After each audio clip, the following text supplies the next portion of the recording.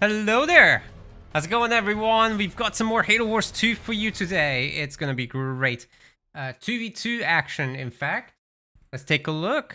Waste absolutely zero time, because I'm already late. We had some late joiners, that's why I'm late.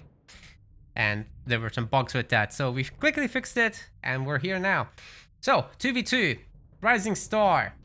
The last one planned at the moment, in fact.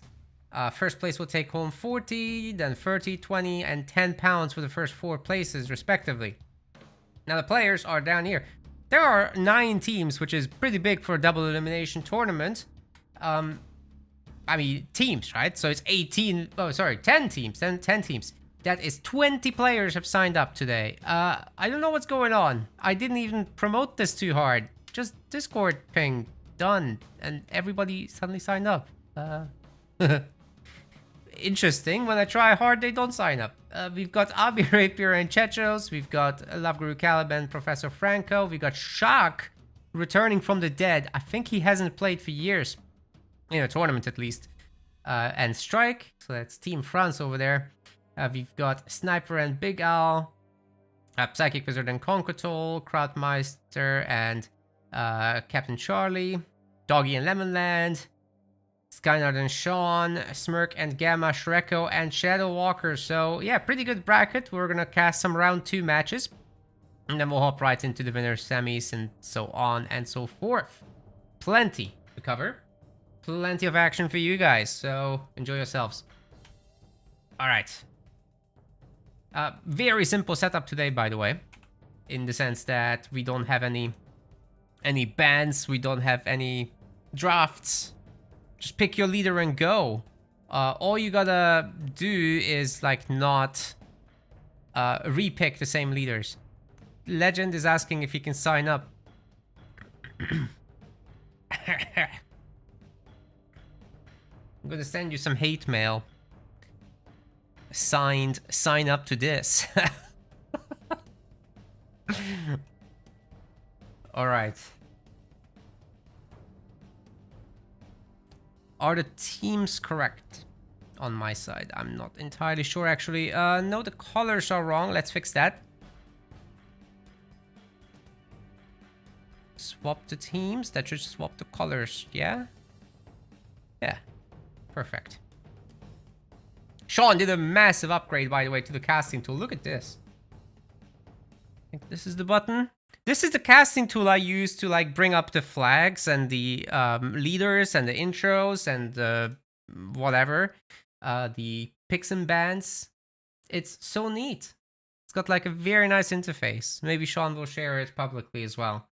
I love it. It makes things so much easier and it's so much more detailed than the past iterations of this that we had with MetaPlays. So perhaps we'll fork this as well and add our other games down the line. Because it's just absolutely fantastic. Yeah, Sean is a Giga Chad. Or as some say, Claude is a Giga Chad. oh well.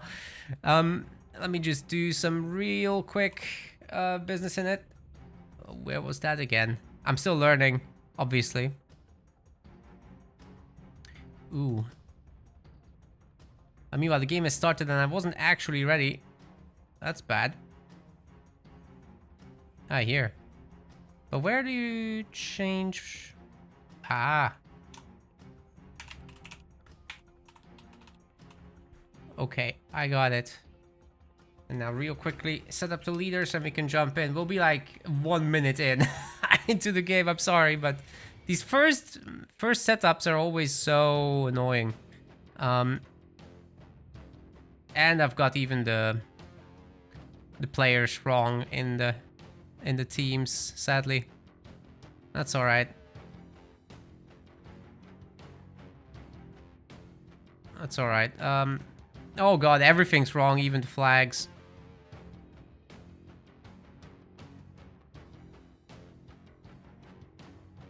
However, we are now doing leaders.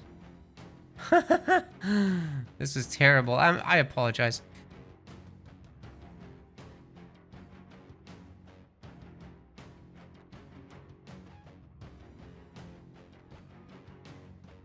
Okay, let's get in there.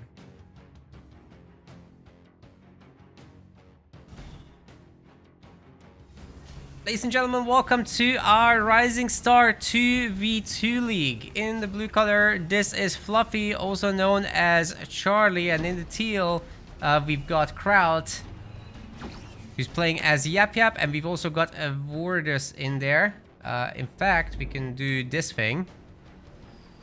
That will be easier to see. On the other side, we've got Bloodbath, who's also known as Strike, and we've got Shock. They're playing as Yap Yap and Cutter respectively. Only the colors are reversed, and we've got a new casting tool, so I'm struggling to find how I can swap the colors out quickly, or the players' spots. There's gonna be some glitches, obviously, like that. And also, apologies for the late start here. We missed out on some initial pathing, but I mean, it's Bedrock. People are gonna grab the mini bases. People are probably not gonna try to steal mini bases. Because it's just overwhelming force and it's a very long rush distance, so you can't really reinforce whatever mini base you're stealing from. Anyways, the Yap Yaps are always a good mix in this one, because Yap Yap has it the easiest to afford the mini bases actually. So that's always very nice. And also in this Rising Star League, there are 100 pounds on the line. Typically no tip-top players in there. Although because it's the last one, we did allow some of them in, at least. Yeah, but they have weaker teammates, so, you know, they were playing fair as far as that goes. So thanks to them. And thanks to Gnocchi, who just dropped a 10-pound super chat in the YouTube chat. Much appreciated, buddy. Spartan's out for Bloodbath, and we're gonna follow that around while I attempt to change the player colors. Yeah, there's no like player swapper here, unfortunately, so we're gonna have to do it the hard way, manually. Oh god. Apologies. Yeah, this should be it, right? Is this correct? Yes, I believe so. And now let's do the French team as well. All European match early on here in the tournament. I like it. Oh, there's a rotate button. Oh, that's it. That's what we needed. Meanwhile, the Spartan here is absolutely owning everybody. The rotate button was so small I didn't notice it, but I'm just a noob. So please forgive. Great detonation on that, but will it be enough to take down the Spartan? It's actually not in the methane aura, and not the grunts were also not really boosted there. Kraut doesn't have EMP on them. It would be so prudent to get that. In general, if you make like 6, maybe 7 grunts, then, you know, you definitely should be getting EMP, in my opinion, especially if you go with methane, because they just get so heavily boosted. The enemies get deboosted. I mean, do you not want a 40% damage increase? That's really the question. In a situation like fighting choppers, it's going to absolutely destroy everything. If you can focus down the hero, it can do that ditto.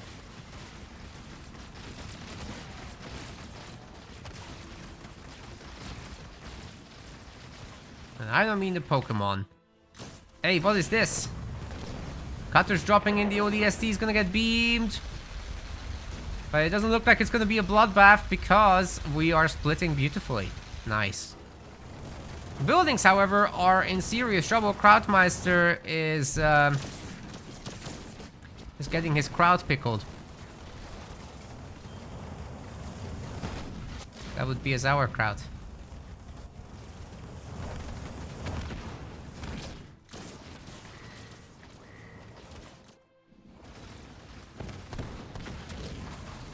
Small counterattack of no consequence, in my opinion. The reinforcing units are coming back to try and save the day, but the buildings have been destroyed. There's no generator anymore for Kraut. This is a disaster. He has to rebuild everything, and who said the last of the buildings are actually safe? The mines are landing and it's not being focused, so my goodness, it hurt a lot. The Spartan will go down, but it's okay, because these guys have done their job. No doubt Bloodbath has got Archer missiles ready. Does he want to use it? It's not urgent. I think he can come back late. Oh, he even takes out the freaking harvester on the way out. Okay, bro. Chill out. Maybe what he'll do is come over here and go after those generators, because they're completely undefended. Difficult to catch up with Cutter anyhow, so I think it's a good idea. Good mine placement there. But the Grunts for now will be successfully continuing their little attack. And that does mean that Fluffy is at least siphoning a little bit of resources. The whole Warriors business is allowed in the Rising Star tournaments, not in the Pro League, but yeah, Rising Star, we allow it. It could still be a problem, but it's definitely less of one at this skill level. The higher the level gets, the better the Warriors win rate as well. Of course, it's matchup dependent. You probably don't want to go up against Colony on a larger map, but hey.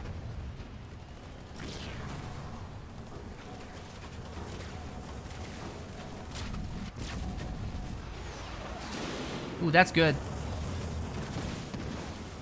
That Grenadier's a really good drop there. Might actually hurt this infantry a lot as they kill them. The suicide brutes are doing the work. Hey. Hey. The last one isn't gonna actually blow up. Oh. Grenade. Nice. Nicely done.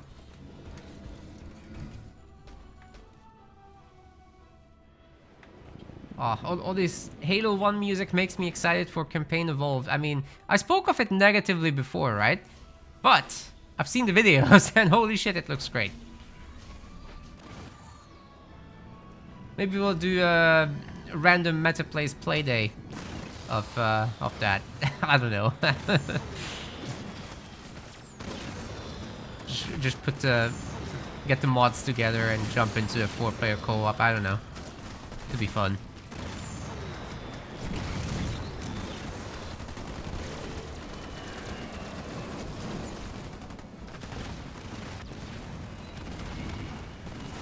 Should be like a month from now, right? Well, something mid-July for the release date. Anyways. Fight is starting to intensify here, and I really like the Nightingale addition over the banished units because it will just heal both armies at the same time. Now, Warriors is starting to get some real action down here. There is no... oh, wait. The Methane plus the beam is actually devastating for UNSC here. But it ends up not hitting too many people. The Grunts actually doing a great job of taking out the Gales. It'll be up to the Spartan to make a difference here. We're not seeing any mine drops. I think they just happened a little bit earlier. But still, taking the 1-star Marauder isn't bad. And finally, we've got that Grunt Dome from Shock. Now that's going to completely change everything. And Team Blue will have to run away.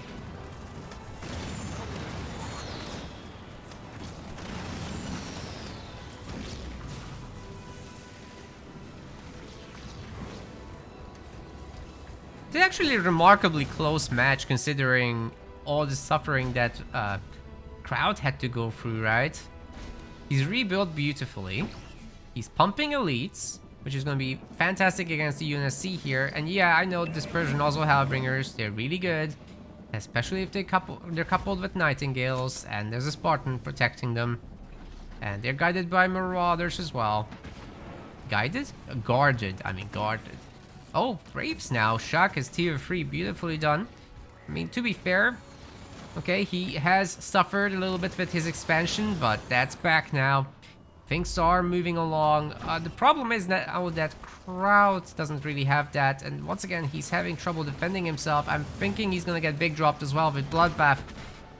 Having a lot of resources stored just for that purpose. He just needs a little bit of population space and he can go. But he's losing infantry, so it's cool. It's gonna happen. Just wait and see. There it is. Oh, the archer missiles on the army. I didn't like that too much. But the drop was good. Obviously, just against a tiny force here, it's gonna have a massive, massive impact. I would have liked the generators to get targeted by that archer missile, but hey. Still murderizing all the elites, and guess what? Shock is also counter-attacking. He still doesn't have a lot of Wraiths, but the Marauders are doing the job, and that's going to be game 1 already. Beautiful work. So, 1 point goes to Team McGregor, which I didn't even point out. What the hell? Where is that coming from? Why is Team France using that name in particular? Okay.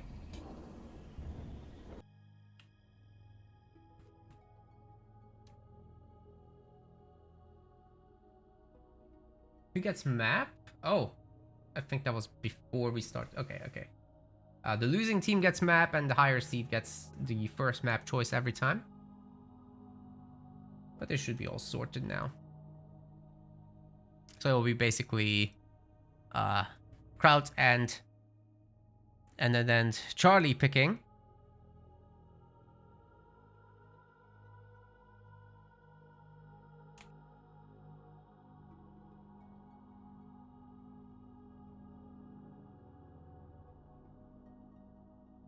Not bad for like a initial set, right? I think that was pretty good. I think Strike is host.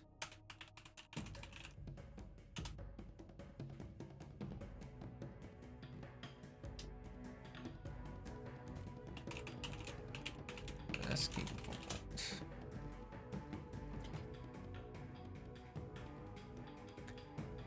So with Vault, obviously all the leaders are available, right? Except this is like a 2v2 format, so you can't swap back to what it was. Which means that Yap Yap and Warders have now both gone from the 2v2 pick set, which should, I believe, show up here correctly. Yes, that's right. It's good. So all these are available. I think you can just probably do something with Forge. What do you combo with it? Maybe a Shipmaster. You know what's really evil? Beam and displacement is very evil. Now imagine that you also have to deal with Forge's lag bomb in addition. So not only do the bombs do really good damage if they manage to land, but they'll be lagging it. So your responses with trying to move out of it are going to be much worse. This is not a good thing. that should be fixed if there were support, but it is the way it is, and beaming on top of that could be absolutely devastating. Like, it's nasty. So, and exactly because of this, we are getting that combo from the French team. My call was superb. I'm pretty good at this, huh? Okay. Let's just set this up. And then we'll jump right in. Load times are so fast, I just can't do the leaders in that. Especially for the twos.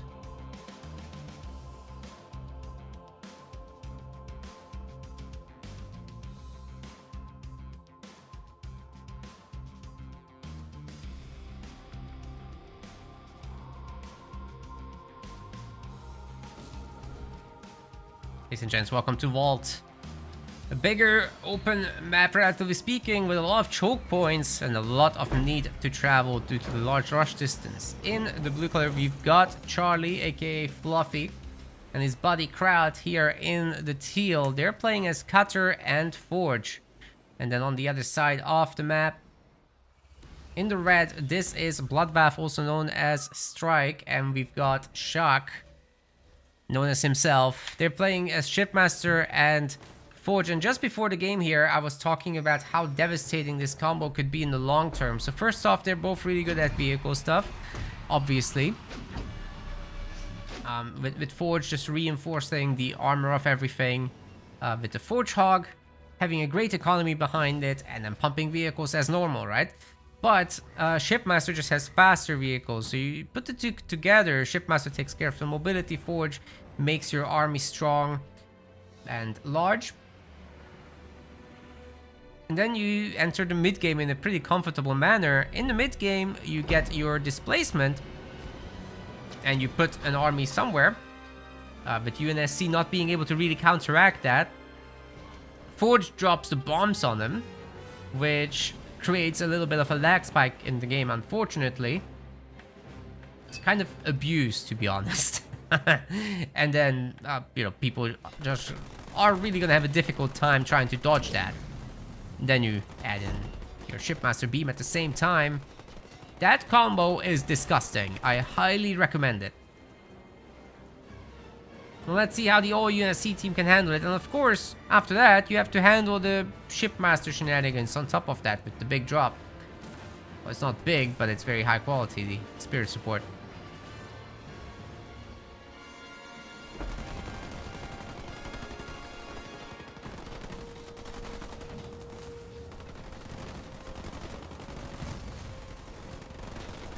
Shark trying to get this up. He has a few snipers out. This is gonna be easily defended, but he probably is gonna lose a barracks. That's alright. Need like 3 snipers and then the Hellbringers aren't a problem either. Wouldn't mind seeing like a rabbit here. Oh, that sniper's got to be a little careful. It's not targeting down the Hellbringer there. So supposedly this sniper is toast. Oh wait. A little bit of micro happening, but the ghosts are coming over to help. Yeah, that's gonna be that. Wait, Forge Hog actually might make a pretty big difference. Especially if Crowd can manage to research anvil rounds in time. It's coming. With quite a bit of marine production on top. Ooh, the rams are coming through, but we've got heavy metal.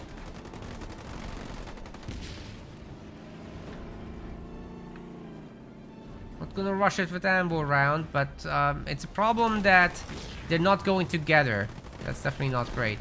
Oh, the suicide runs got a super juicy connection there. That was nice, and then the supposedly ghost can mop up after that, right? That's exactly how you're supposed to defend infantry balls as banished. Oh my god, oh my god, oh my god, no! Not like this! Not like this at all.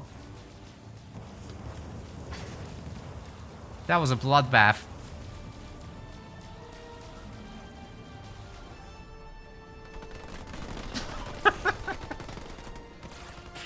Well, I guess nobody saw that coming except maybe Charlie.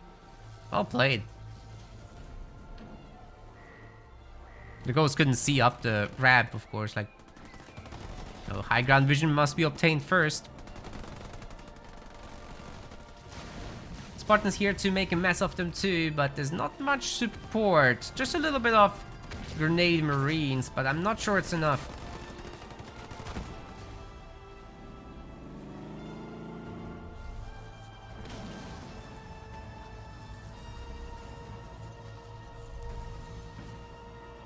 Somebody disconnected.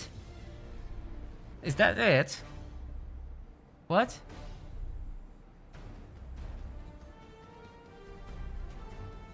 What? Are we gonna ask for a replay here? I think we very likely are. Let's find out. That was weird.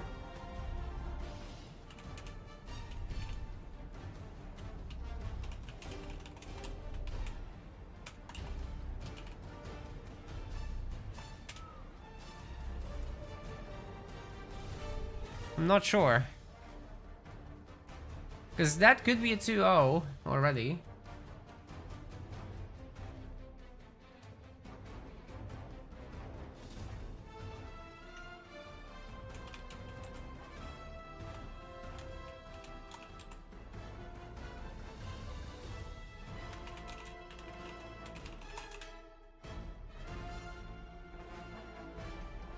Trying to find out what the hell that was.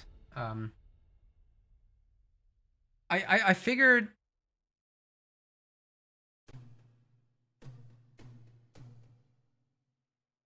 I mean, there was a disadvantage, right? No doubt about it. But... playing on wouldn't have been the worst.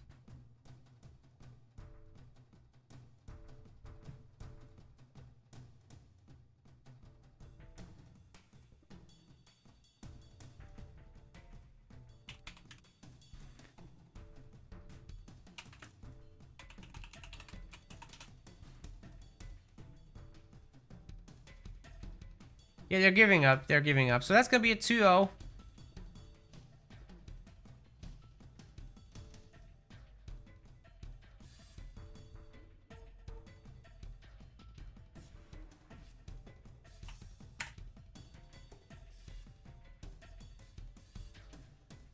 And Autismos can play in the losers bracket, of course.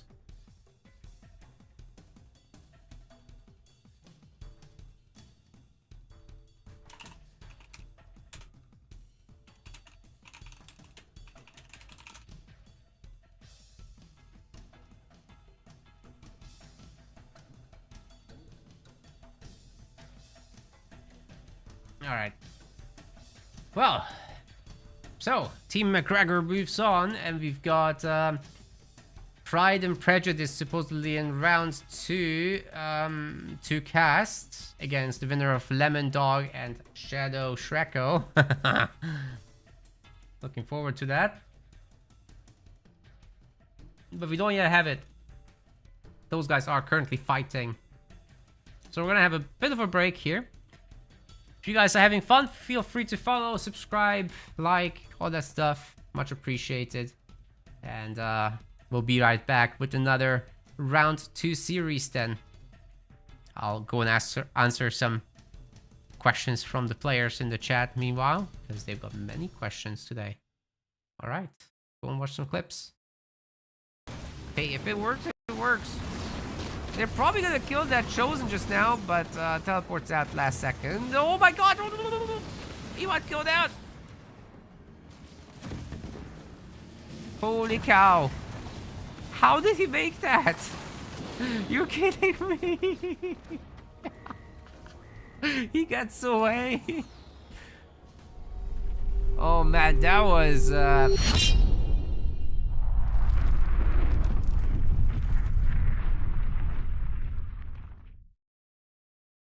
There go the other Frost Ravens. This is definitely a frozen retriever, ladies and gents. The shatter damage is going to be immense. Oh my god, they're countering it so hard. Holy shit. Imagine if there was a Frost Raven drop in the game. It might be better than the retriever. These things are insanely underrated. If you didn't know they're this good, well now you do. You can find a great connection against a clumped infantry force like that, especially Marines. That would be ideal. I think this is the moment. They're so clumped, holy cow! The heal, they're even more clumped than they should be. The beam, oh my goodness. All the infantry is getting eaten up. There's only the ice cream truck left. The ghosts are gonna ransack it. Oh boy, here comes the poltergeist knocking.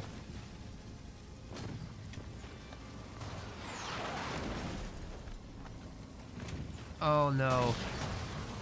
Oh no, the mass rabbits are gonna take out the ice cream truck. That might be good for this game, I think.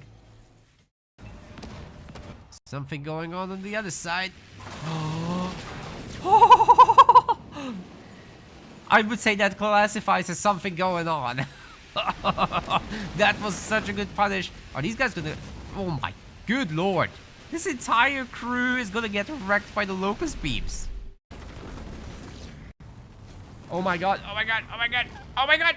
Ah! The rabbits. Walked right over it. This is why you upgrade your rabbits. Nuclear elite. Oh no. What happened there? Oh, they're upgraded now? That's tragic. That is tragic. They just couldn't see in time. Especially the one with the skit is quite healthy. And the Arbiter and Bite get sniped there. Holy cow. Oh, get out. Oh wait, he did. Nice one.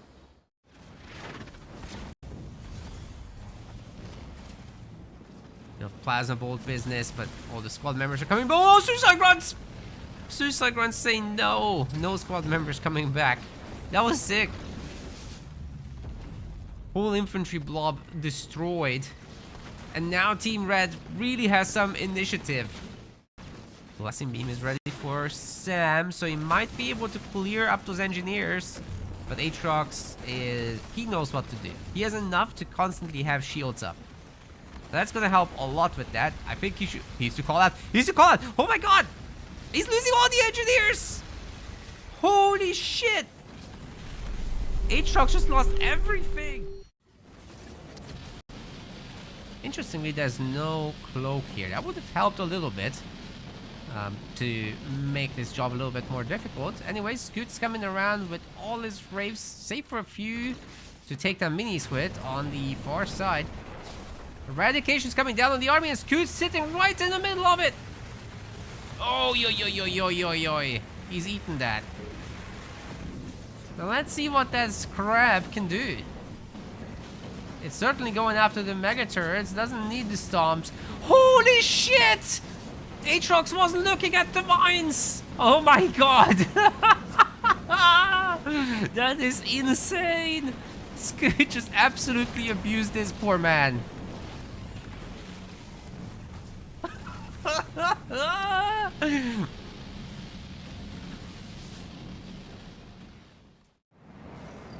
It's a large number of nuke boys, so gotta be careful. There's the beam. Level 2. Everyone's clumped. Oh my god. Oh my god. That's everything dead. The units themselves are invisible. Shipmaster just absolutely owned Anders, guys. Now in the bunker, it's gonna be difficult to dislodge him. But there's mobile bunkers. It's fine. In theory. Do remember those Wraith Invaders do heal. EMP Mech Blast takes out all the grunts. And the snipers are showing that Warlord who's really boss here. There's gonna be also a beam on his heroes, but they're immune for the moment. Splitting up pretty good as well. Johnson does go down. This still might be a little bit too much. Those limousines are insane, man. Running down the Chosen like it's nothing. It will destroy one of them. But at what cost? Looks like Blue got told to go home, but these two teams are just kind of destroying each other. Oh, how did you see that? The grunts. Oh, the Methane shuts it all down. Oh, that was tense. Just a few seconds later, and everything would have been different. That was a great defense right there. Doing some damage here in Alfito's base. He wasn't ready for this, but he did clean up in the end. Now they're together though, and I'm pretty sure that Aatrox still has his call in. Oh my goodness, he's gonna drop in 2 of these boys. There is some counter-offensive there still with grunts. I'm thinking of Hedgies, but I mean, having a 3rd point drop is just so brutal here. And these guys don't seem to be ready for this. 2 Goliaths on 2 Harvesters healing. We should be seeing that. Oh my god, the dump of bombs. Liam also has so many Warthogs here. Should be able to kill that Spartan who actually missed the jump. And the healing. It keeps the Goliaths going. The Spartan is dead. Turrets doing very, very poorly also. And the Forge Hog shot from Liam finishes the infantry. This was so perfectly executed, you guys. We're going to take a quick look at what's going on the other side. This is some heavily boosted grunts right now. Tearing down the extractors. Great base trade from these two. Hedgie is certainly biting back. But will it be enough? I mean, it looks like his grunts are going to defend against the Goliaths.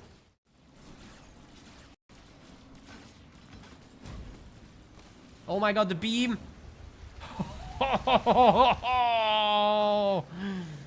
Wizard! He just lost all his rabbits.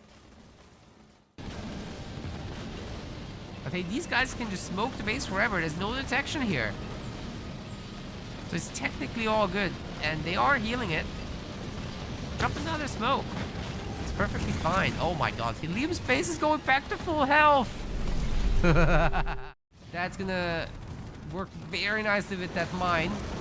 One Kodiak is about to go down. Oh my god, they get frozen. The beam, oh my god, they all clumped. Where is Mech Overcharge Hedgie? Oh my god, it's all gone. Ah. Wait, don't tell me those mines are actually gonna attract Psychic Wizard. There's no way.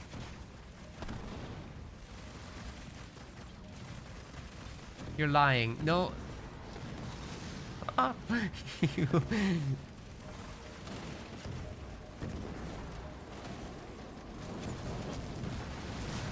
I wouldn't dare to make a bet. Like, if I said something like, I'm gonna stop the stream if he does that, that's what he would do.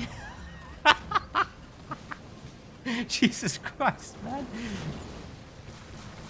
It's like a psychic reserve magnet. Now Aatrox has momentum. He's got 2 power nodes.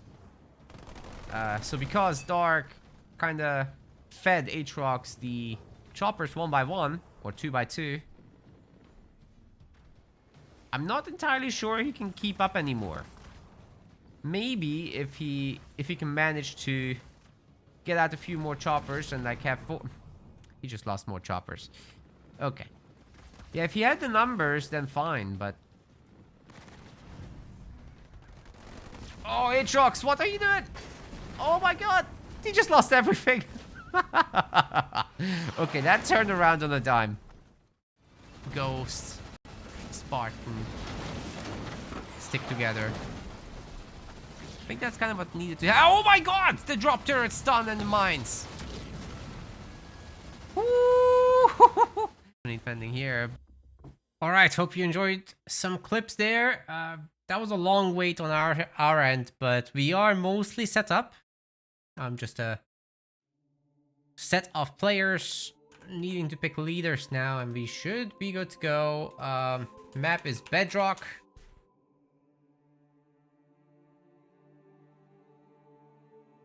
And I believe all the flags should be correct between these guys.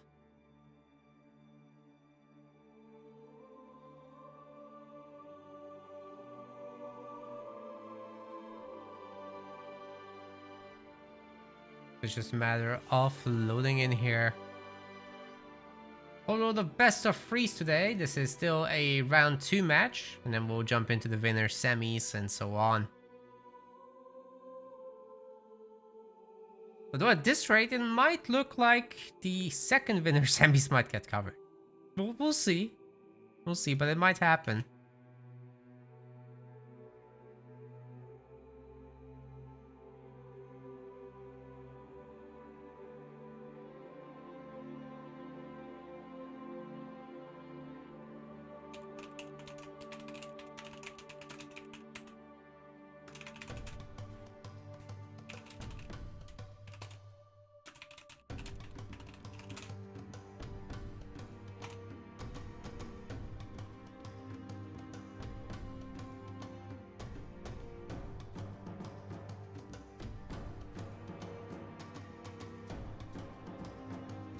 Okay, nearly ready here, but I think we gotta go.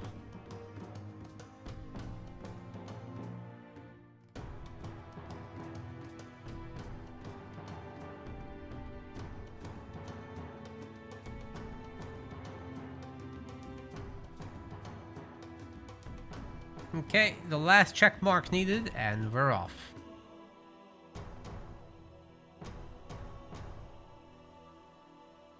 Hey, we're loading in. This is sick. We made it.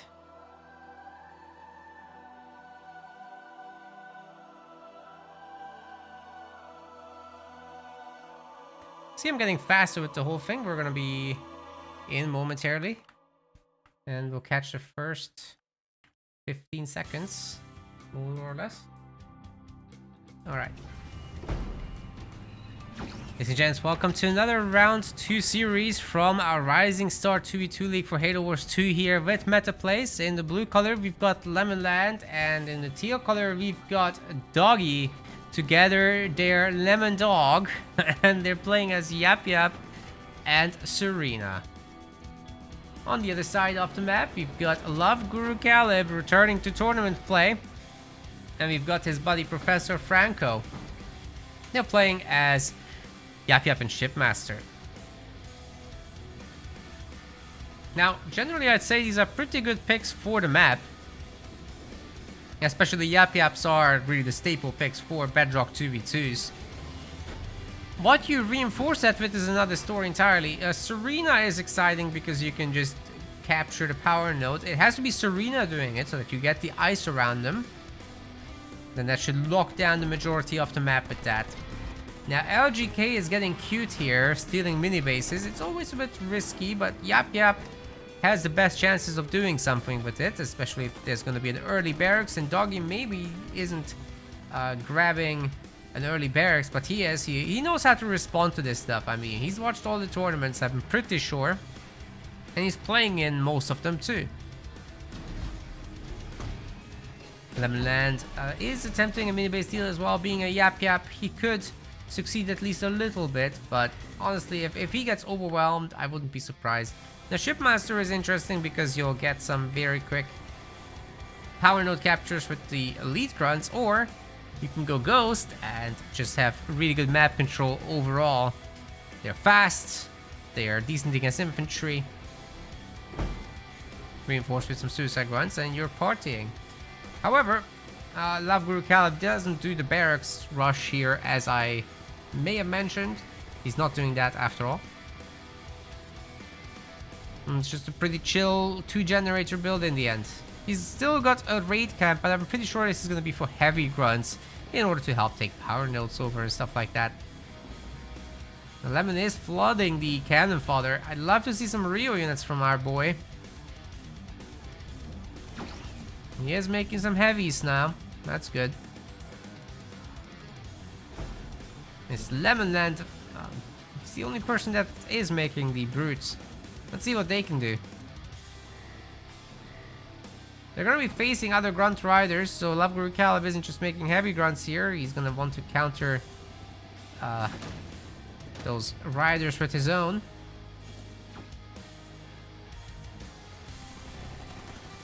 And down here, of course, the Cryo Troopers will try to put an end to this mini base.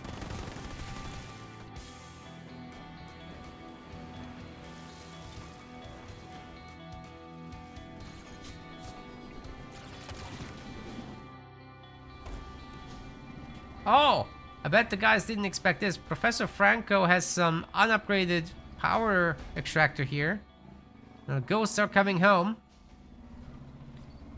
And it looks like they'll get ghost shielding soon enough.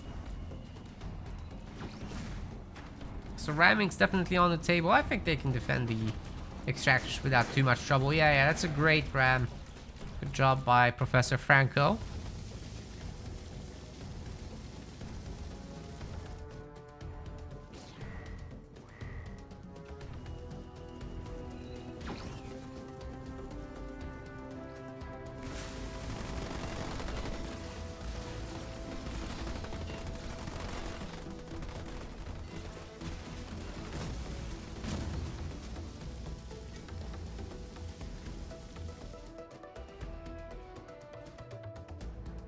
Doggy takes this over.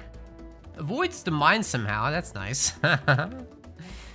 But as predicted, Serena is taking the power nodes, and that's kind of locking down the middle of the map. So, yeah, good stuff from Team Blue here. Actually, kind of impressive. This Lemon Dog's doing great.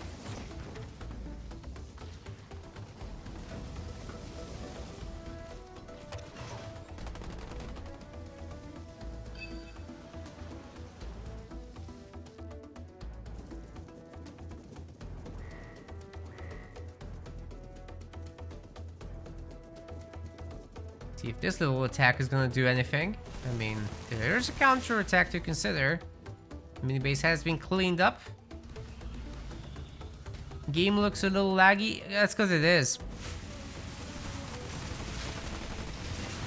The game looks laggy, guys, because Love Guru Caleb is the host and he's in Australia. And you can see where everyone else is. So, this is rough.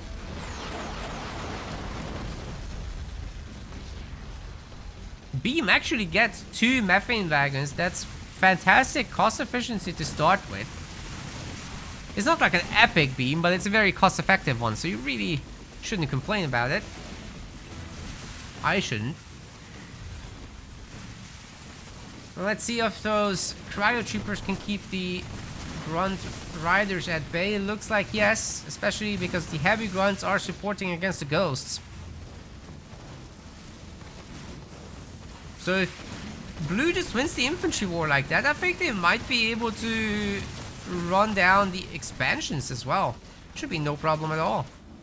I mean, there's no defenses here. One turret. That's it. Love Guru Caleb, however, is tier 2. And he's getting his Grunt Goblins out and no doubt the Rangers. And is that actually a shield generator in the back getting made?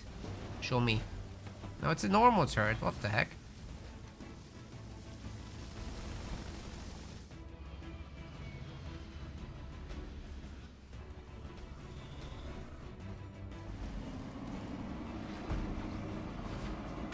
Yeah, I know, Shreko. Your game is laggy too. I'm sorry, man. It's just Australia is so stupidly positioned. Why can't we just pick it up and put it somewhere else? Ditto for New Zealand. Like, you guys got each other. And in the bigger game, you might be able to play with the Koreans and Japanese, but... you know... strategy games aren't that big anymore, even there. I think Halo never got big traction in that region. Nor in Indonesia or anything. That's some crazy healing there, by the way. It did so much damage, but Grunt Goblins just repaired it.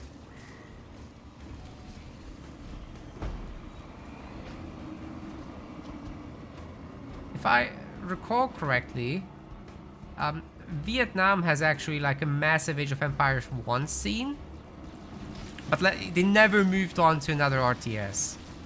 I'm just still playing Age of Empires 1. It's terrible. It's a national sport. Whatever, man. Enjoy.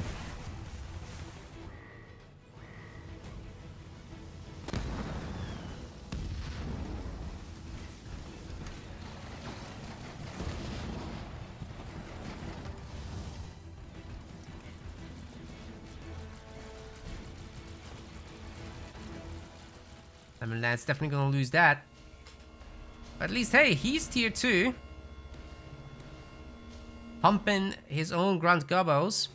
But Love Guru Caleb is getting a little bit excited here, maybe, and trying to take extra bases. If he succeeds, that's crazy. Very important to not let that happen. The mines are gonna detonate, aren't they? Holy shit! They just took the whole gang with them. And the shield goes up. Love Guru Caleb has a perfect defense there. Don't care about no Kodiaks. Oh, he might be able to protect his base at some point. Maybe. It's a tall order, but he can try. Question in the chat, why is Halo Wars 1 on Steam but not 2?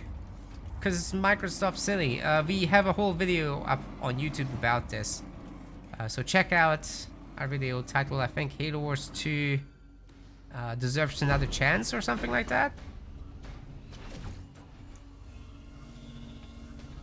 TLDW would be that Microsoft wanted to pump up their Microsoft Store performance by making Halo Wars 2 and some other games an exclusive. Then they rapidly changed their mind and left Halo Wars 2 as is. Well, to be fair, Halo Wars 2 development stopped before that whole thing started with the other games. But hey, Age of Empires 1 Definitive Edition got put on Steam shortly after. And then they didn't go back to fix Halo Wars 2. It's a crying shame. It's kind of like that Grunt Goblin, you know. Get out of the sinking ship and then crushed by it.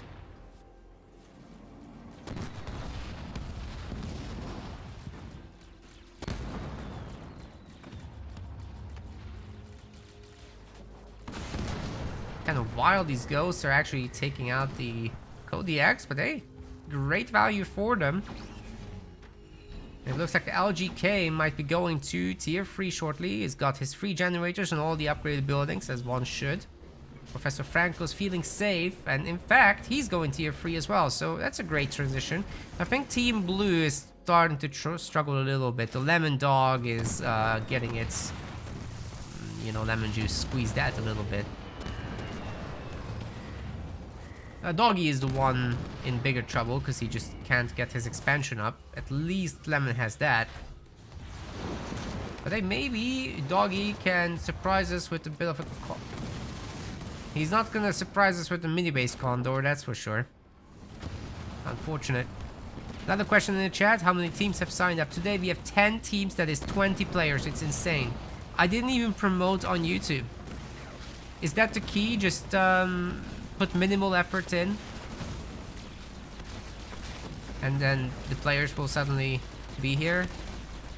It feels inverse to my effort every time. I don't know how that works. If I go around YouTube replying to all the comments about how can you sign up and post on every platform, then people don't come. If I do nothing, they flood the signups.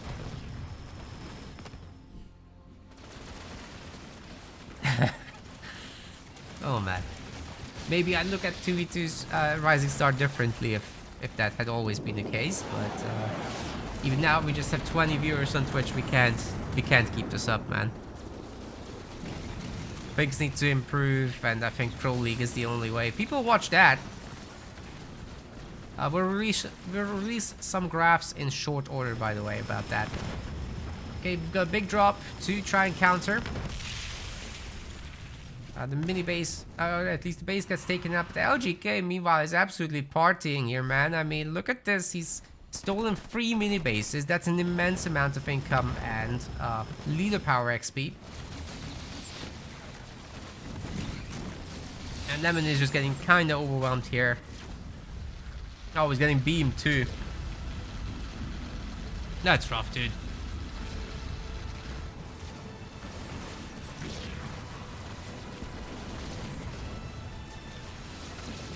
Anyways, guys, I think if all these players sign up to Rising Star, I'm sure they'll be happy to sign up to Pro League as well with double the prize pools. Surely.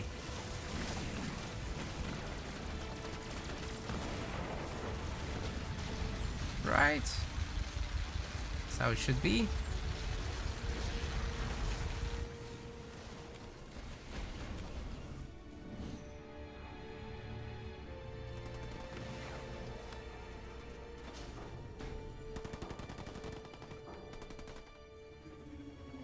Not gonna give up that easily. Okay, Gobbos are upgraded looking. That's tier 3 Gobbos, I mean. Sensor tap. How many extractors is that? It's just the 3rd one. No, 4th one, 4th one. That's good, that's good. Professor Franco's training the Wraiths on the mini base, interestingly. It looks like Grunt Gobbos beat Tank. Tank does not beat everything. Oh, look at the Rangers putting in some super nice work as well there. Could potentially get the Tank. It's much more difficult with the Gobbo support and Engineer shielding and all that. But hey, made it. Tank made it. Bit of a chaotic... Oh my god, what the hell? LGK must have gotten the logistics upgrades, right? He just made a Scarab with a freaking mini base. What a Giga Chad.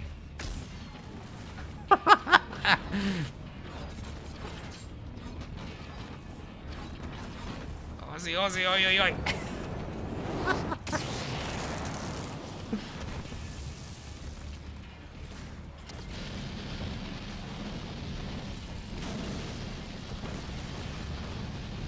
Give him the business, boy.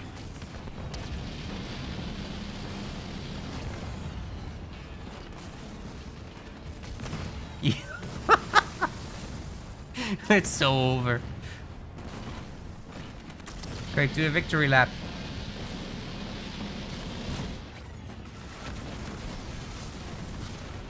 GG.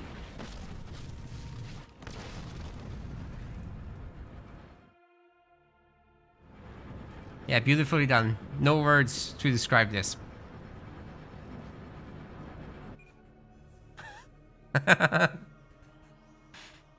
What a game. Next map will be the decision of Team Lemon Dog, so let's see what they've got up their sleeves.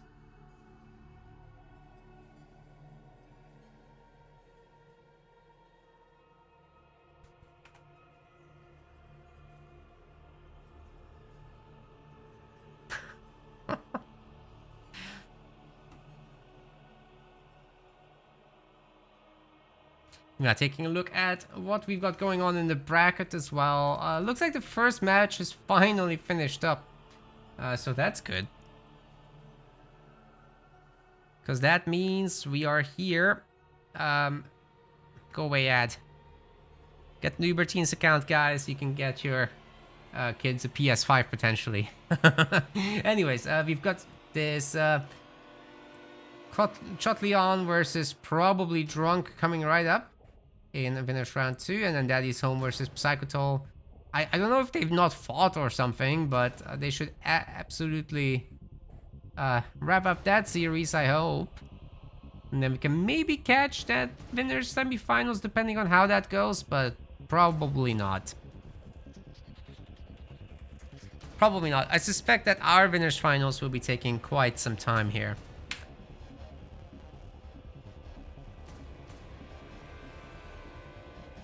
Got these late gamers in there.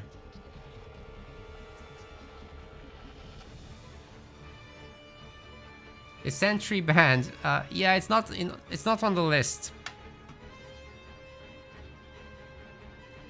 Sentry, Highway, these maps are not in.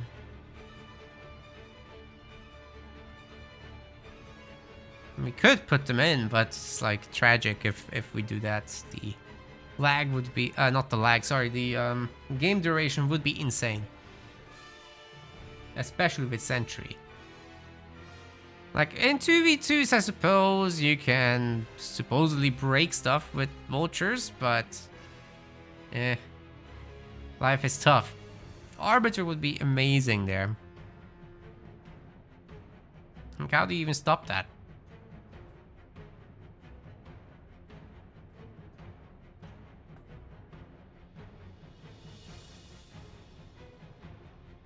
Not to mention Colony.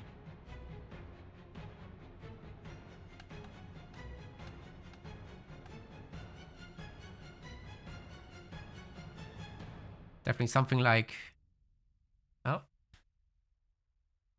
LGK, confused about the rules there.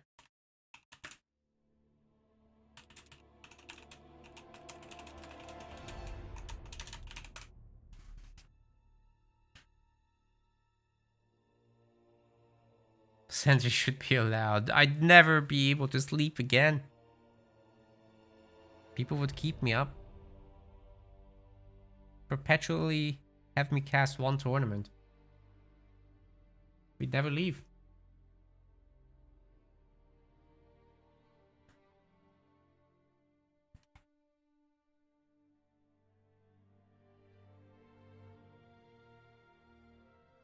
Daddy's Home is victorious. That's Epic Gaming. They're already moving their way to the Winners semi-finals. That's good.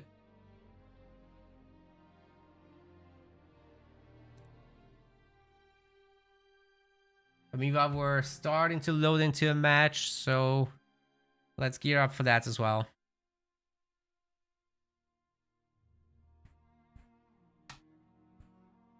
Looks like the map will be Mirage.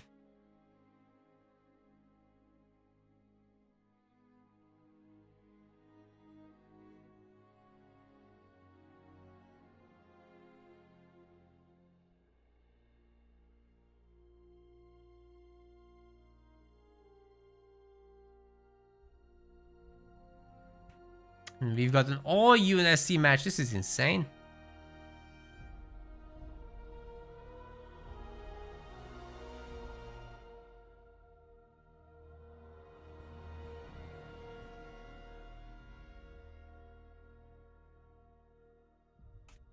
I've never really seen that before.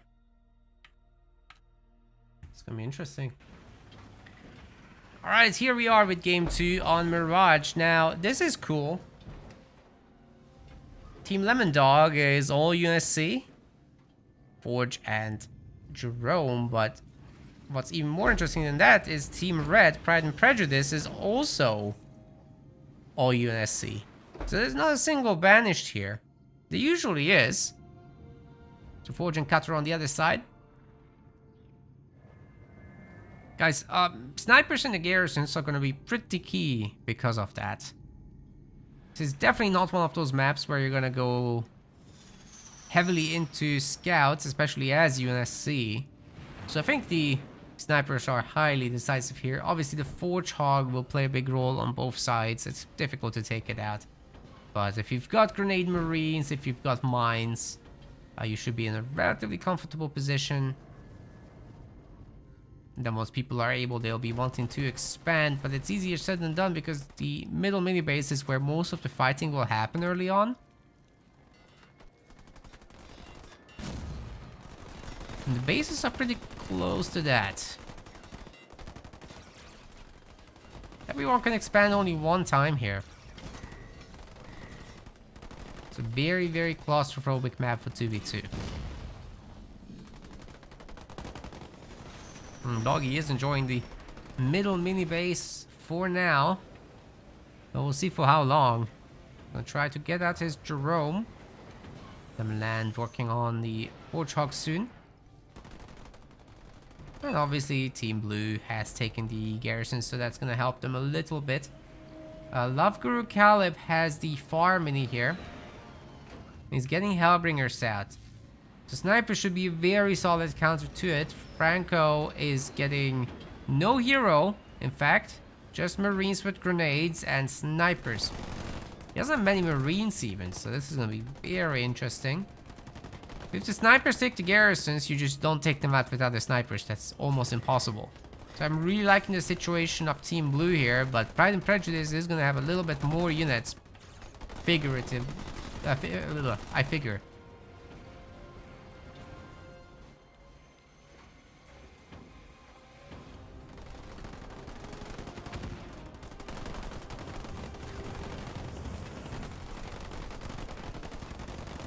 Marines get taken out there, so at least one garrison 2 takeover for Team Red. There are rabbits. I really thought that wouldn't happen, but hey. The tough part for them is, what the hell do you do about that Forge Hog? Even the Marines have grenades and they're protected by the Forge Hog, so... Oh, that's a huge miss on the ammo round. What happened?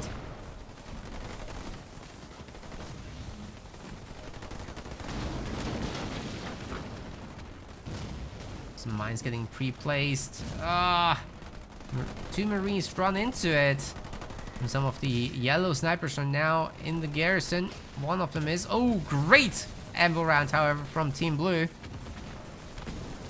Trying his best to protect the Marines here together with the Jerome. The Mantis landing wasn't the best. Definitely not. But I think the 2 vehicle heroes here can take down the garrison dudes. Should be no problem and beat this whole tide back. So far, so good for Team Blue. They know it and they're gonna transition into some kind of double generator transition. If they can stop Professor Franco's Expo here, which also has a generator on it, that would be a huge play, in fact. Let's see if they are attentive about that. Well, they know it's there. It should be the first thought that occurs. Yeah, put the sniper in there with the healthy Marine and just go, go, go. Of course, Team Red is going to try to defend this, naturally. They also have their double generators, but are pretty far from tier 2. Actually, the other team is kind of doing better in that regard. Tons of snipers for Team Blue here. I really like their overall situation they're in right now. Yellow Spartan comes in to do a mine drop. Ooh, that was very successfully used. Even more mines from Love Guru Caleb detonate. Professor Franco manages to upgrade the base, but can he hold it? It's still going to be a very tight race for that. Fortrog remains active, and so does the Jerome Mantis. ODST drop will pin people in place for a moment, and the bombs land, but mostly in empty ground. Really wasn't that much of a problem. Snipers aren't able to fight back against the Fortrog, nor are they dodging the projectiles, so they're getting beaten back for now, and it seems to me that Team Red might be able to hold there. Great ammo round shot again. It's a bit of a back and forth, right?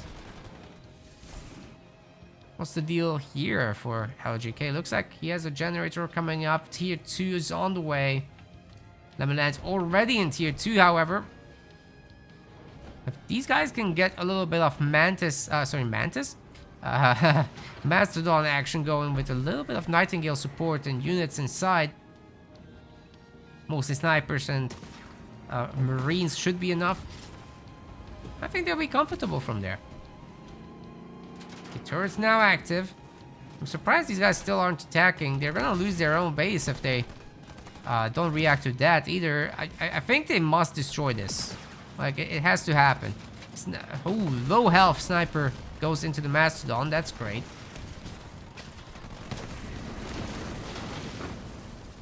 This time around, the mines aren't going to do any damage. Just force a little bit of movement. Spartan's going to steal the Mastodon. Drop some mines down as well. The units that got put out there, however, will instantly eat it, despite the healing, which won't help much in this scenario, actually. But can they take down Professor Franco's base nonetheless? I think it might be just about possible. Barely. But no, it's not. Oh my goodness. I think they can heal it now. If Franco just managed to get out one Nightingale, this is fixed. And high hopes for Team Blue, but it's starting to fade very quickly. So the Nightingales are going to come. Fortrog seems upgraded to me. But Doggy is going to lose his base. So all in all, Team Red is just leading. Love Guru Caleb already on the 4th generator in the moment. And all he needs to do is just pump those hogs and try to defend this location. From Franco, we'll be seeing the Nightingale very, very soon. Just a little longer, buddy. Maybe a heal wouldn't be the worst to pick up. Hey! Hey, hey, hey, hey. LGK is getting caught there. Fortrog a little bit on the struggle bus. But in the end, manages to drive to safety. Tier 3, perhaps? The Tier 3 Fortrog? That would be insane. Pre-10 minutes, too. He just clicked. Okay, it's gonna be the Marines trying to heal this up. But there should be a Nightingale soon. And there's a heal on it. Very nice. That should save the base. Even the mines have mines on them.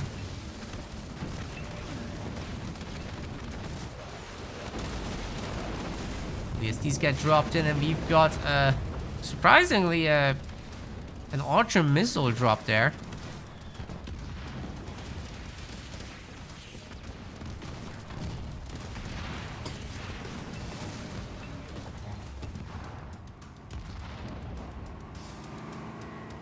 LGK's got to be a little bit careful here. Probably wants to keep that Fortrog going.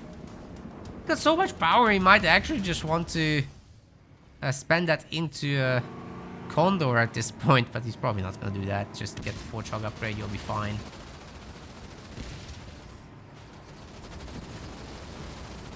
Maybe Gosshogs? I'd be very entertained. Well, I don't think he's doing it. Great Rams going down there. I don't think you can out-heal this much damage.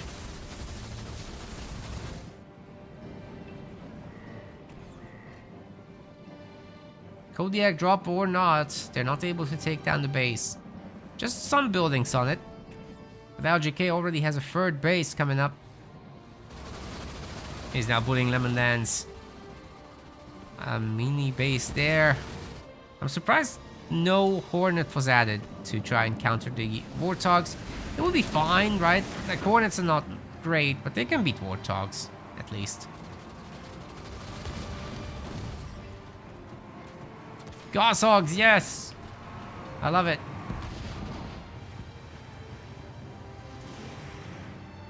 I'm feeling much better now.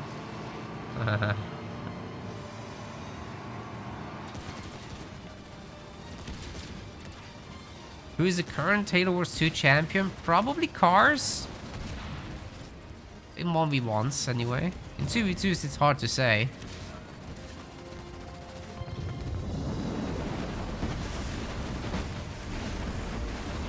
In 3v3s are ladder only, we don't do tournaments for that. Looks like the Kodiak line is getting broken here. No big deal at all.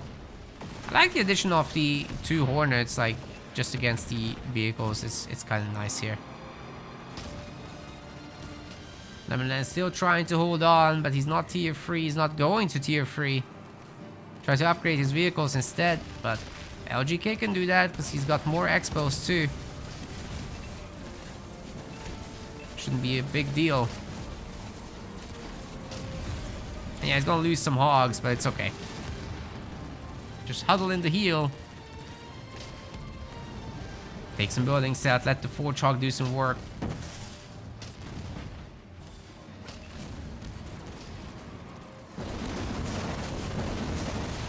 Trash dump comes down. And Cutter with the big drop with those veteran Cyclops is certainly able to make a difference here. Jerome is heavily upgraded there. He's underground right now, but he's heavily upgraded.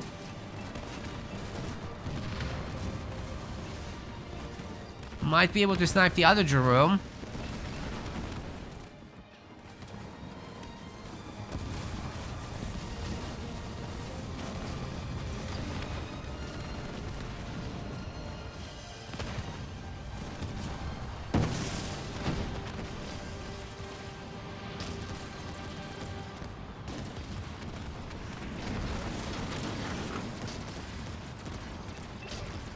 This is overall just such a good army for Team Red. I think they might be able to put this game away now, anytime. LGK is just very calmly making some more of these Gosshogs. And the Spartans are in from Omega Team. They're gonna be able to take down a lot of the Hogs if they manage to stun everyone well. Maybe follow up with some drop turrets and lines. But no. No, they're just trying to take the Hogs. And actually, the Spartan already went down. I'm not sure why they ran in that case.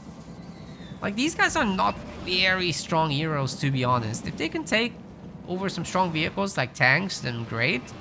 But by themselves against a large army, they're gonna disappear very quickly.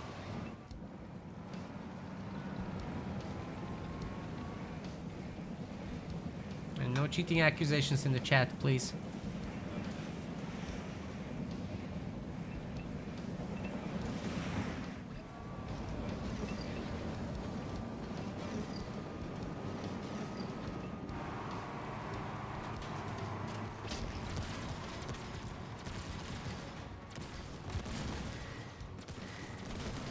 If anybody has concerns, they can reach out to us in direct messages and we'll investigate.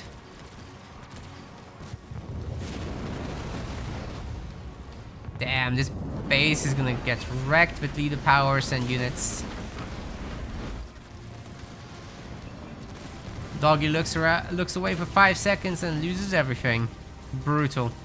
I mean, he has his hero still, but it's not enough, is it? Close air support just got called in somewhere. I can't quite hear where. Oh, down here. Deal the STs. Okay, Lemonland's main base is also under heavy fire now. With this whole thing being stripped, you don't have to really fight it directly. Gotta be a little bit careful perhaps there with that Cutter army against all this. That's probably gonna be lost. But hey, as long as Lemonland also gets stripped, it's fine, right? The Gosshogs are pretty good against buildings after all. Not amazing, but they're good. Together with close air support, they are gonna rinse this. Alright, so Cutter does survive.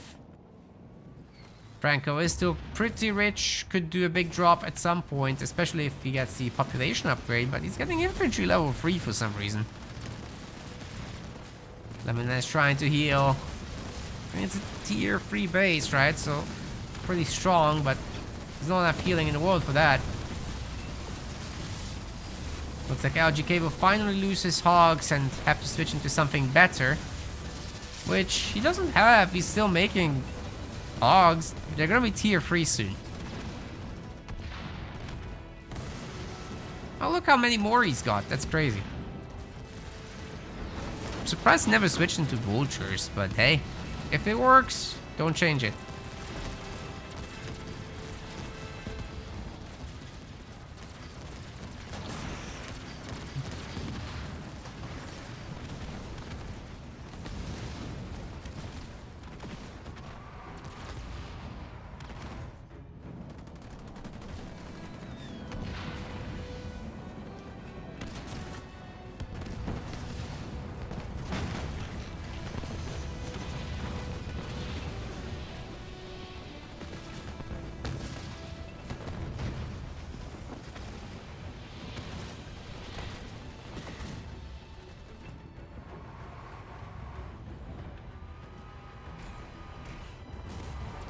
Hogs are now coming over.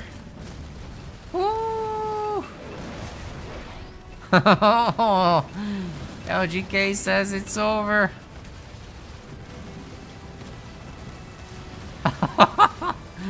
Jeez.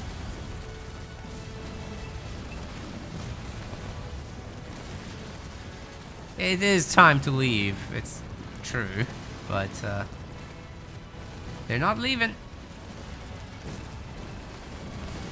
Okay.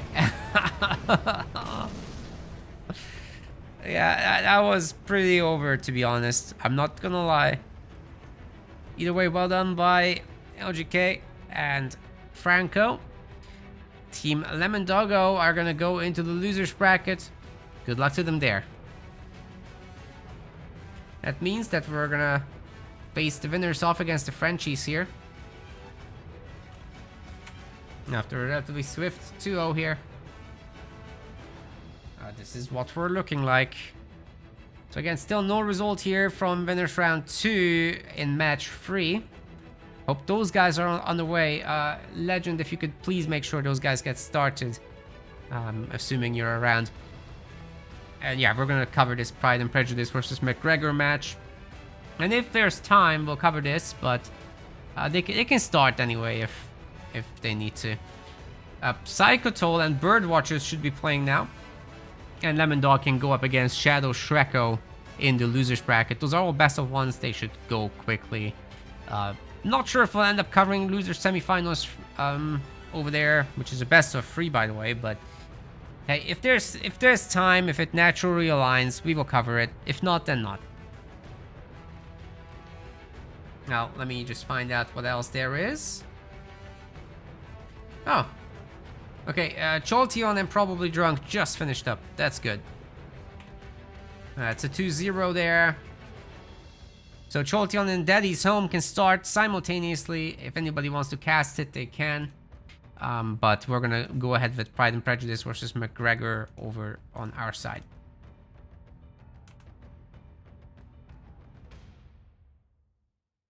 So again, these are the matches in the top bracket over there. Probably Drunk has a wait for them. But yeah, these guys can start. Match 7 can go. And we'll just do match 8. We'll see the winner of that in match 9 anyway.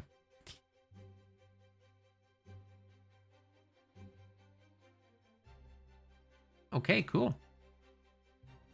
So I'm going to tell these guys to get started setting up. Get them in our lobby. So I'll do a very short clip segment, alright guys? Again, as usual, follow, subscribe, like, if you enjoy what we're doing. If not, tell us why not. That also helps, actually. Alright, be back soon. See ya in a second. Hey, if it works, it works. They're probably gonna kill that Chosen just now, but teleports out last second. Oh my god! He might go down. Holy cow. How did he make that? You're kidding me. He gets away. Oh man, that was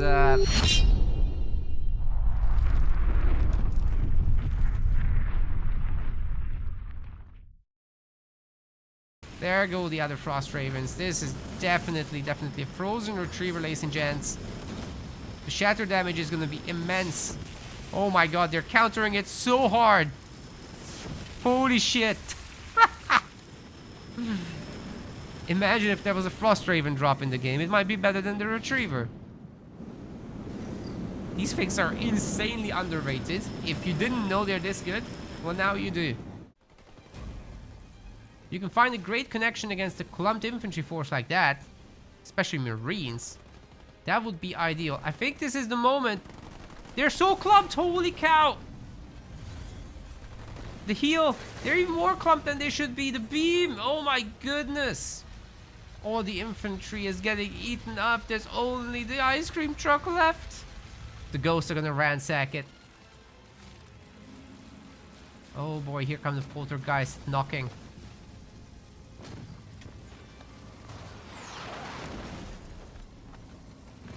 Oh no. Oh no, the mass rabbits are gonna take out the ice cream truck. That might be good for this game, I think. Something going on the other side. I would say that classifies as something going on. That was such a good punish. Are these guys gonna... Oh my good lord. This entire crew is gonna get wrecked by the locust beams. Oh my god, oh my god, oh my god, oh my god! Ah! The rabbits. Walked right over it. This is why you upgrade your rabbits. Nuclear elite. Oh no. What happened there? Oh, they're upgraded now? That's tragic. That is tragic. They just couldn't see in time. Especially the one with the skit is quite healthy. And the Arbiter might get sniped there. Holy cow. Oh. Ladies and gents, we're, by the way, ready to go here in the meantime. Bedrock is loading up currently. I need to enter the leaders real quick.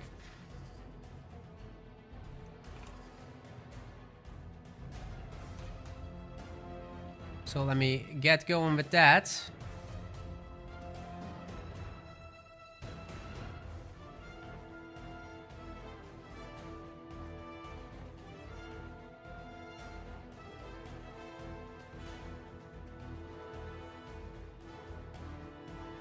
Okay, and what else do I need to do here? Another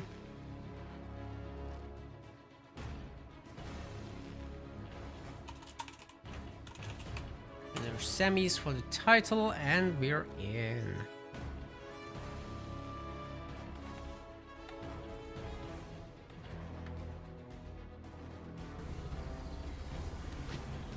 Ladies and gents, welcome to our winner semifinals in the Rising Star 2v2 League for Halo Wars 2. In the blue color, we've got Strike. And in the teal, we've got Shaq, who's returned. This is Team McGregor together. I have no idea why. Has nothing to do with the French either. But they're playing with Warders and Yap Yap. On the other side, we've got LGK, who's also returning to tournaments now. We've got Professor Franco. They're playing as Yap Yap and Shippy Master. Together they're Pride and Prejudice. Amazing.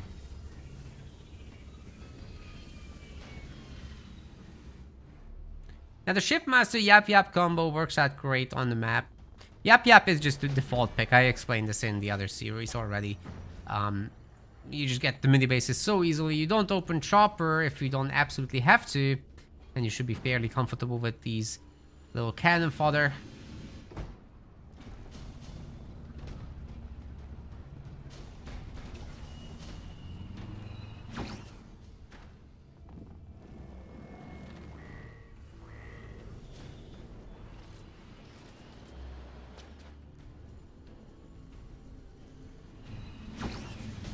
Lavguru Calib already has a second extractor despite going 3 minis. That's wild. But the man is not spending any money aside from on buildings, right? By the way, this tournament's a £100 prize pool. We don't have the very, very top players, but we still got a lot of good ones.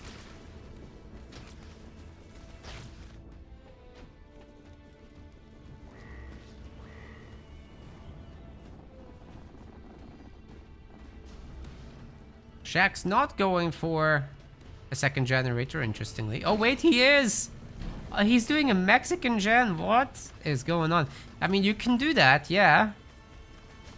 It's a little odd. And it's very risky later in the game. So if Lavguru Calib at some point manages to hide a grunt, even just back here, which is really not that hard to do, he can drop in a building destroyer group. And then bad stuff happens to the Mexican gens.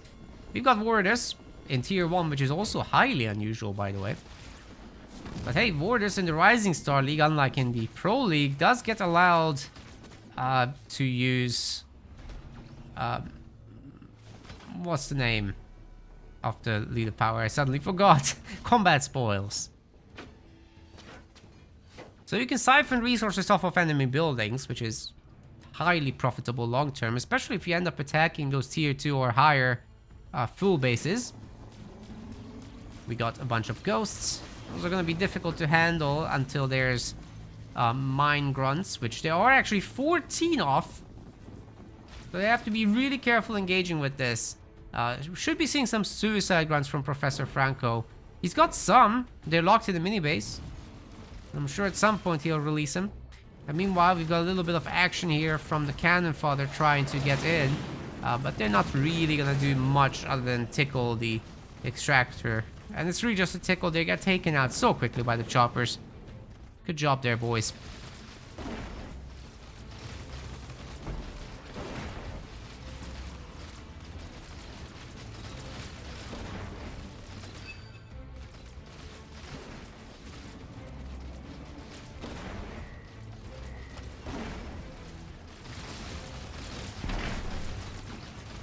Wardus actually does a bonk. He'll surround the base with goo. It doesn't damage buildings, but it does damage units. Makes it harder for them to chase away these guys. And we've got also some Yap Yap mines. The choppers are getting on top of the ghosts. There's really not that many of them. The grunts don't actually need to support this. And it looks like Professor Franco's mini base is going to be under very heavy pressure here. Wardus is still bonking the base, by the way. LGK is having trouble holding on. He's not even tier 2 somehow. Did he go for third generator in tier 1 and now he's pumping heroes? That's crazy stuff. But hey, if he can maybe manage to somehow heal this up, that would be sick. The suicide grunts have absolutely cleaned up these regular grunts for the most part, but the base is still getting really weak. The grunt goblins are too slow. Lavguru Calib has to sack everything. That's insane. We've got a beam in the choppers, but it's not doing much. That's really acceptable losses. They're very weak now, so it's probably worth going back to heal them up. They might run over the mines there. Ouch. It's -3 choppers right there. Yeah, healing them up would have been nice later, but oh well. LGK is doing the ninja expansion. He happened to have vision here, but meanwhile Shaq has all upgraded buildings here.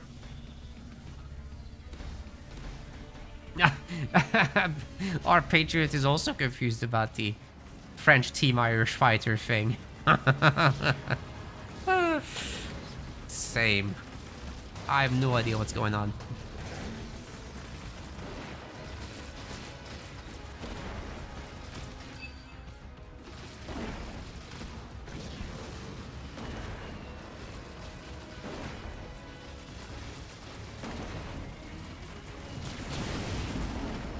Okay, Wardus Goo boys are called in. And that engineer will try to keep things clear. Another base gets taken down. Team Red is actually really on the struggle bus. The Frenchies are performing admirably here. And now they're gonna go for the main. I mean, look, if if Strike can siphon some resources off of this base, this game might just snowball. And kind of out of control, too. Look at his power. He knows how to play this. Oh, he's going for the Harvester, actually. He's still damaging the main base a little bit. Okay, Suicide Grunts are being annoying, but at least the Grunts are upgraded. They are a little bit more tanky. He's got enough for tier 3. That's the wild part. And though he doesn't have a second base, he's done good with siphoning resources.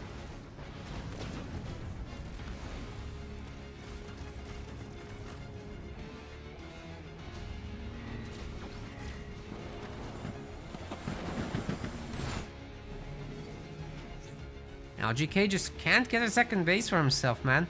This is tough stuff. His cannon fodder are also getting cleaned up all over the map. And at some point, he'll just have no more vision. Of course, you can obtain it later.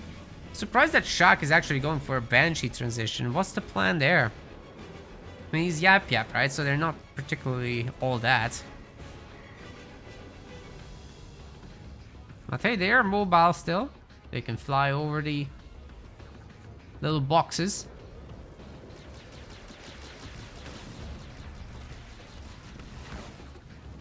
So they at least have the mobility edge. I guess you can still somewhat combine them with methane and beams and all that stuff. You dropped shields can protect them too. It's not the end of the world. Yeah, LGK is gonna get nuked back into the Stone Age here. Man, the Frenchies are doing great.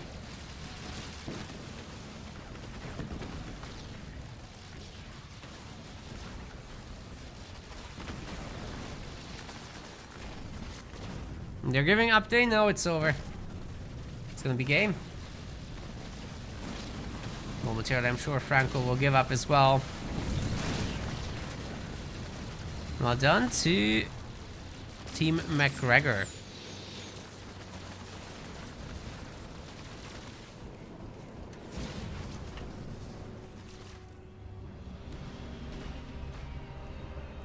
Huh? What are we waiting for here? What are we waiting for?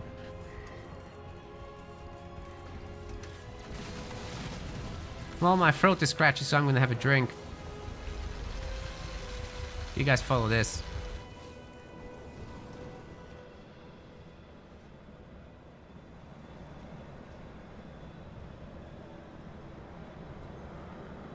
Hey, we made it.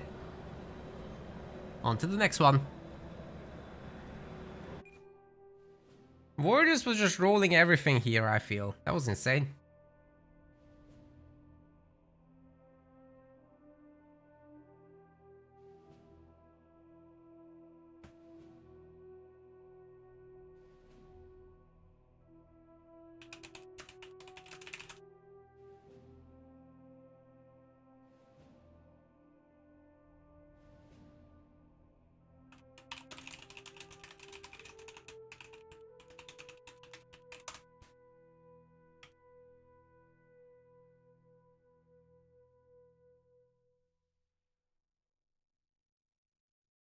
Okay, I have to call a match that I didn't see, so great.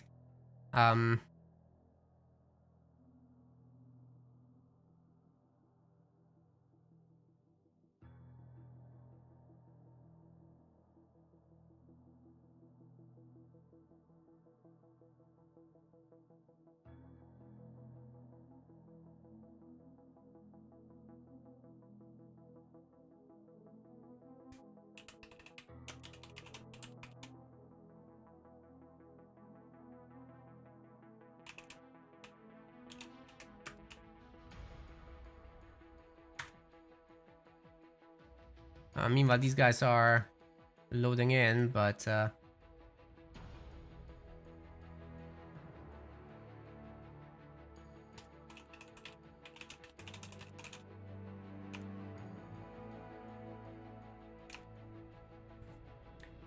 I'm just gonna quickly check these stats out. Oh. What? Yep. I need to bring this over to the other browser. Okay. So this is the match we need to review real quick.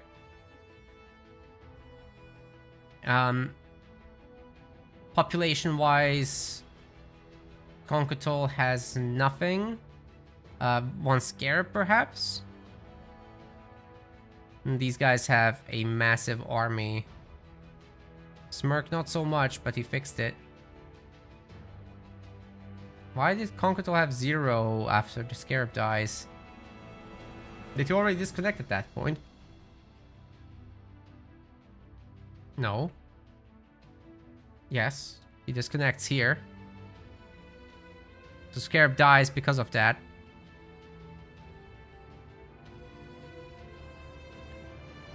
Income rates.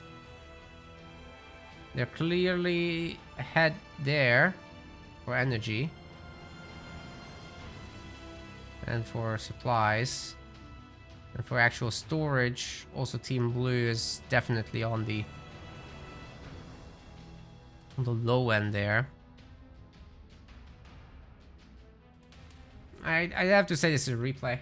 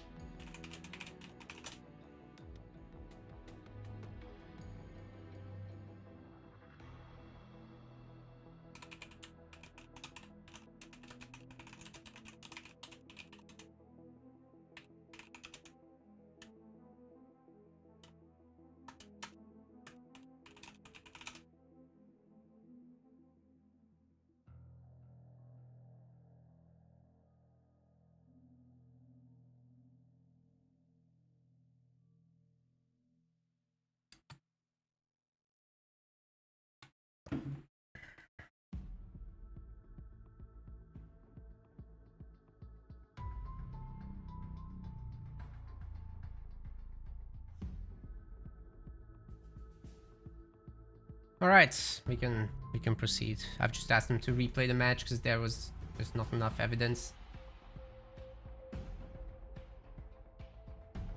All right.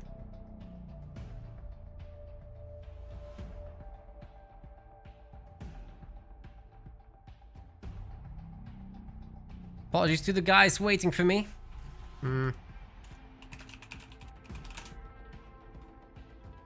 Yeah, that was a match that lagged out, but nobody streamed. There was some debate about who had won, really. It was looking one-sided from just the stats, but like the game state was that there were super units involved. Things tough, you know, and they're arguing for 20 minutes, so it's like, okay, just get a replay.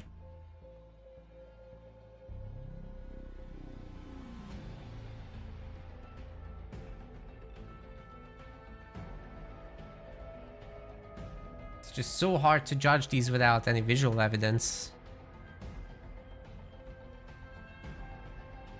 One team says we absolutely had it, so does the other team, then okay, who do you believe?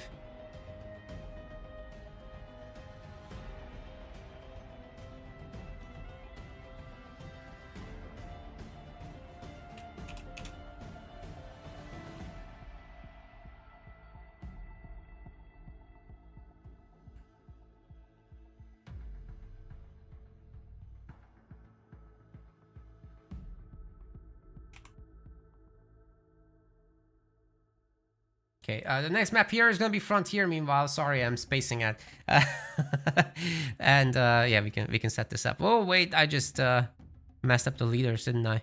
But they haven't picked them yet, so it's cool.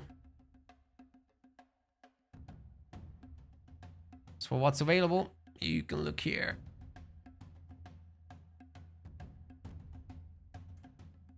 Forge is available. It's actually not selected yet.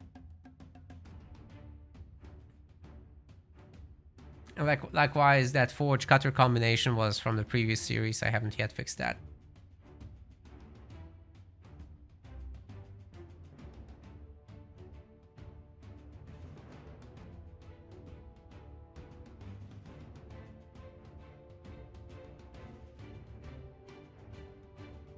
Another very UNSC heavy match coming up.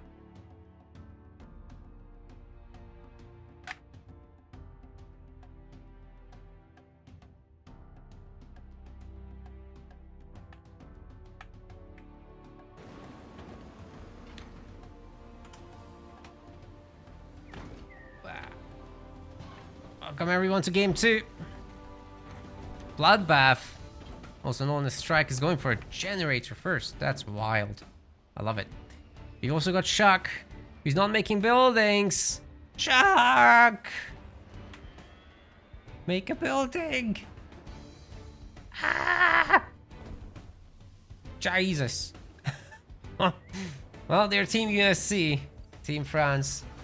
We've got on the other side Love Guru Caleb already on his third building. And Professor Franco as well.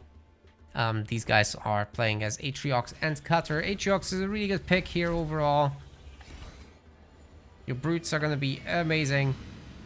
Especially if you have their little mines getting pooped at. Add in the Chosen and you basically have middle map control for the most part. Especially if you support them with good old Chopperinos. Now Professor Franco has to make a barracks in the main or on the mini, whatever. Maybe he'll go double barracks. Wait, actually I want to see that. No, just normal single barracks.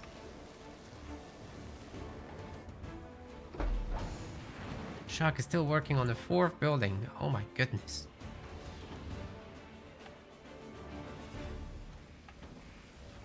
Commander Jerome coming out for our boy Mr. Strike over there.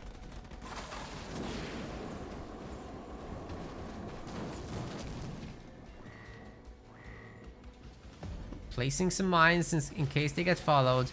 And actually the Brute will do the capturing. They're gonna be somewhat resistant to the Sentinels, but they're still taking big chunker damage. Also, that capture speed is not actually the best.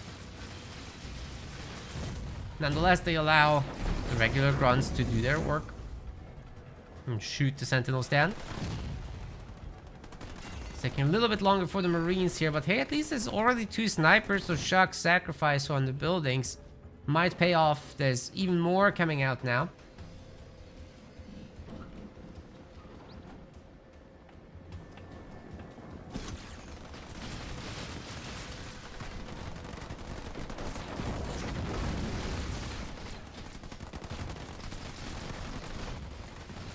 A little bit of sniper wiggle down there, but it wasn't enough. Not even close. Grunts are trying to get on top of this, but there's just so many snipers. I think they're gonna get actually taken down at this rate. Especially with the 2 together. They're also affected by Time for Heroes, and to make the matters worse, Jerome is here. Team France is actually doing great in this whole series. And now they've got such a momentous lead here. Wait, is that Chosen unupgraded? Get him now! Get him! Fight, fight, fight, fight, fight! You need to run after that thing. Go, go, go. Ah, he's got his upgrade now. What an opportunity that was, but it's over now. Anyways, plenty of snipers for Team Red.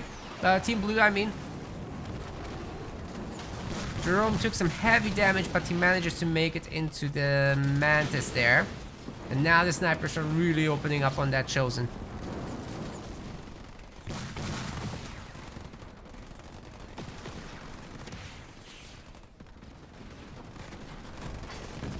Seems to me they are absolutely gonna pepper that hero, and they should be able to run all the way to the main. Jerome just buffing all these snipers gives them all such immense damage. I'm not sure Love Guru Caleb can hold this. Like, just split up the UNSC a little bit here so that you don't get like beamed.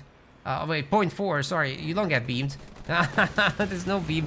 And Franco doesn't have anything major to contribute either to this for at least another minute until ODST unlocks. So I think these guys can just destroy the extractor, the turret. It's not even gonna come to that, it's already over. That's insane. Holy cow. Team France OP.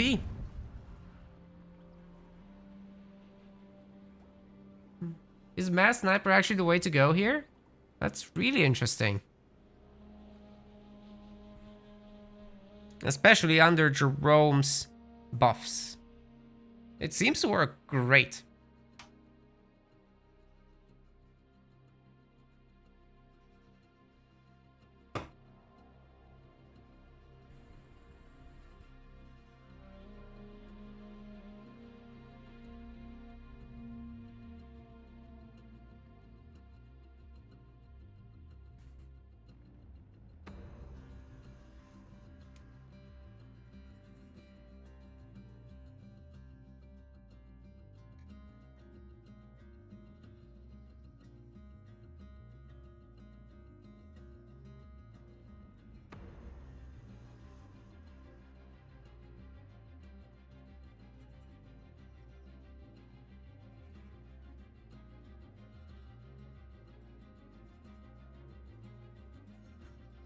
Alright, we've got some drama going on in the matches. That's really unfortunate because, I mean, there's really nothing we can do. We just don't have enough evidence to make judgment calls this time around.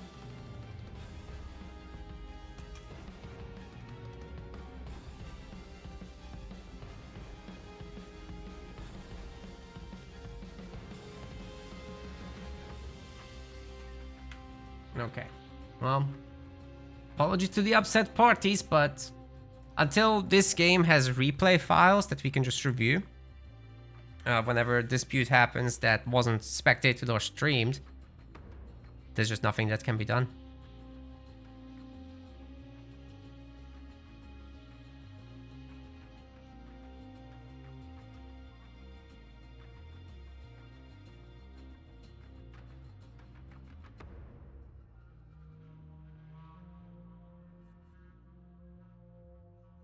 Alright, since these guys are sorted out now on our end, we got a 2-0 result, and I can enter that. Yeah, there's so much going on at the same time here.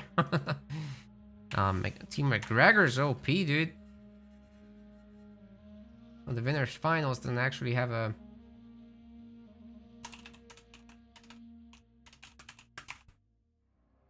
round description. It's also a best of 3 coming up there. And here we are.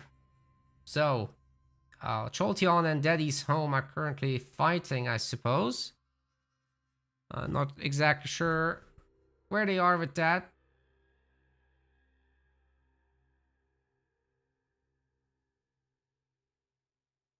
I'm trying to find out. Wait, which one is Cholteon again? Oh, that's the Albi Checho's team. Alright, and Daddy's Home should be going ahead. which is Sniper and Big Al. And the drama match in question is this bottom one, which is going to be a replay. Lemon Dog's waiting. Pride and Prejudice is waiting down here, so plenty to go. But I think we're going to just have a short break here in the middle of the tournament, all right? And we'll be back with much, much more later after that series is resolved. If I can jump into the middle of the matches, that would be great. And you know what? Perhaps we're going to check out Twitch, see if we can just watch from the sidelines. It's possible we could.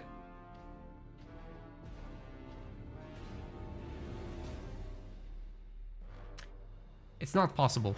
It's fine. No big deal.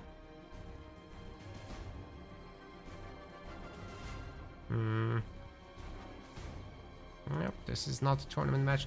Okay. We're gonna have a break. Guys, follow, like, subscribe, whatever. If you want to support us, appreciate if you do. No worries if not. Let us know why not, if you want us to improve. And we'll continue soon with the supposedly the winners finals. Hey, if it works, it works. They're probably gonna kill that Chosen just now, but teleports out last second. Oh my god! He got killed out! Holy cow! How did he make that? You're kidding me! He gets away!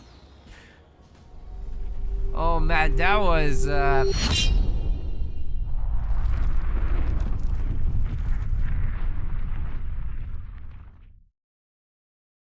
there go the other Frost Ravens. This is definitely a frozen retriever, ladies and gents. The shatter damage is gonna be immense. Oh my god, they're countering it so hard. Holy shit. Imagine if there was a Frost Raven drop in the game. It might be better than the retriever. These things are insanely underrated. If you didn't know they're this good, well now you do. You can find a great connection against a clumped infantry force like that, especially Marines. That would be ideal. I think this is the moment. They're so clumped, holy cow! The heel, they're even more clumped than they should be. The beam, oh my goodness. All the infantry is getting eaten up. There's only the ice cream truck left. The ghosts are gonna ransack it. Oh boy, here comes the poltergeist knocking.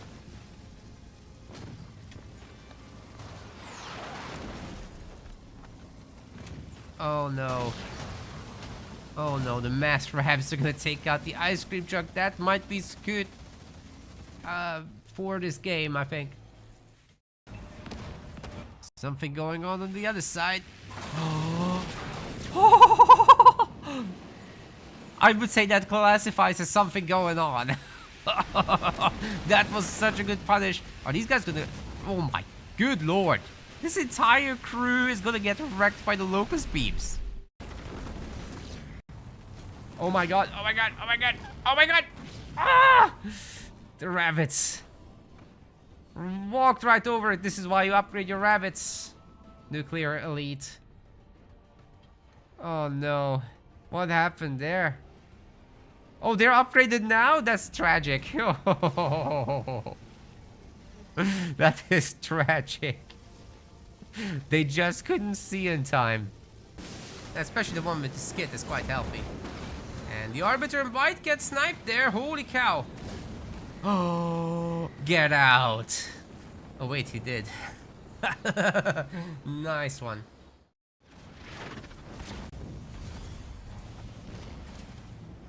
The Plasma Bolt business, but all the squad members are coming. Oh, Suicide Grunts!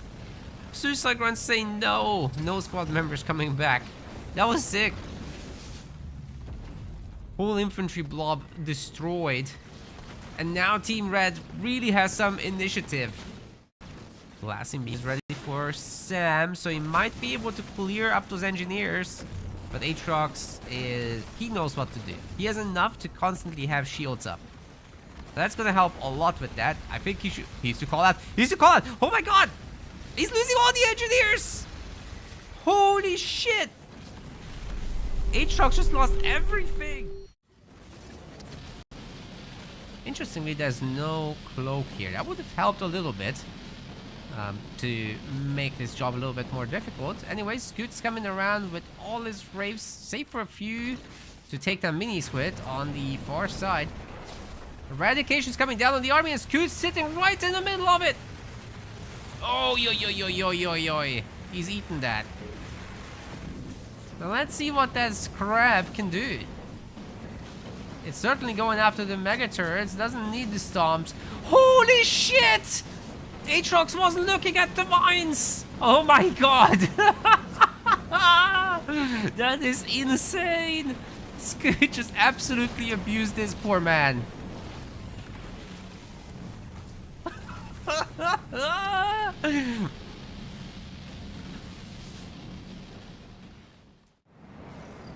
It's a large number of nuke boys, so gotta be careful. There's the beam. Level 2. Everyone's clumped. Oh my god. Oh my god. That's everything dead.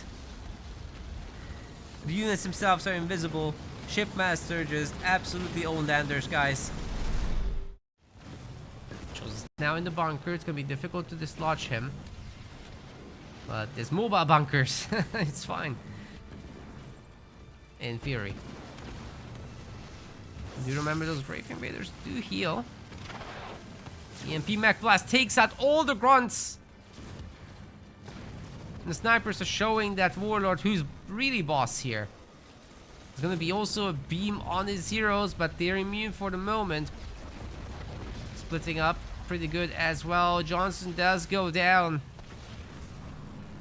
This still might be a little bit too much. Those limousines are insane, man. Running down the Chosen like it's nothing. It will destroy one of them. But at what cost? Looks like Blue got told to go home, but these two teams are just kind of destroying each other. Oh, how did I see that? The grunts. Oh, the Methane shuts it all down. Oh, that was tense. Just a few seconds later, and everything would have been different. That was a great defense right there. Doing some damage here in Alfito's base. He wasn't ready for this, but he did clean up in the end. Now they're together though, and I'm pretty sure that Aatrox still has his call in. Oh my goodness, he's gonna drop in 2 of these boys. There is some counter-offensive there still with grunts. I'm thinking of Hedgies, but I mean, having a 3rd point drop is just so brutal here. And these guys don't seem to be ready for this.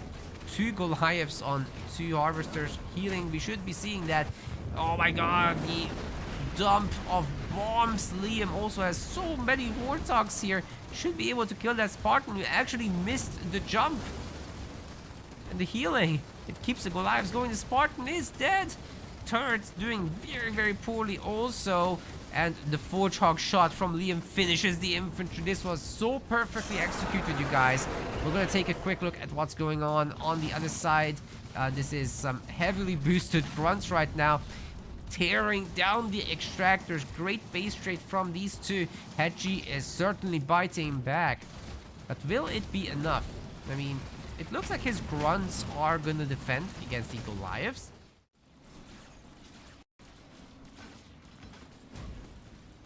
Oh my god, the beam!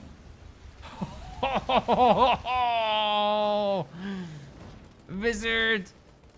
He just lost all his rabbits.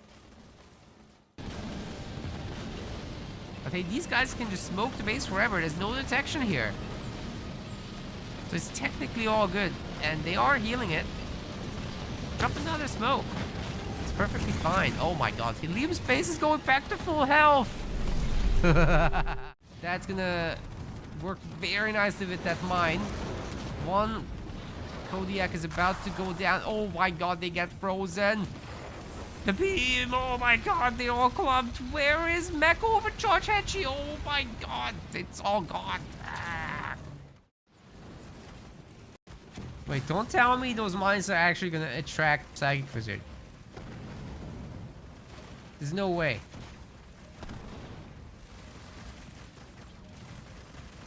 You're lying. No. I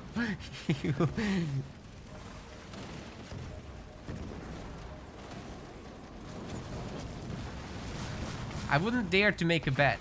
Like, if I said something like, I'm gonna stop the stream if he does that, that's what he would do. Jesus Christ, man. It's like a psychic reserve magnet. Well, now Aatrox has momentum. He's got 2 power nodes. So because Dark kind of fed Aatrox the choppers 1 by 1 or 2 by 2, I'm not entirely sure he can keep up anymore. Maybe if he can manage to get out a few more choppers and like have 4... He just lost more choppers. Okay. Yeah, if he had the numbers, then fine, but... Oh, Aatrox, what are you doing? Oh my god! He just lost everything! Okay, that turned around on a dime. Ghost. Spartan. Stick together. I think that's kind of what needed to happen. Oh my god! The drop turret stun and the mines. Woo! Defending here, but those ghosts coming out of stasis. They were pretty close to death. That was dangerous. Some of them going down there. Spartan looking for some action there with the mines. They're gonna detonate too. Oh, that was great. That was a great stun and mine combo. But can the Spartan actually get away? Looks like no. Still probably worth it. That took a lot of pressure off the guys. Doggy needs to buy a base, man. And hold it. Doggy? You need to buy a base, man. Holy shit. He's gonna time out. You're gonna... Okay. He's giving up. I'm not sure he should have given up. He had line of sight. 0 seconds. He's done it on purpose. What a Chad. That is absolutely bonkerinos. 0 seconds. If that base gets destroyed, he instantly loses. He cannot rebuy it. Because it's not like he's gonna destroy this base. Oh, this is going down, sir. This is going down. GG.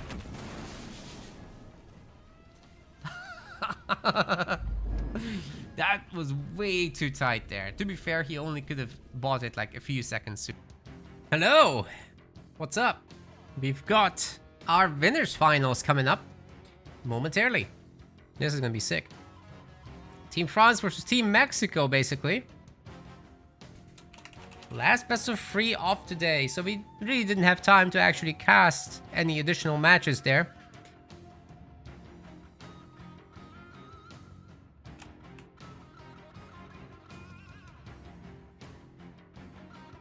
Hope you guys are looking forward to this one. Yeah, so Team Daddy's Home is going into the losers bracket here with Cholteon now fighting McGregor. That's Albi Rapier and Chachos pros, actually. In Team Cholteon and McGregor is the guys you've just seen Strike and Shack. And then the losers bracket is progressing slowly. That losers round 1 needs to get resolved ASAP. Hopefully it does. Legend, please stay on top of that one, especially because the tournament is getting very heavily held up here. And I think that means we're going to cover the loser semifinals as a result of that. So I'm going to mark this as well as streamed. The guys haven't yet picked their leaders or anything like that. So we can quickly label this up. There we go.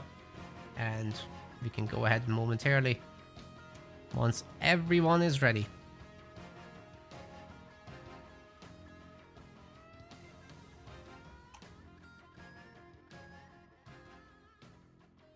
Love me some ODST soundtrack. And what's going on here? Yes, this is correct now. Colors. Colors need fixes. Hold on a sec. I do have space for all this, right? Yeah, I do. Being a bad boy, I haven't made some clip edits yet. So tomorrow I'll catch up with all that. My SSD is nearly full. It will be full after this. Basically.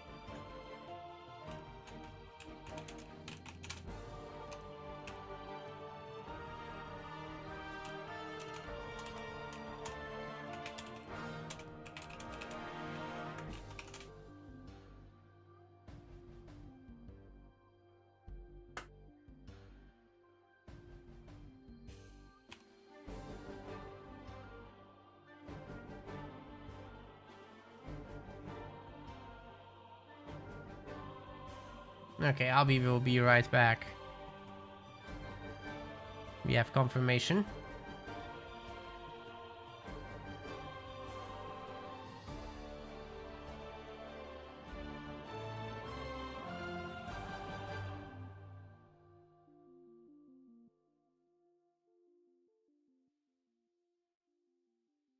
He did say be right back in the Discord, I just missed it.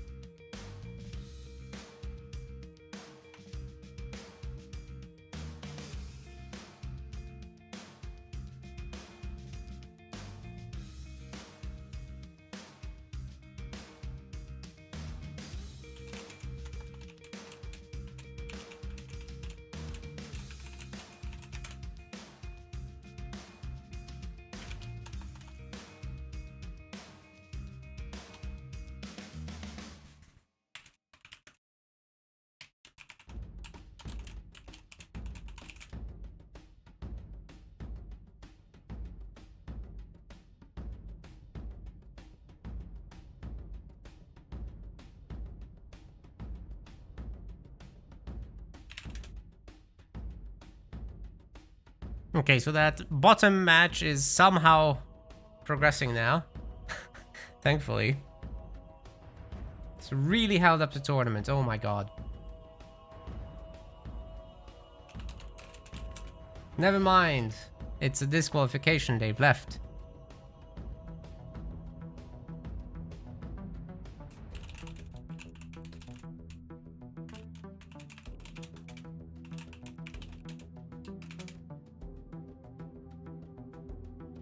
Yeah, hopefully they can catch up by the time this series is over to the loser semis at least.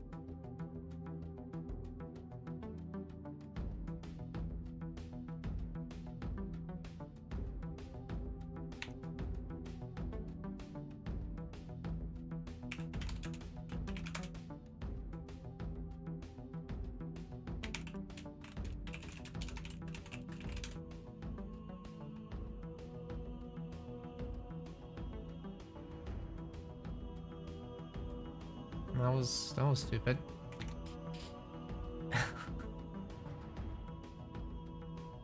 And then we've got on our side this Albi troubles. Hopefully all is well there too.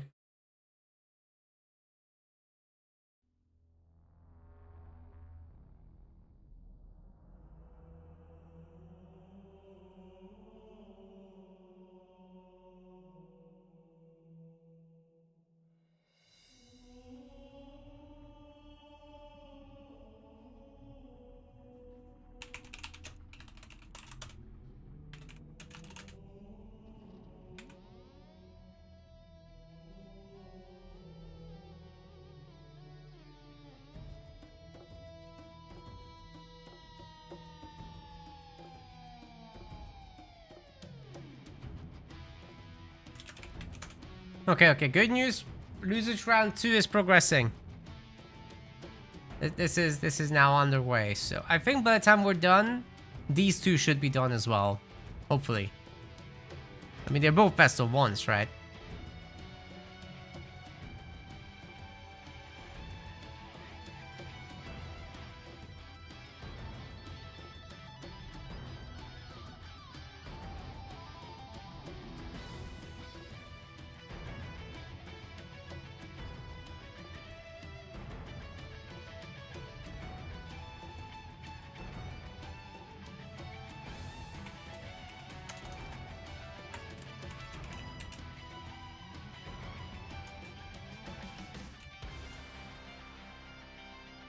Oi. They didn't say he's back and they've just started. Hopefully Nakamura spots it, dude. Alright, let's quickly set up those leaders and jump right in, yeah? So we've got a Yapper, a Cutter, and a Cutter, and a Yapper. Okay. It's not too bad. Ladies and gents, we've got our winners finals here in the 2v2 Rising Star League for Meta Place. We've got SA Jotion, also known as Abi Rapier, and on the other side we've got Chechos Pros, his buddy. They're playing as Yap and Cutter. And on the other side, you're never gonna guess it, but it's the same kind of composition, except it's Strike and Shack. So, full Mexico, full France teams. Very interesting. And so far the Frenchies have been very dominant. Let's see if they can keep that momentum going, but against this Team Mexico, they're particularly strong and very well synergized. They play a lot together anyway. So, I'm having some high hopes for them. But honestly, the return of Struck and Strike together, that looks like a really strong team to me. They've historically not done too much in the 1v1s, but in these twos, they look super solid to me. 100 pounds are on the line. The very best players are banned from this event, but you know, we did allow a bunch to trickle in.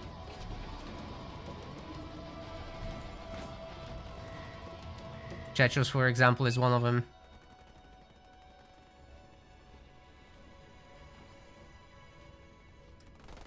Now I'll say that the what is happening? He's cutting buildings, dude. Why? You have so many resources. What is happening? Why is he cutting buildings? Guys, never do this, please. Please. You have one job in the early game, which is make sure your buildings are made and squeeze in a few units in between. Now, Yap can, of course, spam the cannon fodder, but since you didn't open Chopper here, as Abi, it should be easy enough. But, I guess Yap gets greedy. You try to pick up all the crates around the map, and that takes up a lot of APM, so people get distracted, and that happens. But anyway, I wanted to say that Yap and Cutter are such a good combination because Yap makes the methane wagons, probably with support of EMP grunts, heavy grunts, and that will take care of any early vehicle play, right? Pair that with a bunch of Hellbringers and snipers from Cutter for anti-infantry work, especially snipers, but the Hellbringers are going to be good for any later attacks. And then you just keep dropping. Cutter starts it, then Yap can support it later with the 4th point. And if you get to attack bases with your methane, especially being active, your own units get stronger, the enemy buildings get weaker, right? And that's kind of insane stuff to begin with, but add to that when you drop leader powers on bases like the Archer missiles especially, that's when things get nuts.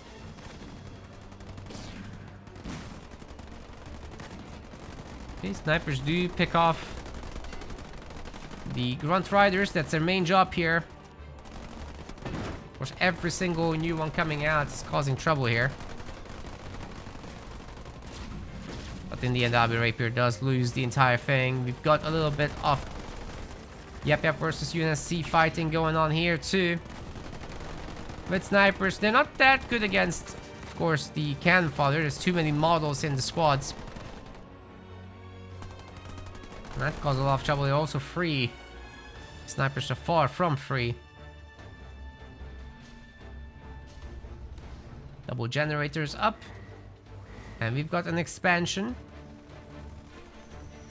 As well as a tickle generator here. I mean, you drop ODSTs on this as Chechos. I think you can actually do a massive amount of damage there, but I more expect the ODSTs to be brought down on these choppers, actually, especially while they're stunned. Do it after, again. He's got the money now, so you could absolutely finish these off. And that's coming in, but we've got a really good beam on the UNSC infantry here, but also amazing splits from Chechos. He's basically gonna lose nothing. What a great split that was. GG. Well, it's not GG yet, but it was really good.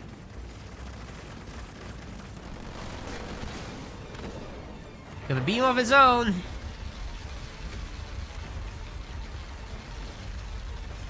Excuse me, Rapier does. It didn't do much.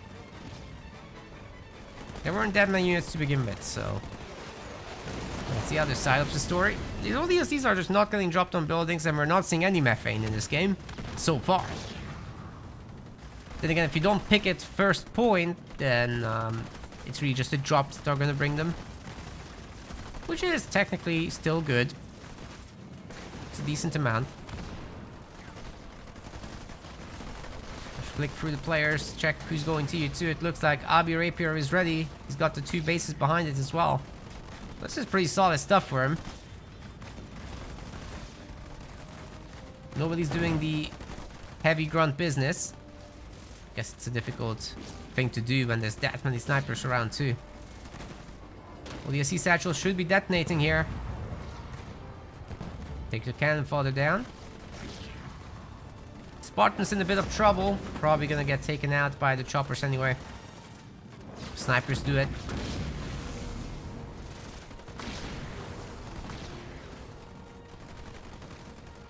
But overall, Team Blue is the one putting on pressure still.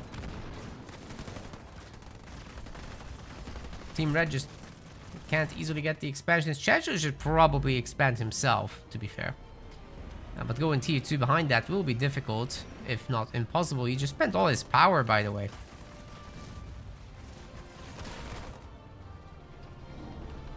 But guess who is triple pumping units now? From raid camps.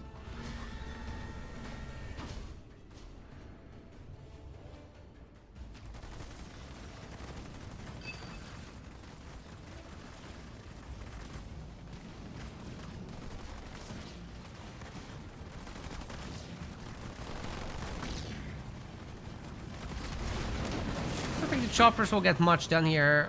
I'm not a huge fan of those mines either, but you know, could have really waited for the Spartan, right, to come back. And Jetros is just hard second tier 1, making so many snipers, man. But if they can manage to pick off the ODSTs, the other snipers, then it's all worth it.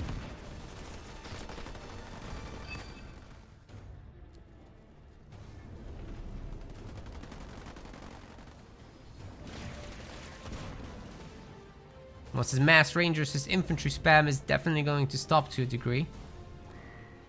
Unfortunate news for Strike, because he doesn't have tier 2, he doesn't have Wartox, he doesn't have a second base. Things are going to be actually difficult to keep up here.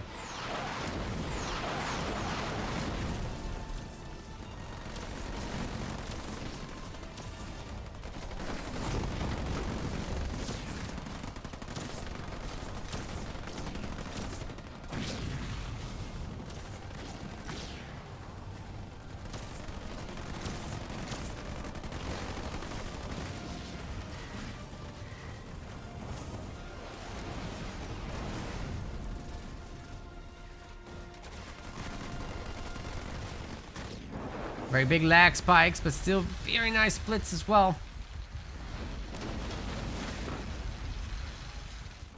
Team Blue is doing great. And I think they should be able to push this all the way back, but this combat tech Marines now, it's a little bit harder to do it against them. Then again, there's so much anti-infantry, I'm not sure it really matters if they're combat tech or not. Not too much anyway. Ooh, the Archer missiles actually do a lot of damage. The Grunt Dome ends up being a little bit late. But there's still so much anti-infantry under it.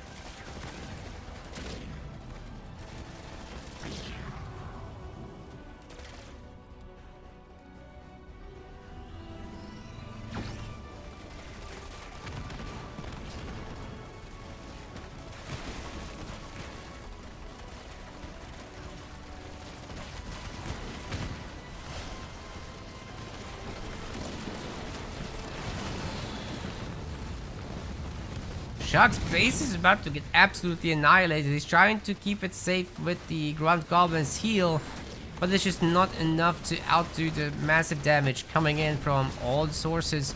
The Banshees are probably the worst kind of units to try and defend with. If this had been invested into vehicles, that would have been so much better. And Team Cholteon already manages to get 1 point there.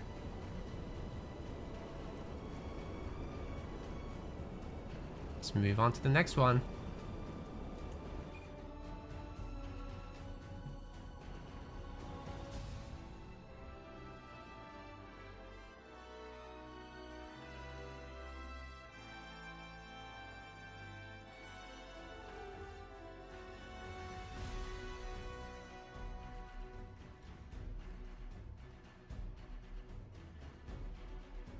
What's going on here? Why am I getting invited to a separate thing?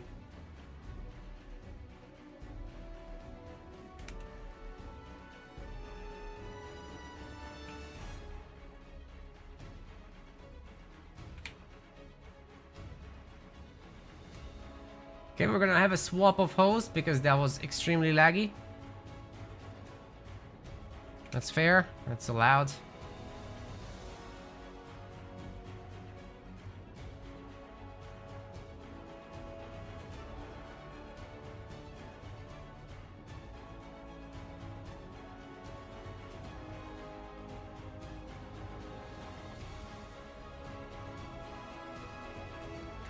I say next slide, please. Yeah, that was rough. Definitely towards the end.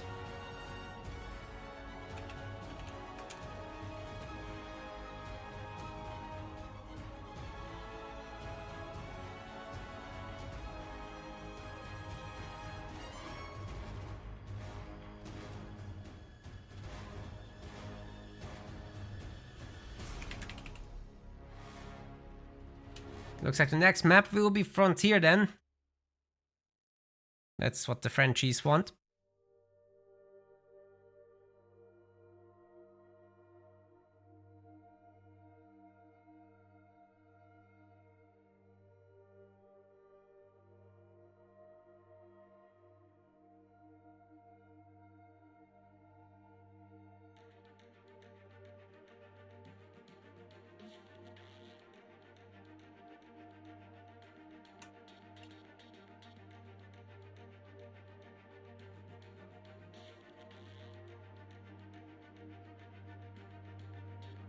What can we do on that map?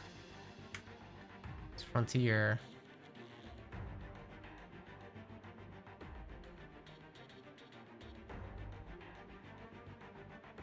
They want me to be the host.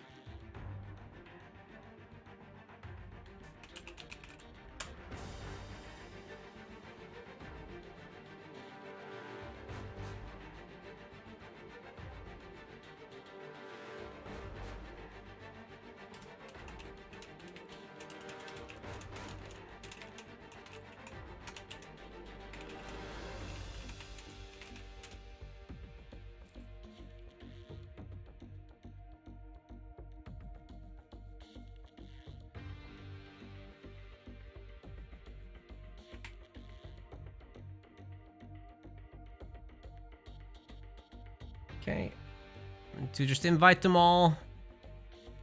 Set up myself as the host.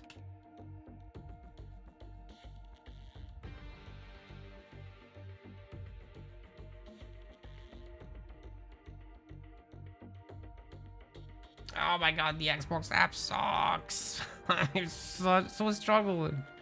I'm really seriously struggling to invite them all. Okay. I think they went through now.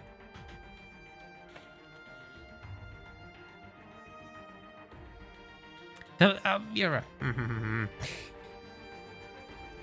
We've got Frontier, right?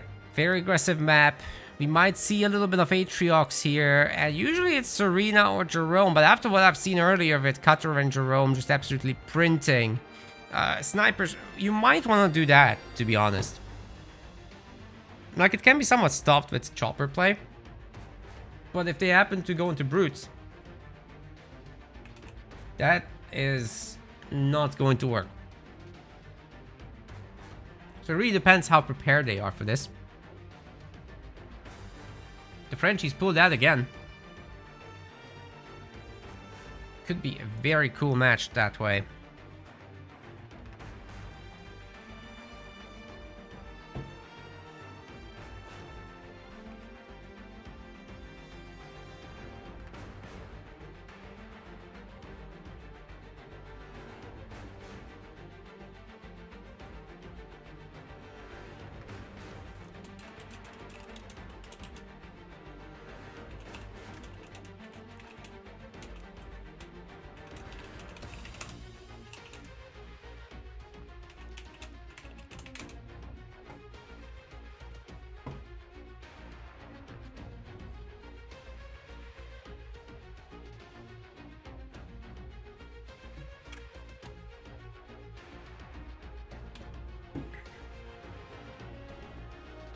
A little bit of drama in the chat, but we're dealing with it. I think it's fine because I'm in the UK, they're in France, next door.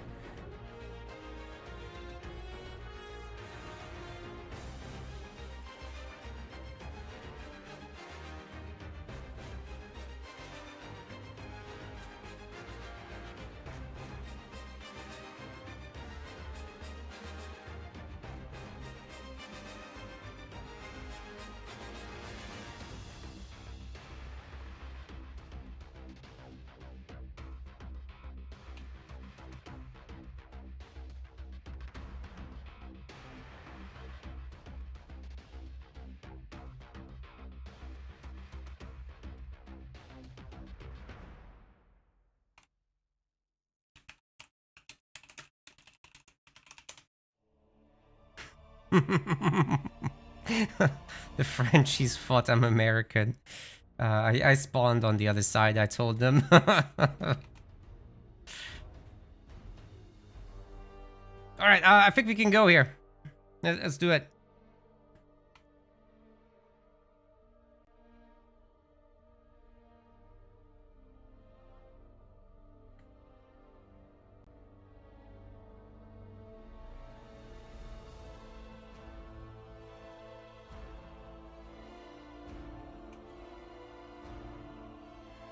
They're now picking their leaders. I really want to see that Cutter Jerome thing again. That was really hot. Could do such cool stuff with... Ah, they're not doing it. Well, not quite. Hold on a second. This could be really cool still.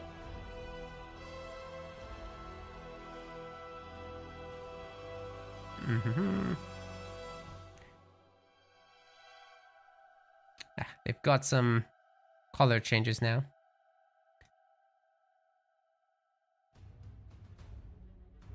Have to quickly adjust that.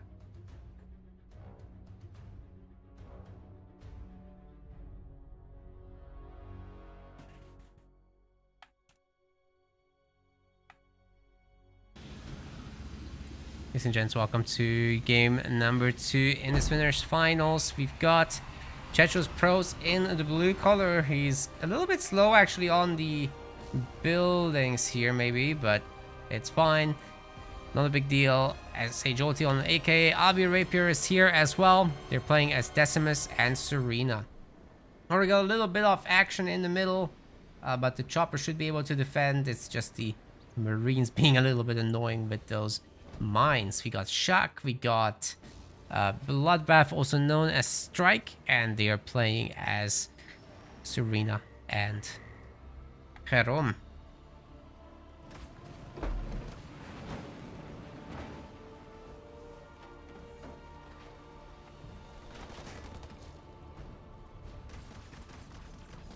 Now, this all UNSC situation on this map could be very interesting if they end up going into mass snipers.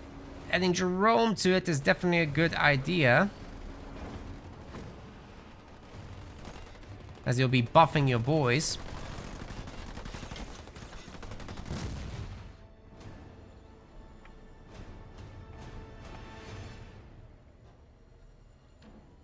Choppers coming up, which is going to be much needed actually to handle the nonsense that team Red likes to do. They've got some very annoying mines all over the place. If anyone ever runs into them. Does this community play Blitz or Rumble? No. No, we don't do it. We're just doing the normal deathmatch game mode. That's what we get players for anyway. And it's hard enough as is. I could see us doing a different game mode for the 1st of April, but 1v1 and 2v2 normal standard is definitely the most popular by far. 3v3 is popular for matchmaking, but it wouldn't work great in tournaments. Too many people, too much lag, too much opportunity to crash the game and disconnect. So we're not doing that either.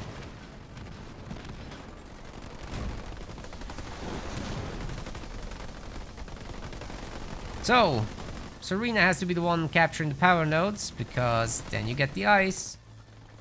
It's difficult even for the other Serena to take that away. We got Grenade Marines to handle the choppers, a good amount of snipers, but that's a massive clump over there. Still, the chopper does get taken down. Jerome ends up joining the fight. I'm not sure anyone is watching those mines at the moment, but we've got an ice cream truck. Okay, good split from the guys. They do get out of it. And Mantis gets thrown into the mix, but it doesn't really land on anybody.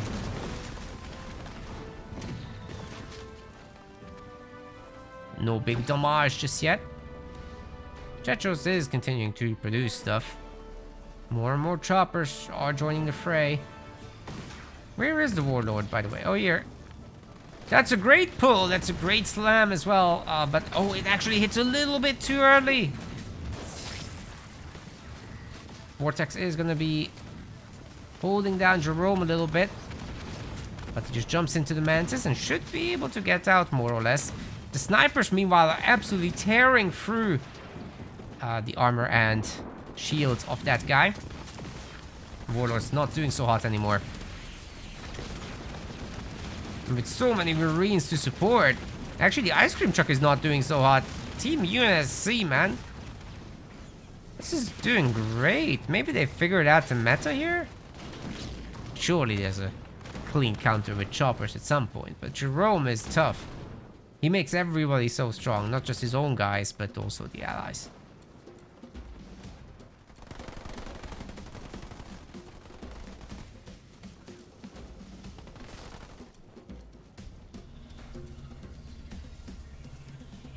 Now the Warlord is going to be remade.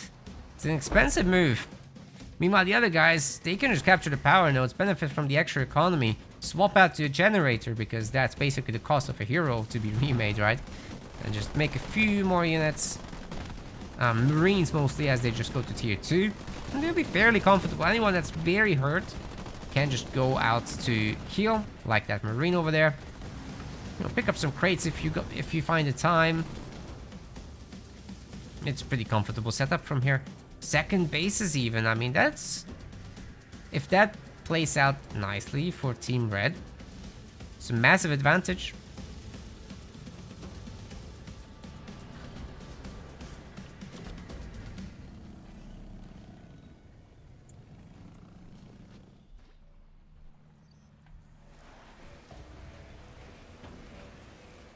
Making rabbits now, that's odd. Probably not gonna help. Oh god, the hero's dead. Ah, yeah, they're so toast.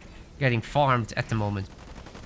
Time for both Shock and Strike to go tier 2, I think. Wait. Oh, Shock can't. He's making a lot of snipers and mastodons. Yeah, that's expensive stuff.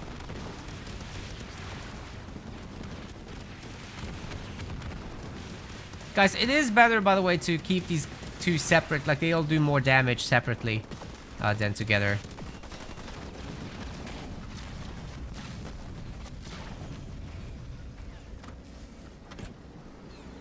The Mantis is mostly for range.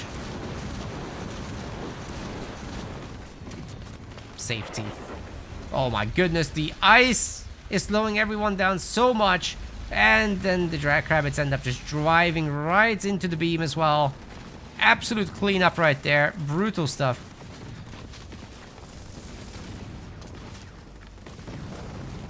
And that's it. They're done. Score is now 1-1. We're gonna go to the decider.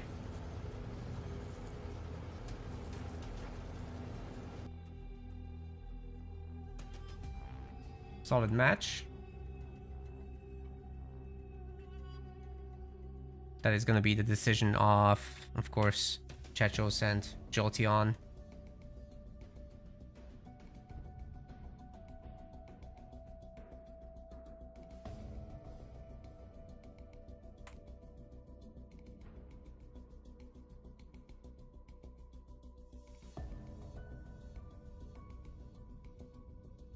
Doesn't look like there's any update still there for the losers round number 2. It's not great. Next map is gonna be Vault. I'm a little concerned that the best of 1 is getting done slower than this whole thing.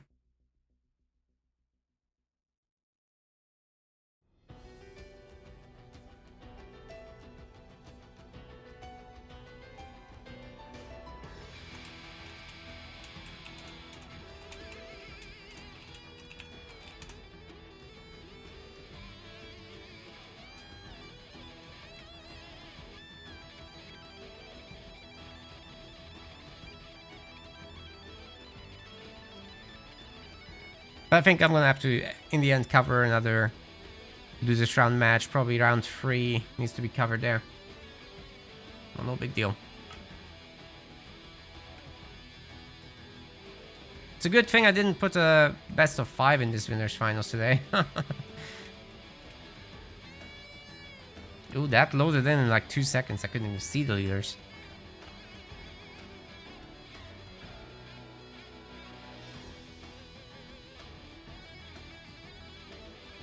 I remember when Xbox consoles had hard drives and we took like half a minute to load in.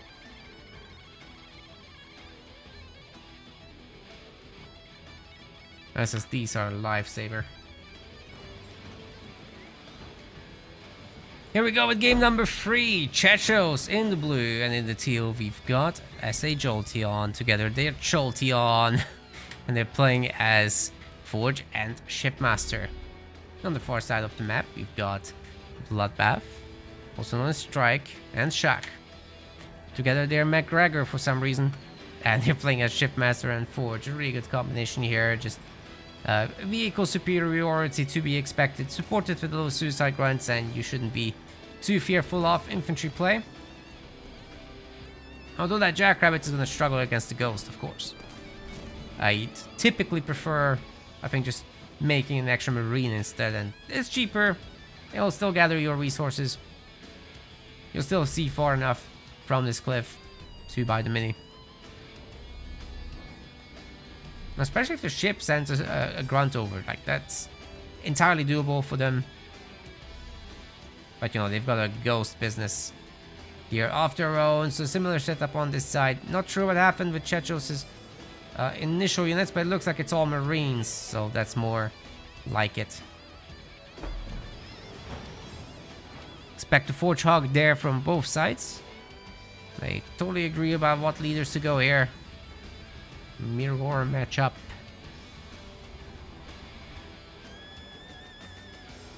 The only question is, will Albi actually pick up this middle mini base as well. It's quite the ghost production if he could. And you can see, so it's no big deal. Doesn't even need to move off the resource crates.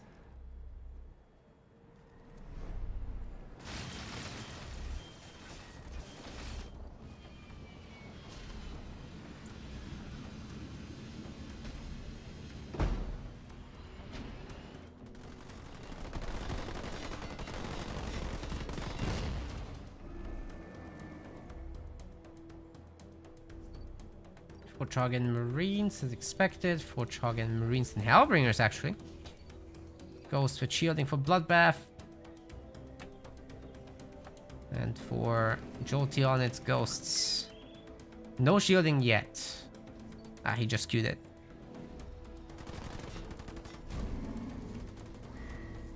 First of the power nodes captured.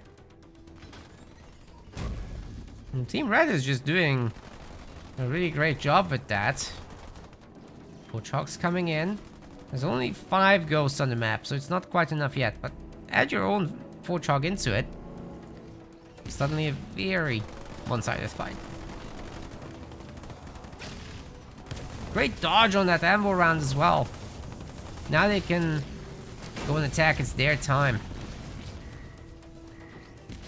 That was one of the best with the heavy metal units. Not while they're under the influence, as they say. I say Jolteon is gonna try to hold this mini. Got a bunch of ghosts here, but it would be better if they were together, right? In the end, the ghosts are gonna try to go for something here. We're gonna have that fun situation with the mines again. I love it. But it doesn't look like they will try. I mean, Forge would have to go for mines and heavy metal, right? That's unheard of. Forge players do like their cheap upgrades.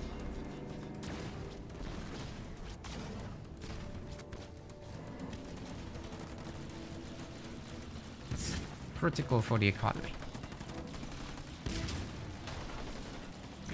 Oh, look at that flag. Blocked one of the ghosts from ramming, but I mean, they shouldn't have engaged here anyway, to be fair. They're too low in number. Doesn't change much. We're gonna try again. The ghost versus ghost looks okay. It's that Fortrog that's worrying. Gets Anvil rounded. There's no health left. It's a prime target for ramming. Oh my goodness. It's barely any health on it, but the ghost blocked the path. It's gonna cost him everything. And the Marines coming over can equalize the situation though. Ooh, especially with the bombs. But the bombs actually end up on the wrong side of the cast. You have to put it further to the side.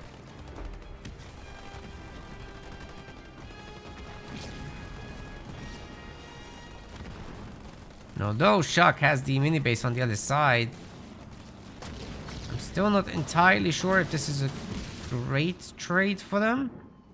Just because of how many red ghosts have been destroyed. But I guess because, let's say, Jolteon and Chetros have very low population now, these guys can just continue with the map control, capture the power nodes. That's what really matters. Not really the engagement.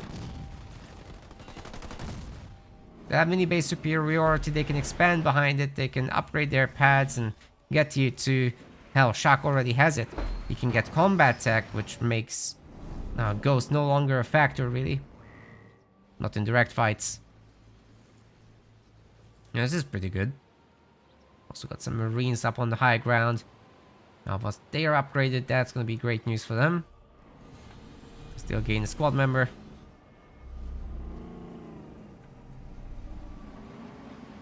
Shock's feeling brave and adds an extra gen. Well, it's only number... Oh, it's number 3. That's great.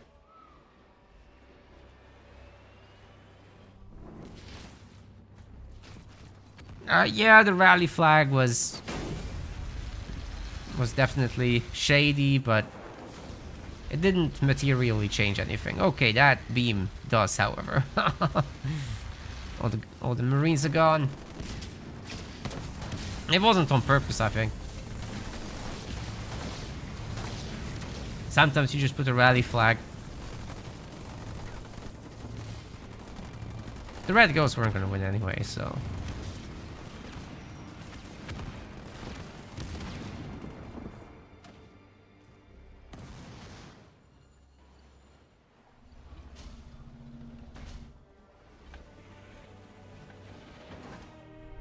If it had a big impact, I'd definitely give a warning, however.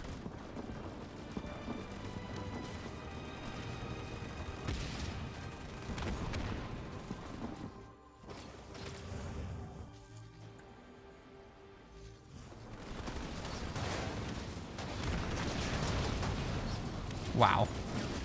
Well, the blue units are still winning here. Shock might have been too overeager getting that generator up and running. It might have been more important to get Warthogs. But he's got a pretty decent Warthog here. We're gonna have a Spirit support coming through as well. So I think that should hold this. The Ghosts are definitely toast. And the Engineers can just heal the base. It's looking good to me. I don't think they'll catch the Warthog there, but you can destroy the Marines. Another generator. That's number 4 now. Very nice for Shock. If you can hold that, you can get a very easy tier 3. Get that Super Warthog and have a party with it. Meanwhile, Team Blue hasn't even expanded yet.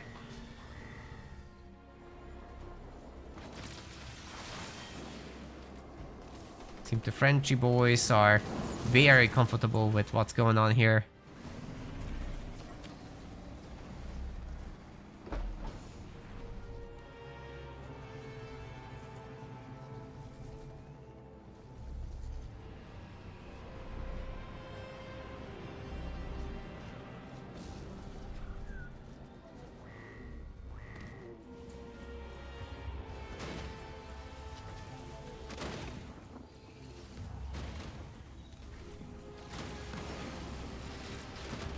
Oh, Dark Skies Brutes, that's wild.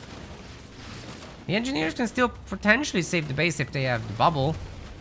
Ooh, that's very nice. Very nice timing. Could have been much worse. I like the addition of the Marauder, that will help a lot against the Hammer Brutes. Believe it or not, a lot of those Hammer Brutes can actually cause trouble for elites. Kodiak's getting absolutely bullied here. But that Heavy Metal Warthog doesn't have long left on the buff.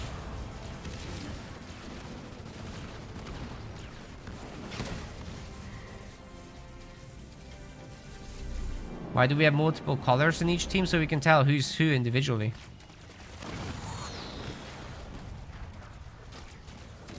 Also, it's how this game works. You can't not have it.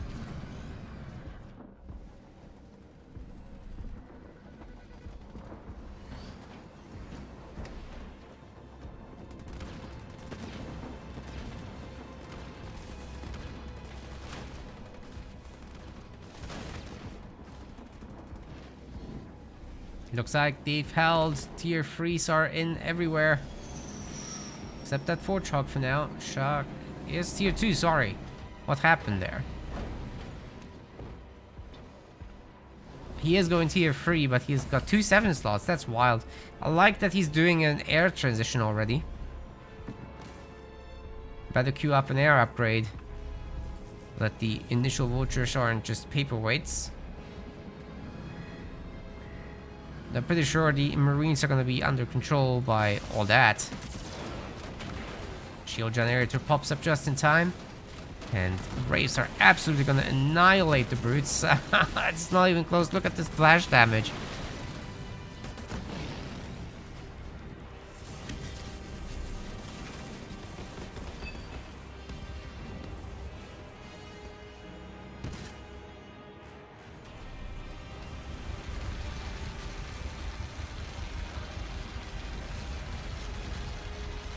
Kodiak drop.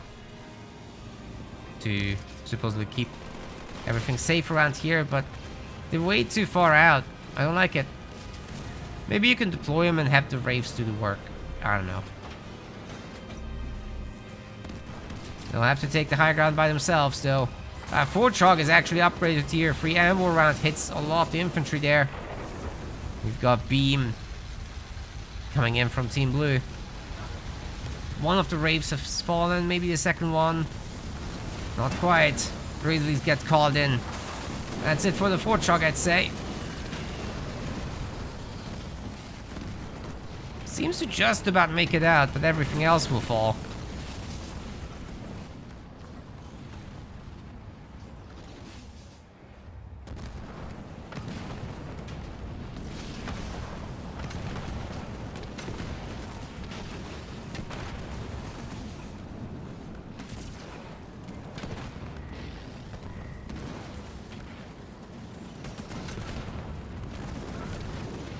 Yeah. Bring it.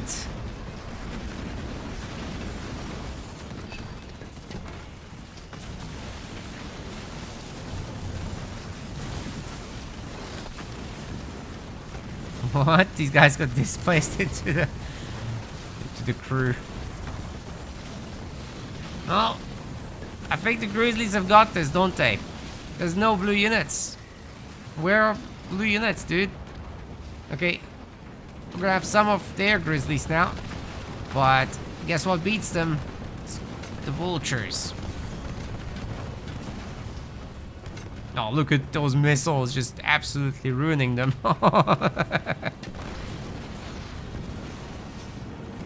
Made quick work of them.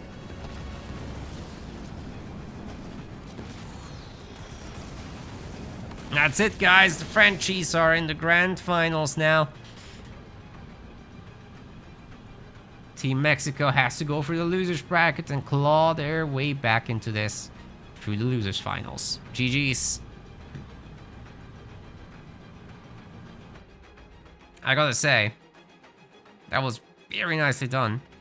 It looked like they had a bit of a rough time setting up, but it all worked out in the end. So GG's for this one.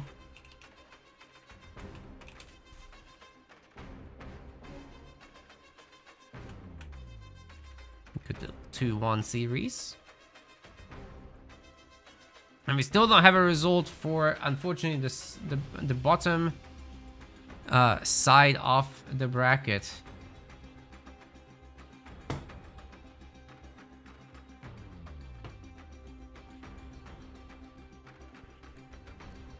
Probably Drunk and Psychotol are fighting, but we just don't have results yet. There's no way, like, it's been going on for an hour. What is going on? Are they still fighting? I'm gonna check real quick.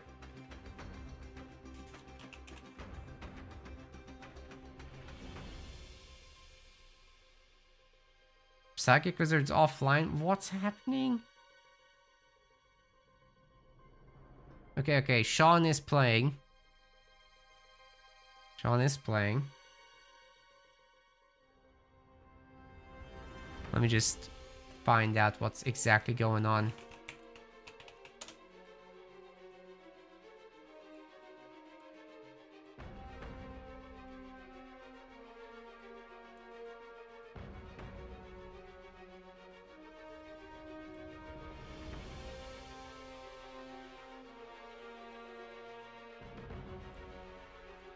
Okay.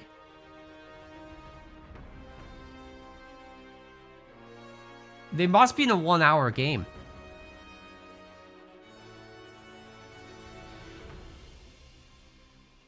There must be a 1-hour game. Like, I asked them to give us an update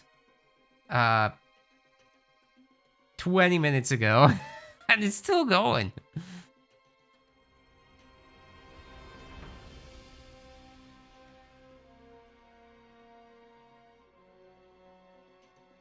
Let me just see where they were setting up.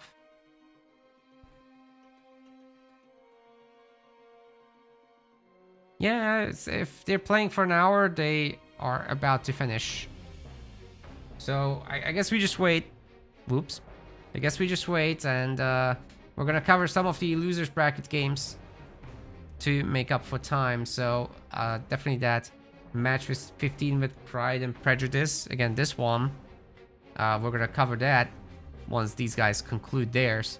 So again, I'm gonna have a short break here for myself. And that means I got many matches to cover still. 4 more series. We're gonna be here until the later hours today. Guys, if you're having fun, make sure to hit that follow on Twitch, subscribe on YouTube, leave a like on YouTube. In the meantime, while we wait for these guys to get ready, enjoy some clips. And we'll be right back with a brutal best of 1. Hey, if it works, it works. They're probably gonna kill that Chosen just now, but teleports out last second. Oh my god! He got killed out! Holy cow! How did he make that? You're kidding me! He gets away! Oh man, that was...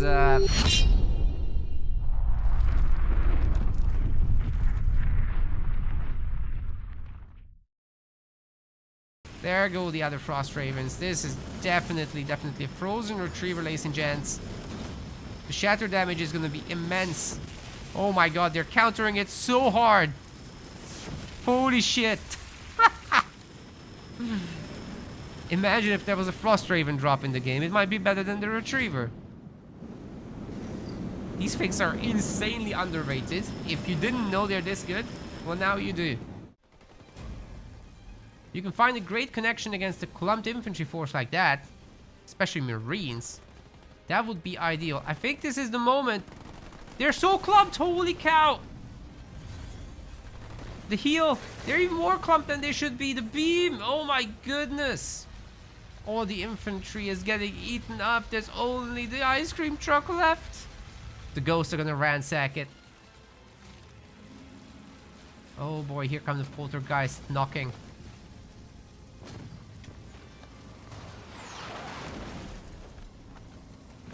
Oh no. Oh no, the mass rabbits are gonna take out the ice cream truck. That might be good for this game, I think. Something going on the other side. I would say that classifies as something going on. That was such a good punish. Are these guys gonna... Oh my good lord. This entire crew is gonna get wrecked by the locust beams. Oh my god, oh my god, oh my god, oh my god! Ah! The rabbits. Walked right over it. This is why you upgrade your rabbits. Nuclear elite. Oh no. What happened there? Oh, they're upgraded now? That's tragic. That is tragic. They just couldn't see in time. Especially the one with the skit is quite healthy. And the Arbiter might get sniped there. Holy cow. Oh, get out. Oh wait, he did. Nice one.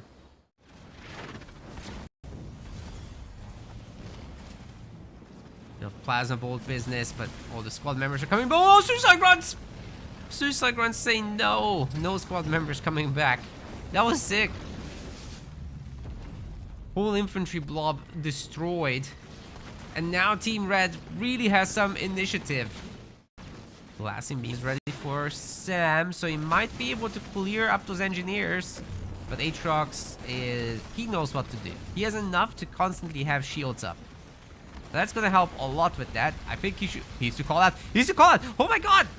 He's losing all the engineers! Holy shit!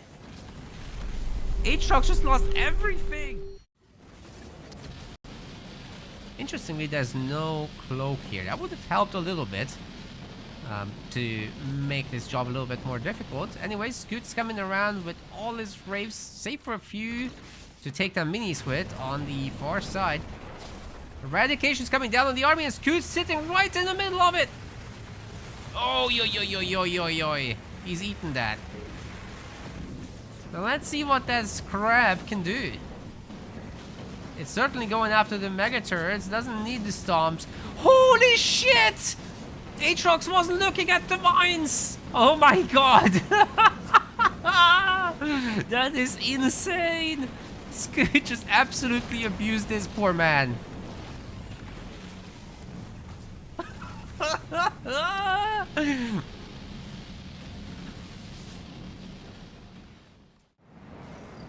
It's a large number of nuke boys, so gotta be careful. There's the beam. Level 2. Everyone's clumped. Oh my god. Oh my god. That's everything dead. The units themselves are invisible. Shipmaster just absolutely owned Anders, guys. Joe's now in the bunker. It's gonna be difficult to dislodge him. But there's mobile bunkers. It's fine. In theory. Do remember those Brave Invaders do heal. EMP Mech Blast takes out all the grunts. And the snipers are showing that Warlord who's really boss here. There's gonna be also a beam on his heroes, but they're immune for the moment. Splitting up pretty good as well. Johnson does go down. This still might be a little bit too much. Those limousines are insane, man. Running down the Chosen like it's nothing. It will destroy one of them. But at what cost? Looks like Blue got told to go home, but these two teams are just kind of destroying each other. Oh, how did he see that? The grunts. Oh, the Buffet shuts it all down. Whew, that was tense. Just a few seconds later, and everything would have been different. That was a great defense right there. Doing some damage here in Alfito's base. He wasn't ready for this, but he did clean up in the end. Now they're together though, and I'm pretty sure that Aatrox still has his call in. Oh my goodness, he's gonna drop in 2 of these boys. There is some counter-offensive there still with grunts. I'm thinking of Hedgies, but I mean, having a 3rd point drop is just so brutal here. And these guys don't seem to be ready for this. 2 Goliaths on 2 Harvesters healing. We should be seeing that. Oh my god, the dump of bombs. Liam also has so many Warthogs here. Should be able to kill that Spartan who actually missed the jump. And the healing. It keeps the Goliaths going. The Spartan is dead. Turrets doing very, very poorly also. And the Forgehog shot from Liam finishes the infantry. This was so perfectly executed, you guys. We're going to take a quick look at what's going on the other side. This is some heavily boosted grunts right now. Tearing down the extractors. Great base trade from these two. Hedgie is certainly biting back. But will it be enough? I mean, it looks like his grunts are going to defend against the Goliaths.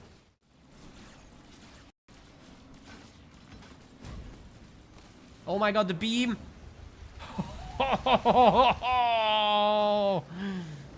Wizard! He just lost all his rabbits. Okay, these guys can just smoke. Yo! We are back. We are back, ladies and gents. Got team Pride and Prejudice, that's Loveguru, Caleb, and Franco versus Probably Drunk, that's Skynard and Sean coming right up. This is just the best of 1, so Cutthroat territory is in.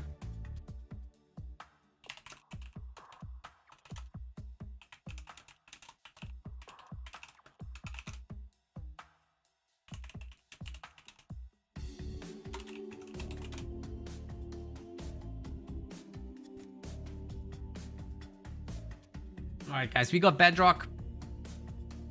That's a map pick. Anything's allowed. Just no double leaders. Should be pretty straightforward in this one. This is the quarterfinals in the losers bracket. And then we'll have semis, losers finals, and the grand finals. So A lot of potential games left in this tournament today. I think we'll go late. Maybe for 7 hours stream duration or something like that. Of course, you can mix in some quickies. Especially in the 2v2s. If someone gets overwhelmed, they get rolled by the 2-player full population army. That usually happens.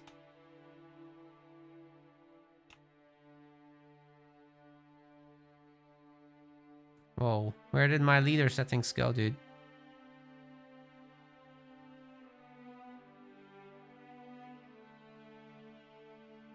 Ah.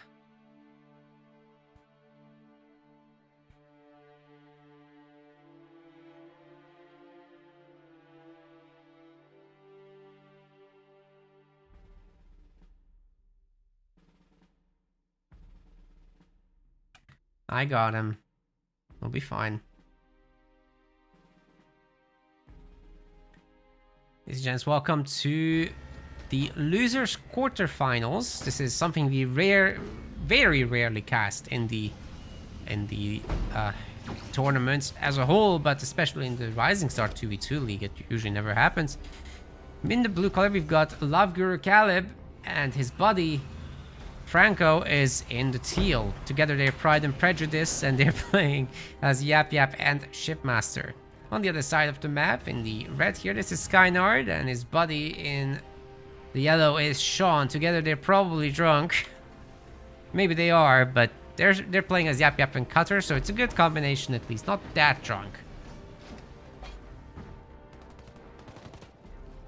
So, best of one, hey? This is gonna be wild. Whoever wins this wins the series. So if Team Red wants to surprise everyone, then this is their opportunity to create a massive upset. Because Love Guru Caleb is like basically an S tier player, right?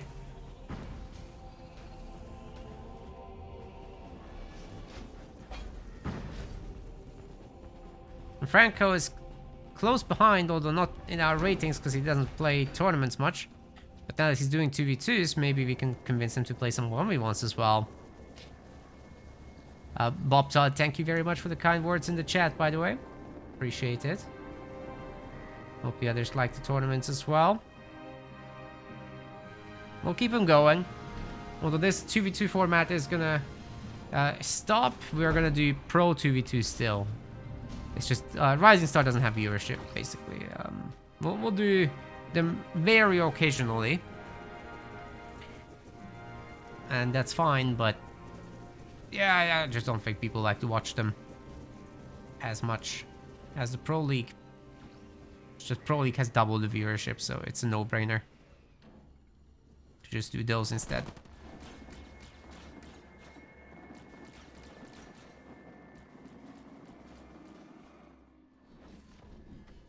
Looks like Team Red's capturing power nodes nicely.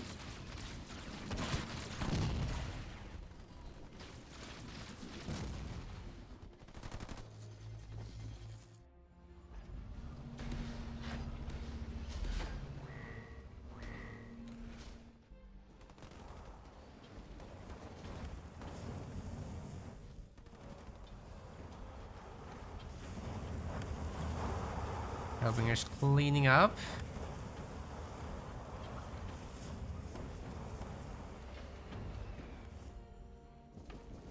We've got the the Spartan coming forward now.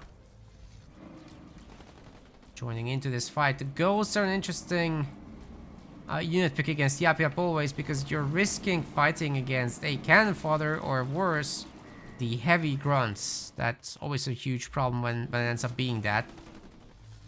So let's see if our Yap Yap is getting him. Looks like it, but we're not seeing any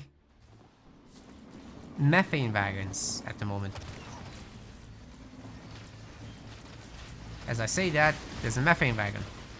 Alright, that's much better because it will buff all the grunts. Oh my goodness, my PowerPoint is lagging. Jesus. That's just the game, it's not me. I'm not dropping frames.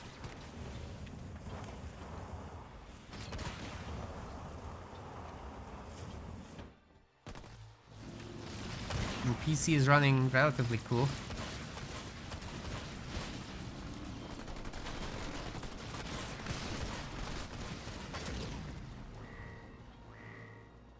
Combined might of Cutter and Yap Yap, always something to fear. Everything gets debuffed by the methane, and then the Cutter drops get on top, and the Heavy Grunt EMPs just wreck everything that tries to mess with you. Team Red already has 4 power nodes under their control. It's just a little scary what's going on over here. Sean's not reacted very much to the Shades, and I think he's gonna lose his generator for it. But if they can do massive counter damage right now, oh my. A beam comes through. Bit of counter beam to the beam. Oh, the ghost just disappeared. There were mines there as well, you see. Not that you can micro in this game, it's laggy as heck. And I think Professor Franco might just lose his base here. Like, don't get me wrong, LGK's little attack on the other side is cute, but it's not insurmountable.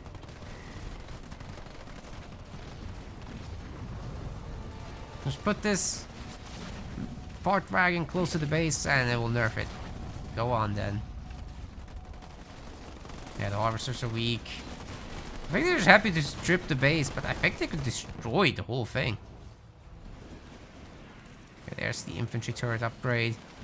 I'm sure Sean can rebuild it. That was annoying, but he's fine. He can be fed resources too. Meanwhile, Professor Franco is just probably toast. I mean, that Suicide Gun collection just took out all our Marines, I have to say. But there comes a point where Skynard just reaches 4th point. And then there's his Yap Yap drop on top of all this. Well, that was unfortunate with the Suicide Grunt connection for him. Might mean that Franco will survive, we'll have to see. LGK is bringing all he's got, including heroes.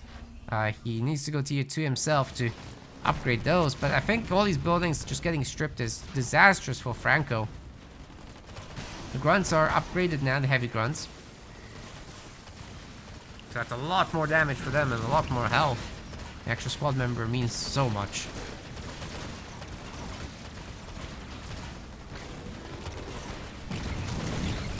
And as nice as these heals are for the base, there's nothing on the base.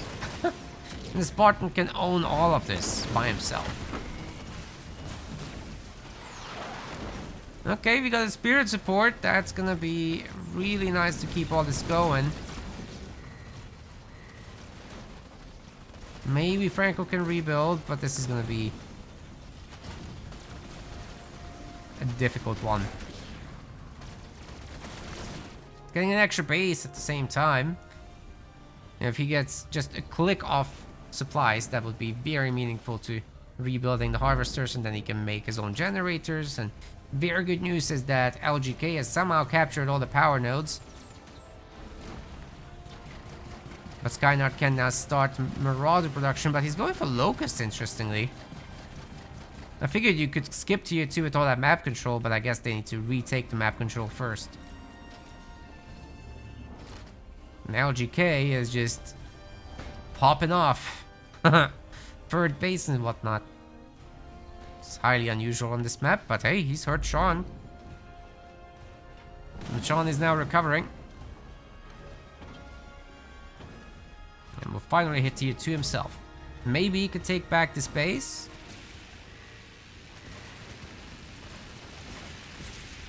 Locust would be a big help with that, actually. Especially with Methane Wagon support. They do count as grunt units, so they get buffed. Enemy buildings get debuffed.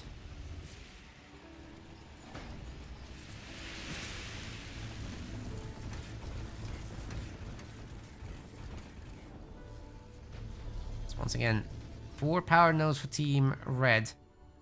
But the fact that LGK managed to take that back at all was a big deal.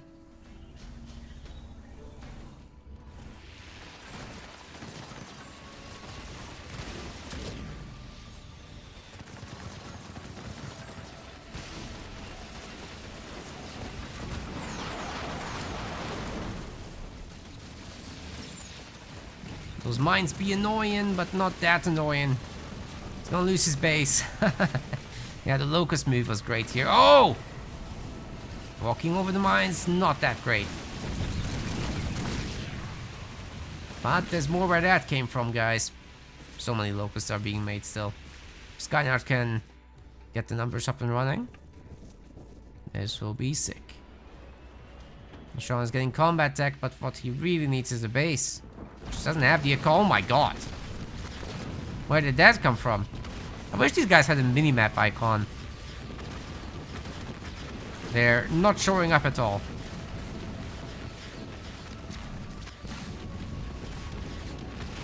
Some turrets are getting made here to try to soak some of that damage.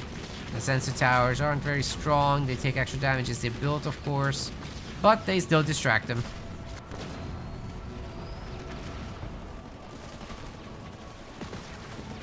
Anyway, that has cost LGK some resources. Not much, but it did. Now these remaining buildings can be taken down fairly easily. Now be careful with those units getting beamed. Oh god. One of the locusts will go down. That's very acceptable losses there. Nicely done with the split. Meanwhile, the Cutter army is just ransacking the base. Of course, LGK is trying to steal a base once more. But that's easier said than done. Yapper boys have been healed once more. It looks like Professor Franco might be surviving, but he's still in tier 1, mind you. He'll have to probably just stick stack his spirit support and live off of that. The teeny tiny economy of Sean's is no longer going to be valid for longer. Not for any longer, really. Oh god, those leader powers were seconds late. His lag must be immense. Archer missiles coming in. The shield generator will be destroyed easily. And so will the grunt goblins. Well, that one's dead. Leaves just one at low health, and LGK is gonna lose all his buildings. Sean does have a pretty good army now that dispersion nozzles are in. And if he can save up for a big drop, that's even better. Meanwhile, the locusts are going for a counter-offensive. LGK's base, just in the last possible second, has finished up a shield, but that's getting rapidly stripped away. It's just a matter of, is that one locust, or two locusts, excuse me, gonna be able to snipe this base while it's getting healed by several unicorns? Probably not. That was the last locust. LGK's base will be full health in no time. Huh? That heal didn't actually hit it. Either way, there's the main. Sean is still ransacking that. LGK has some money left, but not much more. You can't keep doing this forever. It's entirely possible, actually, that probably Drunk can win this. Crazy upset in this one, if they do.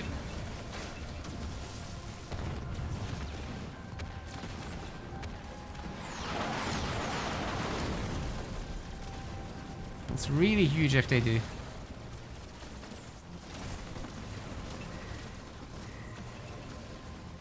Of course, this ninja base didn't happen. It looks like LGK's main is under serious threat. I mean, maybe that will come up. The beam is distracting the units enough here. Oh god, that's 2 Nightingales dead right there.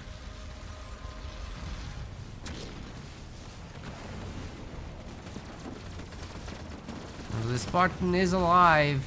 It's a lot of fire he's under. Under the shield, he can't do any damage back. He's dead, I think. Yeah.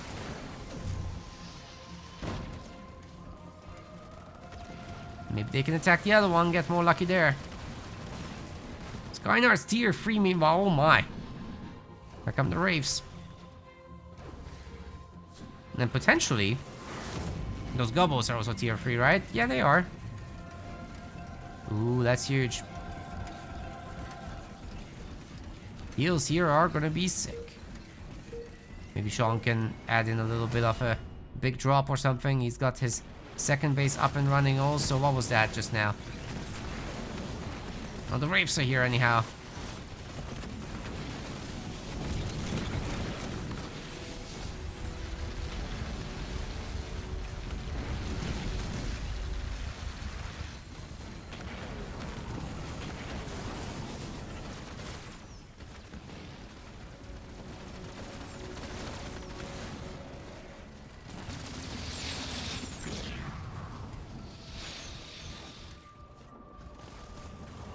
Sean is back. Oh my. What happened here? The man just made 3 generators in his least defended base. That shield is about to drop, and if Sean just has an archer missile or something like that, these generators are going to be so super toast. He's got it. Jesus. He's not ready to defend that. I mean, the gobbles are coming, so maybe he is actually.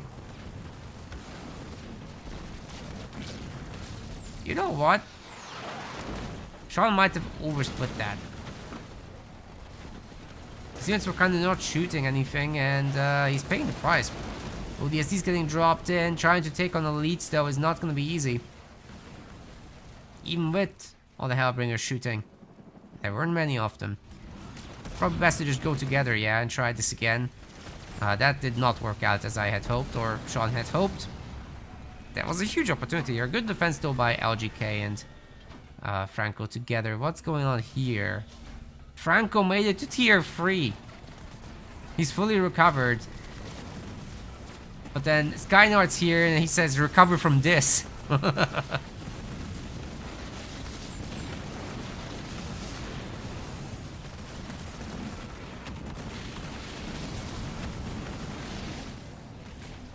Quick teleport to bring the units through. It would be helpful to have like a Reaver or two in this. But hey, they're already stripping the base. This is looking pretty damn good. Painful moment for Professor Franco. I have to say, he's losing most of his hunters as well. Only Steve is remaining. And that's gone as well.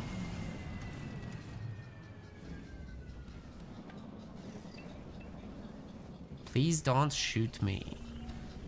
Shoot what? There's nothing left to shoot.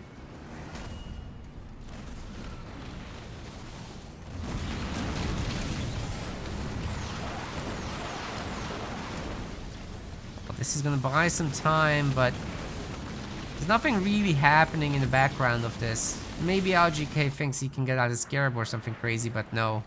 No, he really can't. Look at this. He's got a beam 3? Oh, beam 2, excuse me. But either way, it's over. They're gonna resign. Team Probably Drunk makes it to the losers semi-finals. Well done. Epic gaming. Bit of an upset. But hey, in best of ones, anything's possible.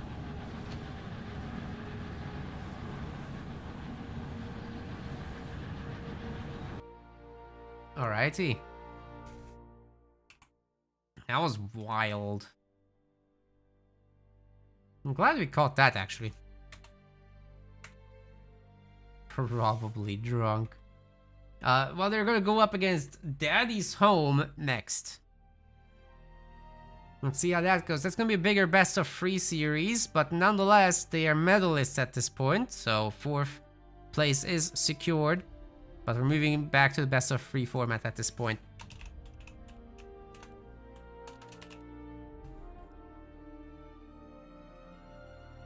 And in Daddy's Home team, it's, I think, Sniper and Big Owl, right? Yes.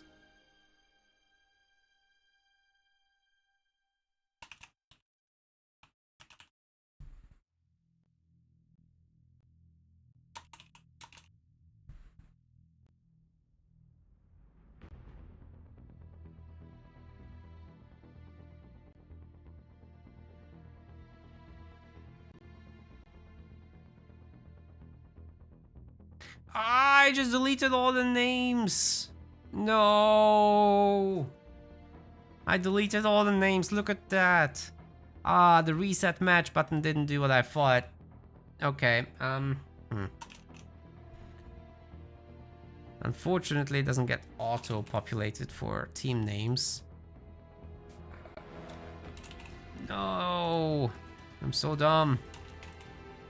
But hey, at least the tool remembers all the flags and whatnot. That's really helpful.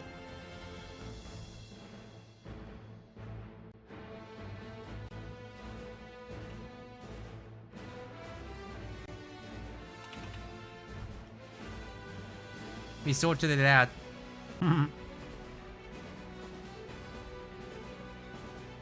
Okay, let's join supposedly Big Al.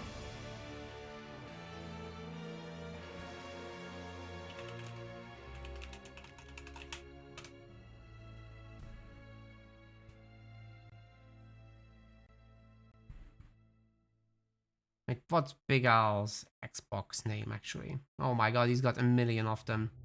He's Wombat Combat, right?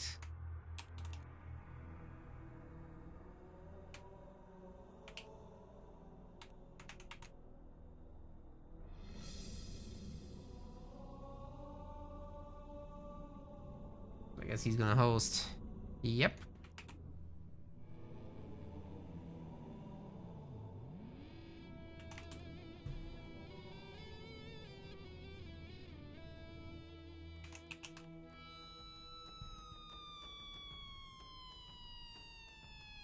Just getting everybody invited.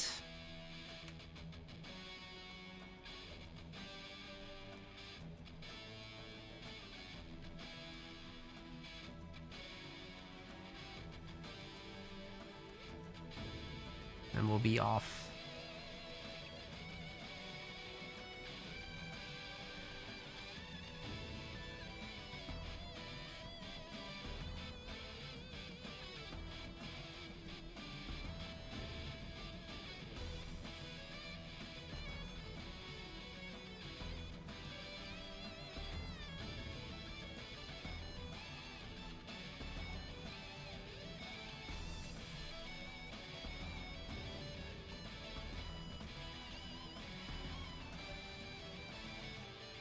Just waiting for the guys to join, guys. You are resting my voice for a second, if you guys don't mind. It's been a long one already, and there's much left.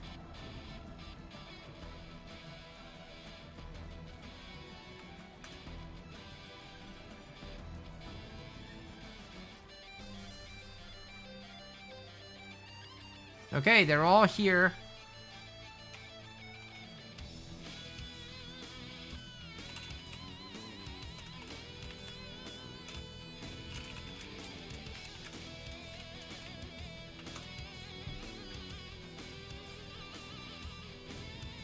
Okay, so Sniper and Wombat Combat will be picking their map. Their starting map anyway. This will be the other way around.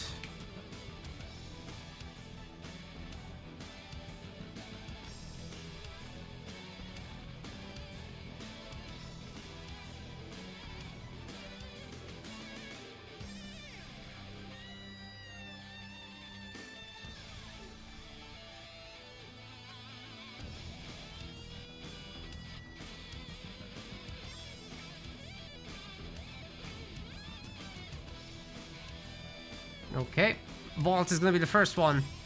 Expect some more mobile leaders, probably Shippy and Forge would be a good one. And we'll be able to kick this off right away.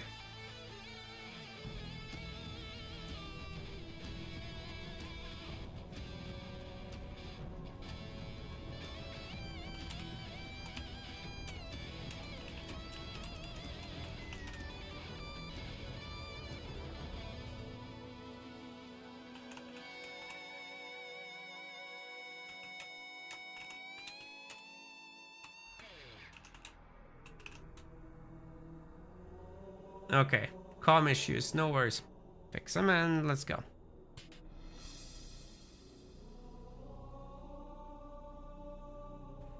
Either way, they're on it.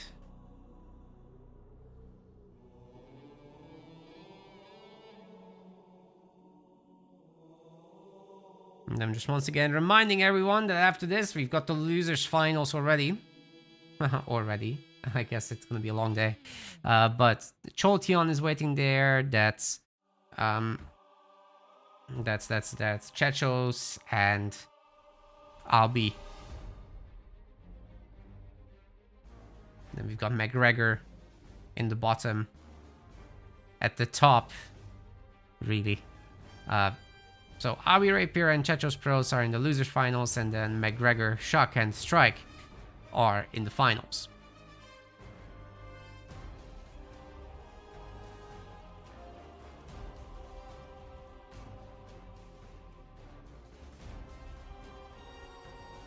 Two best of threes, one best of five. Could be here all day, really. Depends on how it goes. But 2v2s are relatively quick. Most of them end in 20-something minutes. Worst case. We'll have a 1-hour game, maybe. But so far, I haven't caught any. Hey, do you guys think we can hit 3,500 followers on Twitch? Even if 4 YouTube people just hop over to our Twitch, links are in the description, and hit the follow, we've actually got it. We just need 4 more people. That's insane. Is there anybody on Twitch who hasn't followed and likes this? Might be a nice milestone to hit, no? Oh my god, they keep aborting the launch.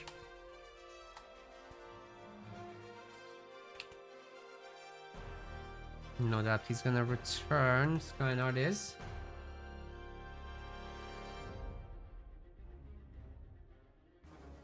Let's do a follower goal. Oh, it's already on. Alright.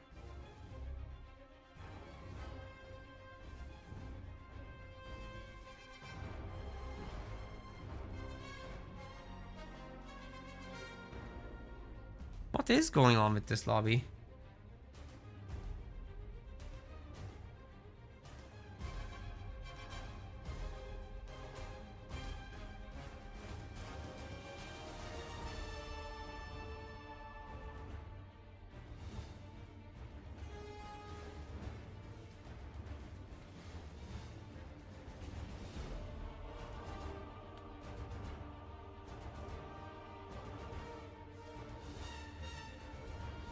Still not ready to go somehow. Oh wait, we are.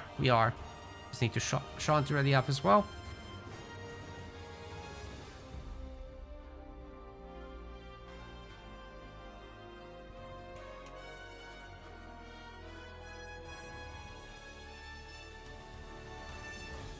Oh my god, let's go. The lobby system in this game is so bad.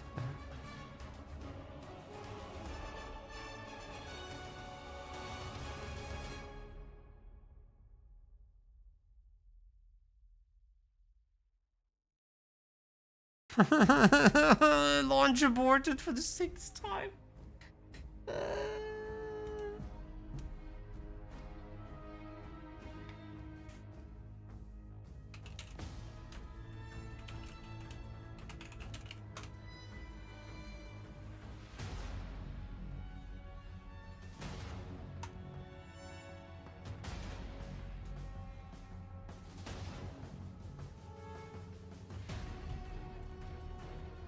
I think everybody needs to restart and we can maybe have a video game here.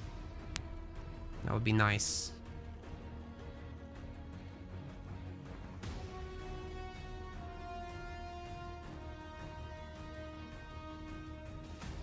Hey, we're off.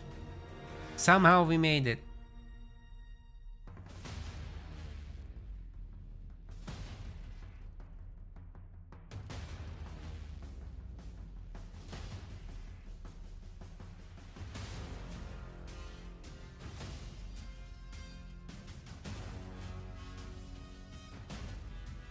Okay, we're loading in, guys. I've got the leaders even set up. You'll not miss the beginning.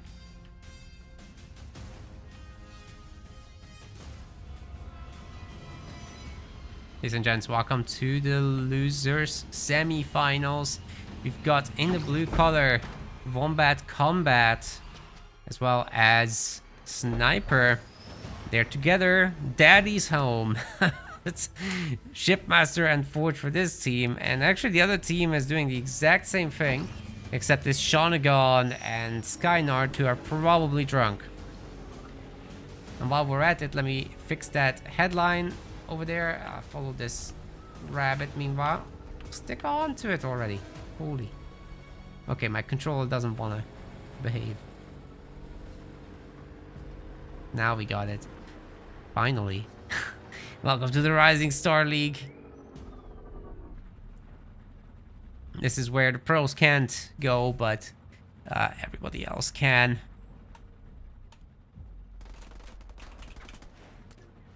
That's better. 100 pounds are on the line.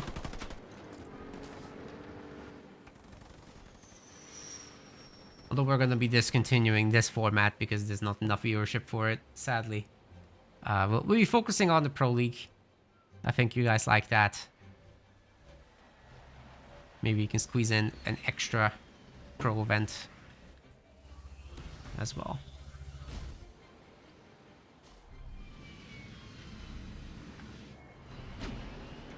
Either way, we promised this event will happen, and here it is.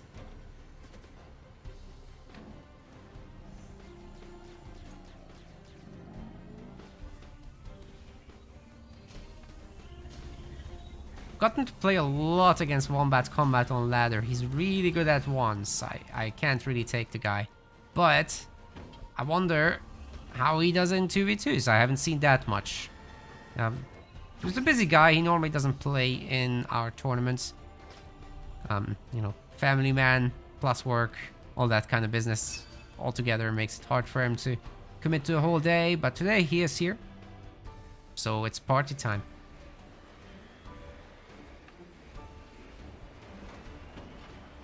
Never heard much about Skynard, but he's definitely performing admirably, and Sean obviously has been around for a long time. He climbing. He climbing. I can only encourage people to you know, join our competitive community. It's really fun. And the tournament formats are just so good. It's way better than ladder, I promise you that. Because it's not just you playing against the most overpowered leaders all the time, and half the time it's Cutter. Because every noob and their friends are playing Cutter, right? Especially in 1v1s, but there's a mix. The leaders are never doubled up on, so if you ever get like double rushed by Decimus in 2v2s and it's like, okay, they're both in the Vortex you now, that's a horrible experience, is it not? Here in the tournaments, that's not allowed at all. You have to mix your leaders up, so it's just a more diverse experience, and you get to think more about combos and not about how to abuse the same leader power.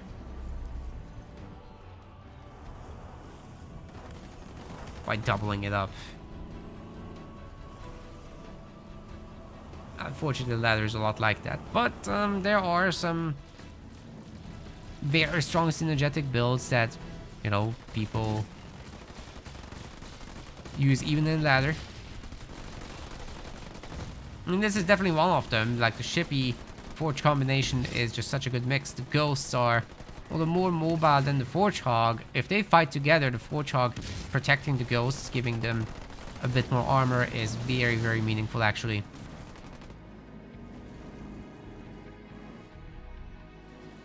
And later on, when your Shipmaster can add in Raves, and you've got your tier 3 Forge Hog, well, those two together are just absolutely mean.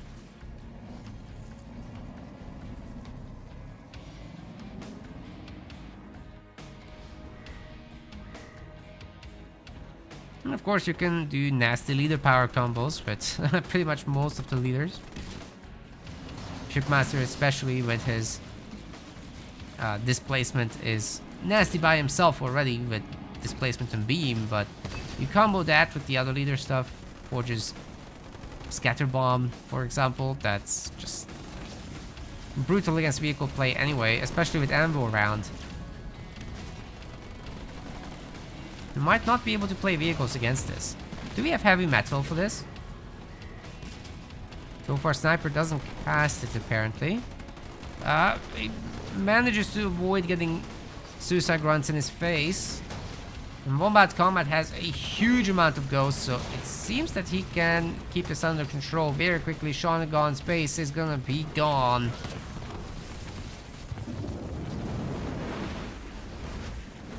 Bombs aren't that painful there, but the Forge Shock does get pretty low in the end. We've got a beam there. It's clipping into those red ghosts very badly, for sure. I think these guys might have just lost everything. The Forge Shock running away, picking off several extra ghosts on his way out. Oh my.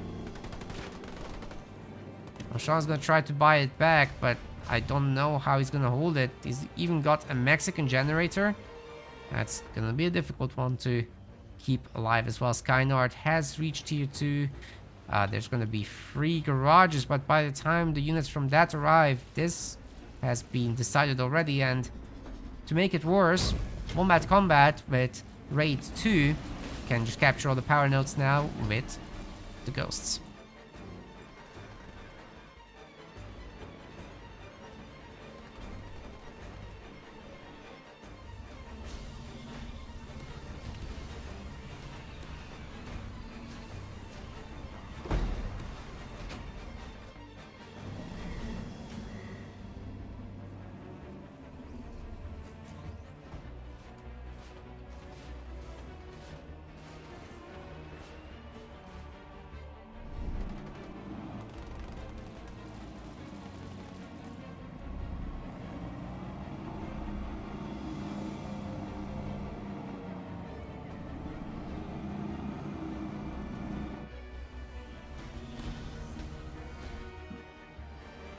Looks like Team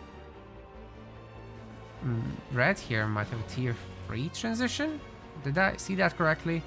No, it was Wombat Combat. Sorry. Just off of one base. Seriously? No second base for that. I guess he'll queue it up. He's got the minis. It's something, but I still like him very much to grab this. Pick up the power nodes. Take that one as well while he's at it. He'll be fine.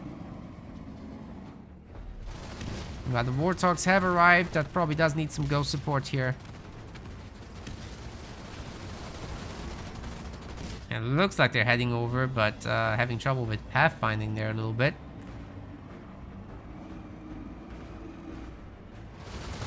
I don't suppose he split those intentionally. We've got the spirit support as an attack here. Sean has a second base behind it, so these guys are not in a terrible spot by any means. I just gotta be really careful with that hunter. If he can make it to the garrison, that would be epic. And it looks like the engineers are protecting them sufficiently-ish. Oh, the ramps are gonna make this impossible.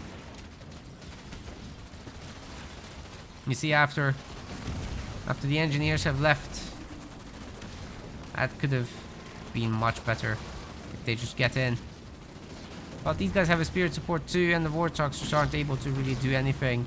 So they're gonna be leaving. Skynard is starting to get resources too for tier 3, by the way. Sniper, not so much. He has lost his mini over there. But hey, he is getting vehicle upgrade 1. Oh wait, Wombat Combat is tier 3 now. What's he gonna do with it? New base will be needed. No hero, no nothing. But he is gonna start pumping wraiths from a mini.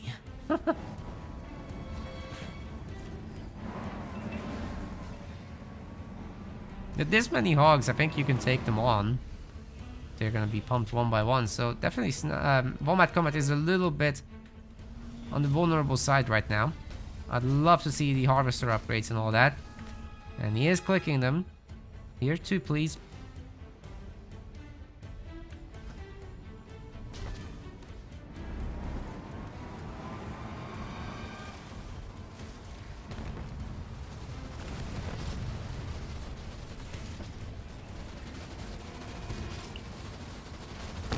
Ooh, that's a really good beam in the choke point. But it doesn't look like they're gonna get the unicorns. Can get a bunch of ghosts, but at 10 minutes in the game, their value is pretty low.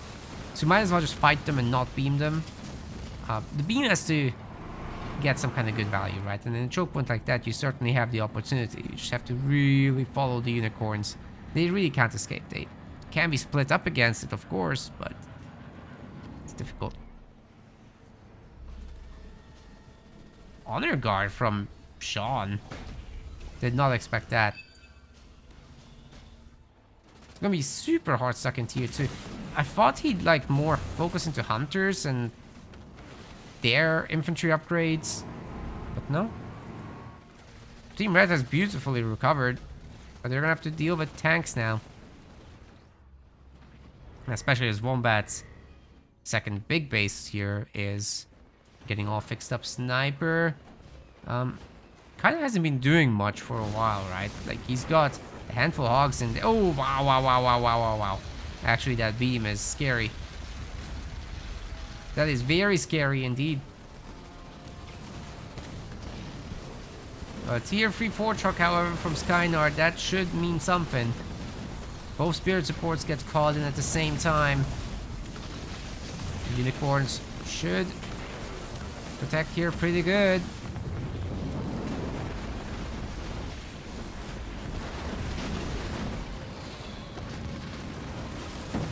Strike. Wombat Combat can't answer you. He's in the game. He's right there with the American flag playing shipmaster.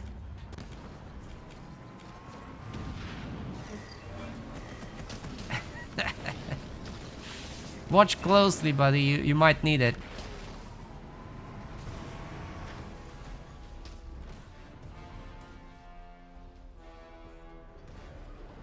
Didn't get much done there because there is a watchtower already. Wombat, however, does not have that. This honor guard could maybe tickle an extractor to death or something. And he's starting. Could work out.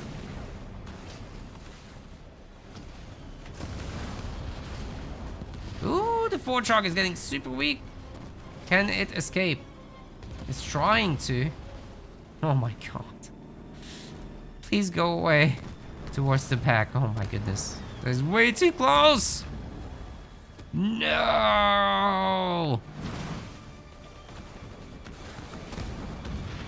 Hunter's hunting.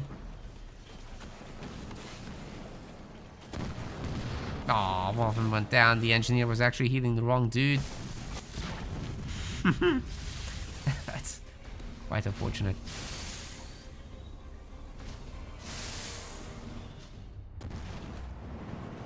Oi, what's this then? What's all this then? Skynard apparently has a vulture license.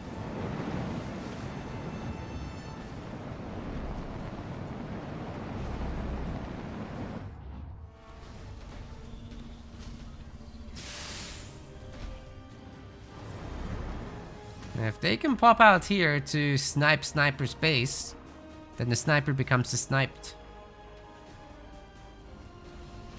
Could very well happen. Now there is gonna be a force here to get rid of the honor guard, but he's faster than them. It'll be fine. Vultures remain hidden for now. I bet Skynard would love to add a fifth one. Just make sure that base stays dead. He's on it.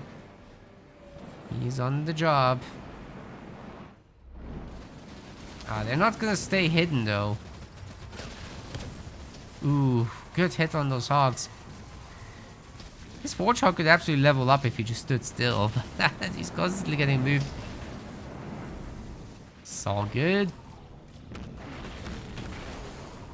Sean's still messing with those Wraiths. He's funny.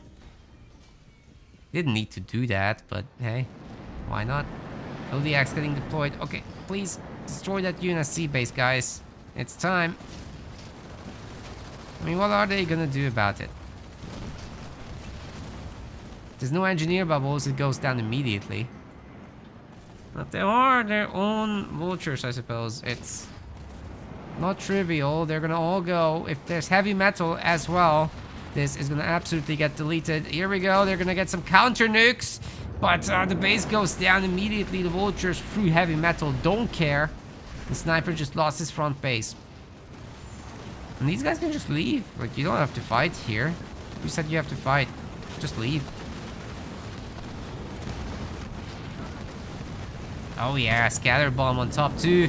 With anvil round slowing everything down, this is perfect. Beaming into the vultures too. Well, both of the vulture groups get beamed, but it seems to me the blue ones are gonna lose out overall. They might get Fortrog snipe with that nuke that's just getting launched.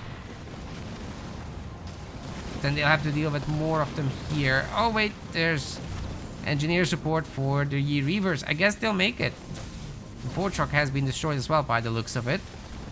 Thanks to the flanking forces. 2v1 to be fair. Sean hasn't been doing much. He's got a 7 slot here now, but guess what? All the vultures are coming back. So that was a great fight by Mr. Skynard. How are we doing with upgrades? No, he's just pumping for now. Right? Yeah, I think so. Fortrog is coming back too. A comfortable trade, I'd say. Now spirit support gets called in.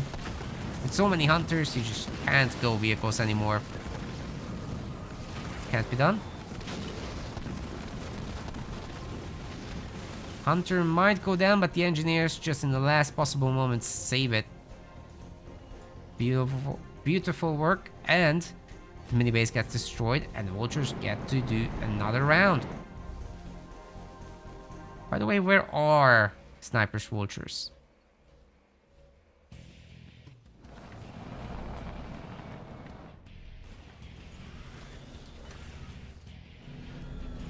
Now they can go together if they want to.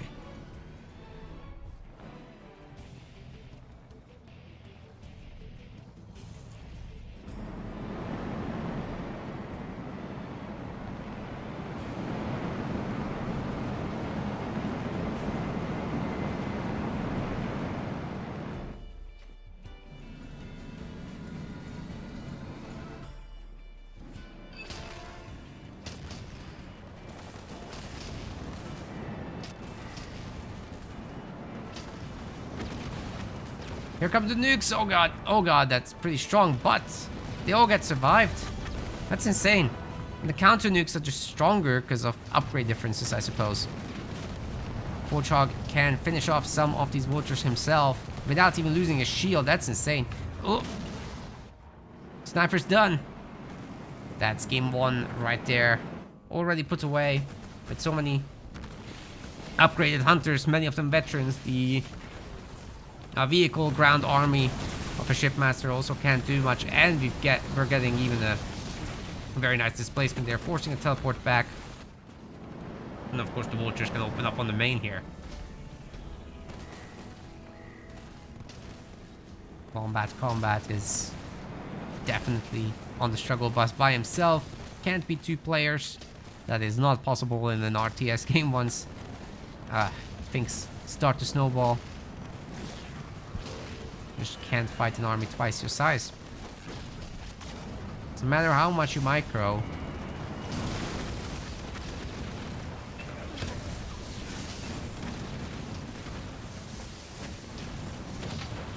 Did he just drop Kodiaks on this? How did that get here? It's not even veteran, it's not a drop, it's a created Kodiak. Oh god. Yeah, the entire army just got annihilated. Combat's going out with a bang. And a quick sneaky teleport, but that's gonna be that. They'll be back.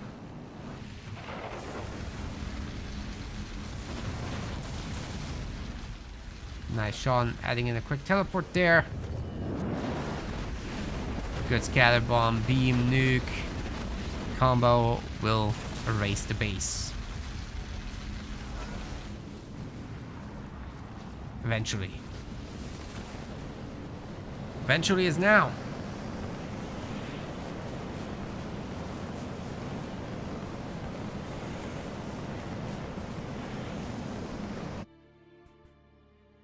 Noise. Moving into the next one. Dude, probably drunk is wild. What is going on here? The Skynard is playing super nicely, actually.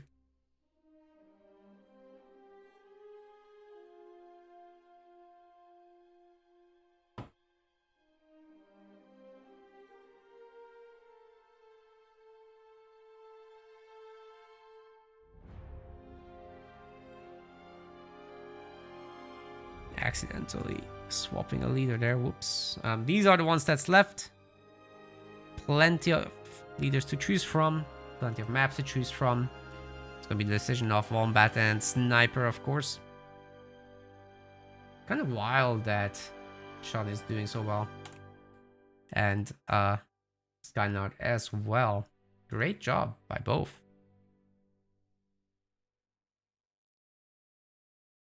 Whoopsta. Hello. Hello. We're far from done, by the way. Take a look at this. We've got... we're here in the loser semis. We've still got the losers finals and the grand finals, so plenty for you to still enjoy.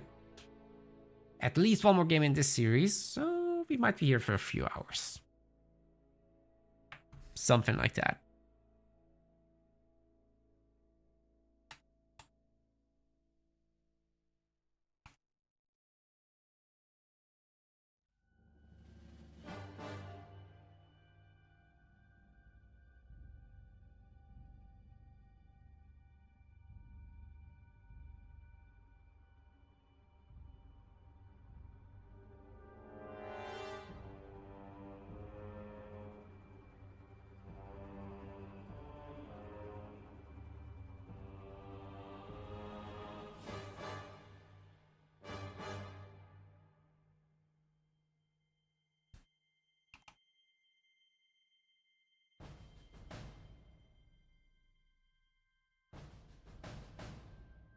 Okay. Do we have a map pick?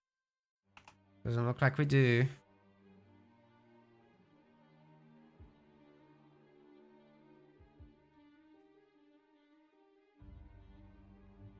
Where is Black Teams? Why is he not in the tournament? Yeah, 2v3 is at least remotely possible. It's still very bad, but yeah, 1v2 is ridiculous. Like, the ratios don't add up. Shonagon wants an India flag. Really? Yes, you can. You bet.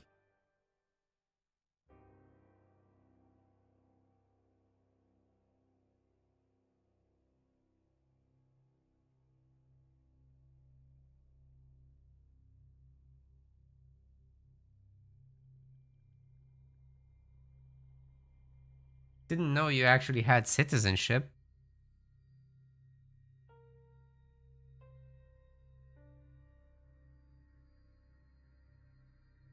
Or do you?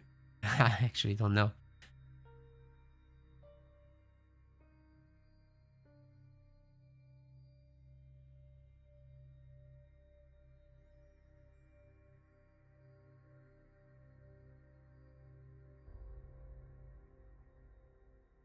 Next map is going to be Frontier, by the way, so expect some more sniper action. Maybe some Atriox business. Oh yeah. That's exactly what's going to happen.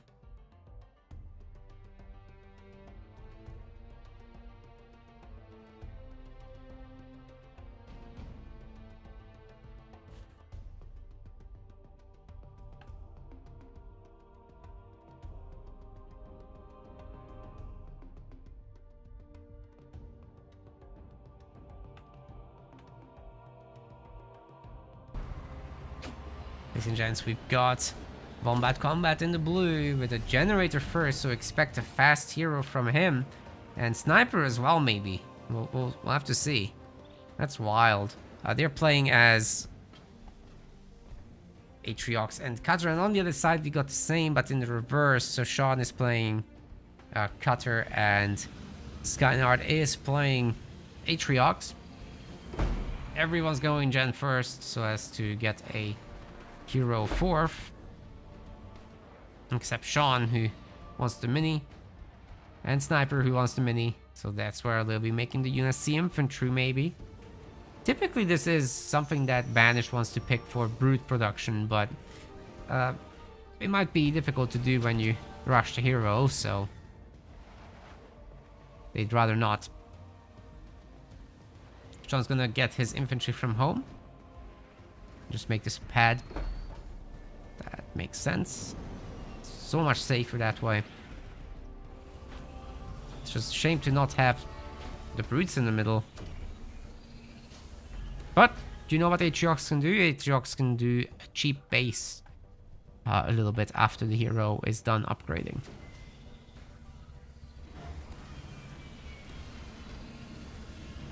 So you could play with that. Of course, that means you're not going to have countermeasures or plasma mines. So might need to make some sacrifices. Meanwhile, Sniper's going for a double barracks. That's a little bit out there, but could work out. We'll see.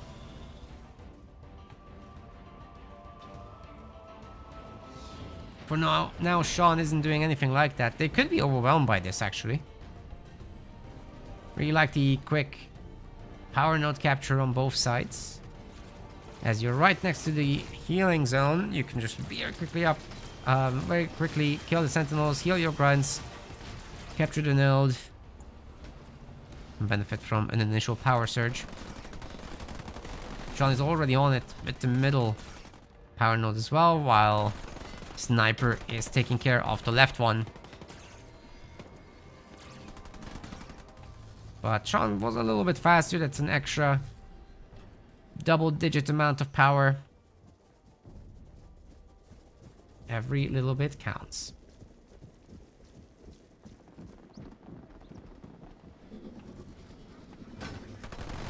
And another one. And some of the power nodes taken then. With Team Red having a small advantage here. Because the Team Blue is gonna have more snipers down the line. Might make all the difference. Another thing that will make a big difference is the micro. Look at that Chosen shake. Shake it, shake it, shake it.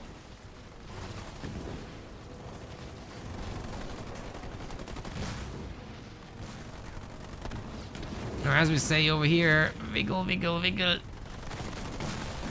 Snipers actually did not go down to that. They beautifully survived.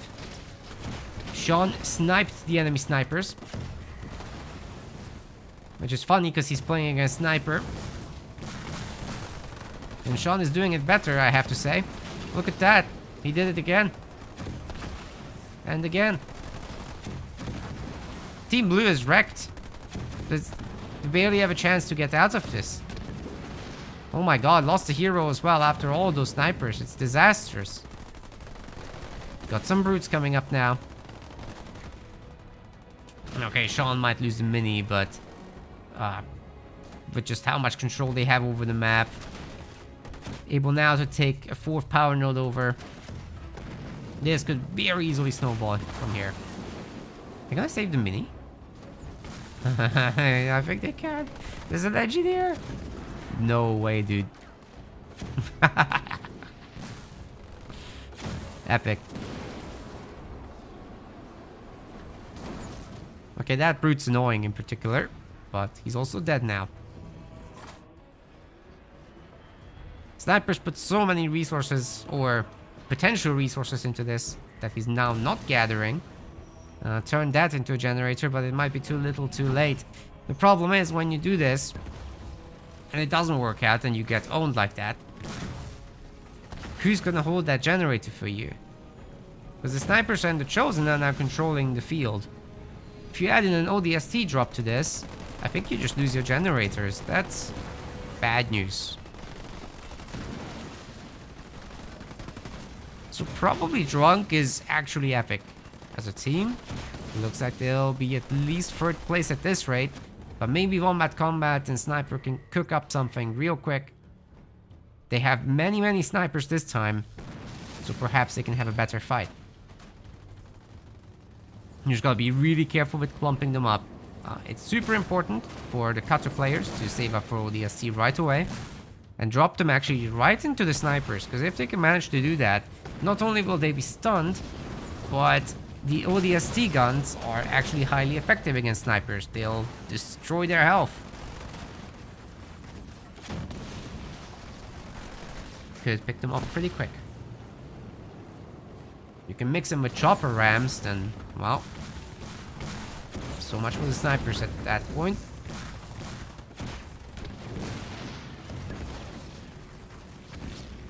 I really like from Sean that he got grenades against that chopper business for the exact same reason that I just pointed out. Let's see how that sniper micro will work out. Exactly, the ODSTs into the snipers. They're stunned. The snipers are picking them off. The ODST guns also have killed one. It's just unfortunate he didn't keep their guns trained on him. He turned around instead. Slight mistake, but manageable. As there's only 3 left, excuse me. It would be easy to run this down. Alright, just don't clump up. Oh, the hero is dead. They're giving up, that's it. Probably drunk is probably not drunk.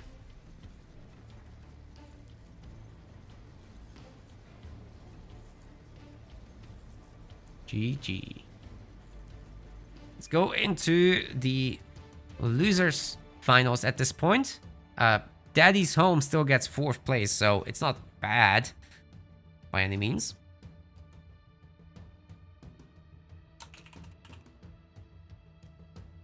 It's gonna be the last best of 3 of the day as well.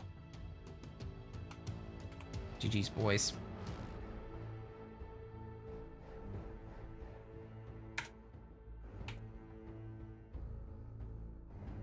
So, next up, we're gonna have, I believe, Cholteon. Yes, Cholteon fighting against Probably Drunk in a best of 3. And then they'll have to face, whoever wins is gonna have to face McGregor. That's gonna be something.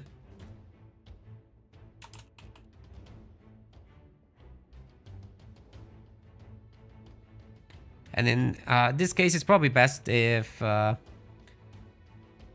those guys do the hosting.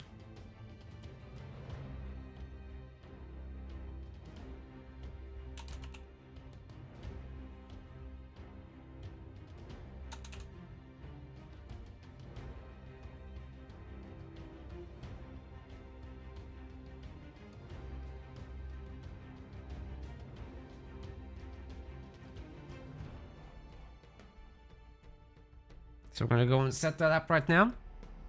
Like I said, that's gonna be a best of 5.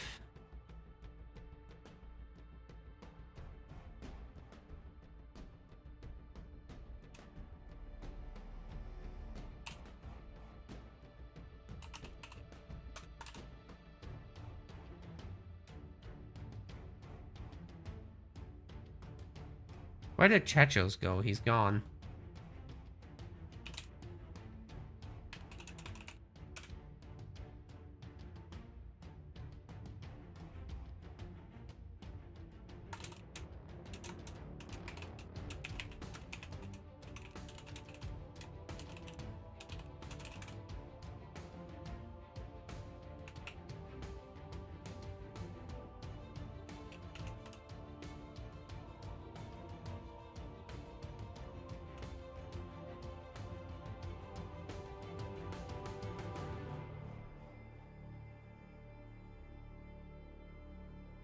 Okay, we're setting up the match here in the background, by the way. Maybe we can start a little bit of betting action as well. Ooh, I'm trying to join, but it's not working. Well, the team should probably be blue, right?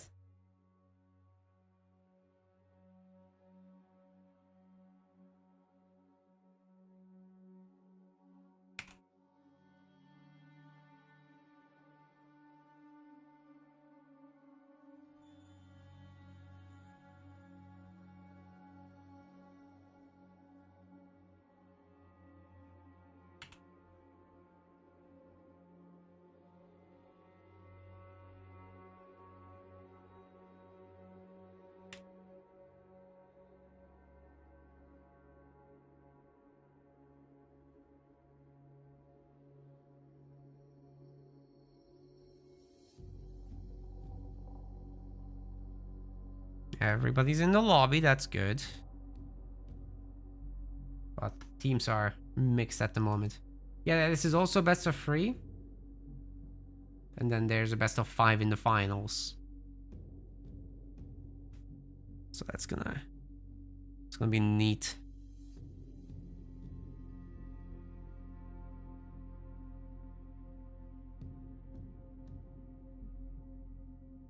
What's the first map? We don't know. Bedrock.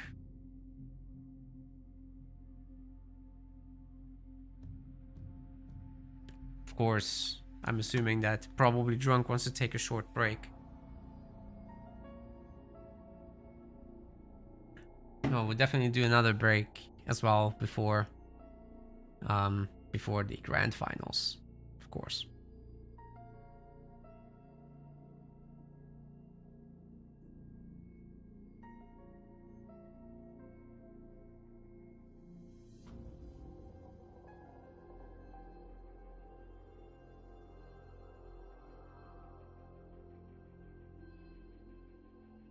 Pretty good series today, I think. We've had a lot of matches. Just a bit unfortunate about the early drama. Right, looks like it'll be the opposite colors there.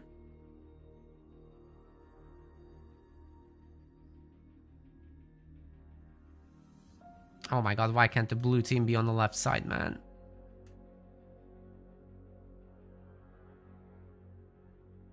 Skynard is US. Why did that swap out? What the heck?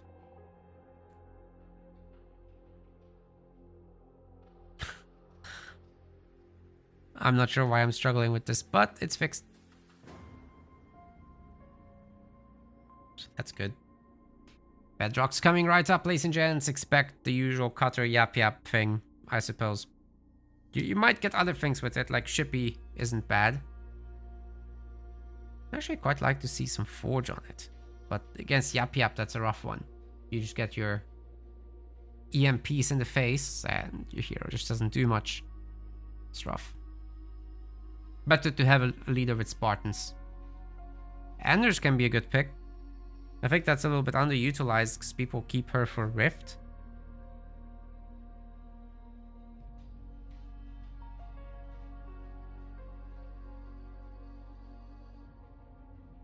But even here, you get a lot of value out of Kodiaks. You can do a lot with your Super Sentinel.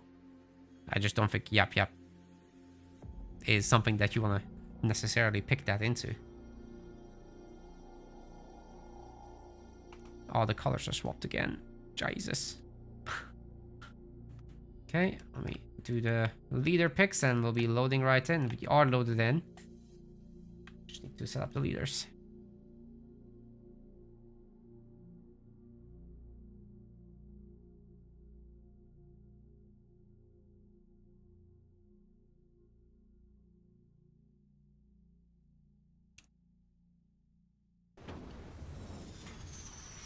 Ladies and gents, welcome to the Losers Finals. This is going to be actually a best of 3. I know it shows best of 5. Let's fix that. There we go. 100 pounds are on the line. And in the blue color, we've got Chechos. In the teal, it's his buddy.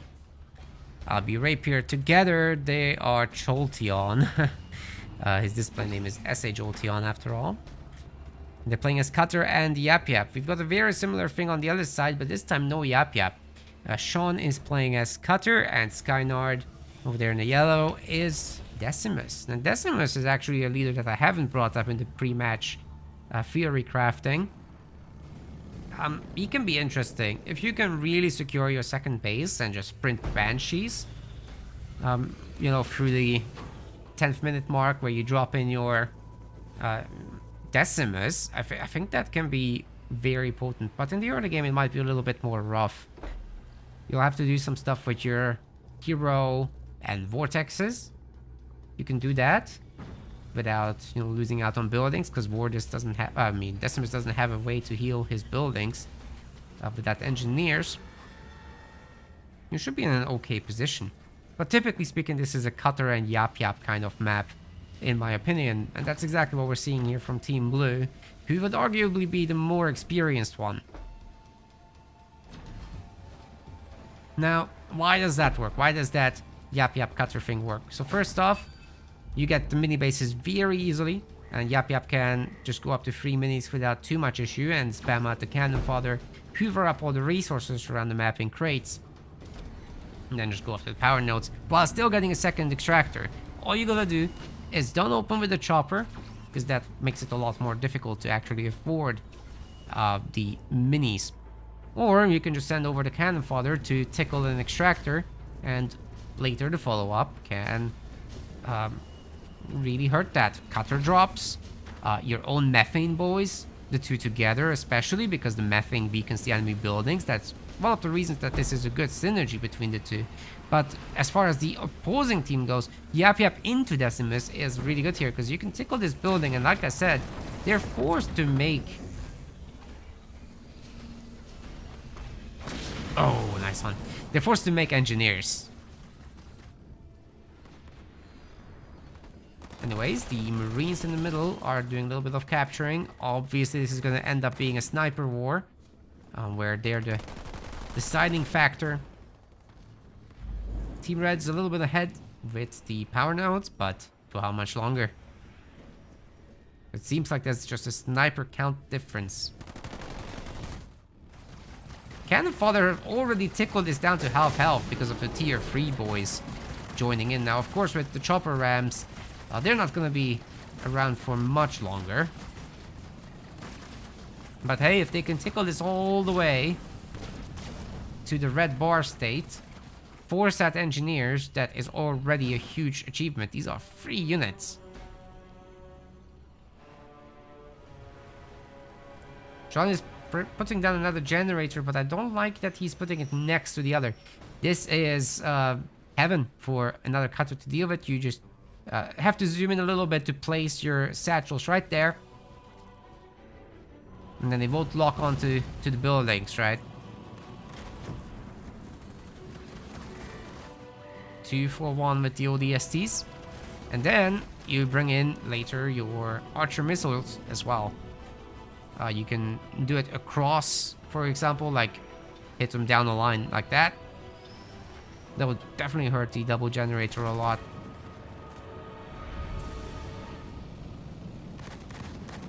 We got Siphon, but it's not going to save individual Marines or even snipers necessarily if they're focus fired on. The choppers are going to engage the choppers, that's fine. There's plenty of Marines here to support as well.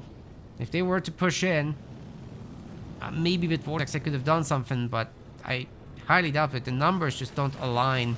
And Mr. S.A. Jolteon here has upgraded choppers, so they're a little bit better. Not going to be able to go for a fast tier 2 because of that, mind you, but neither is Skynard. His second generator is only now coming in.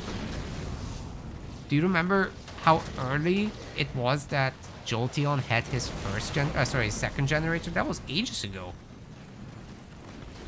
It's just massively ahead because of that. Good split here. Most of the snipers are staying alive.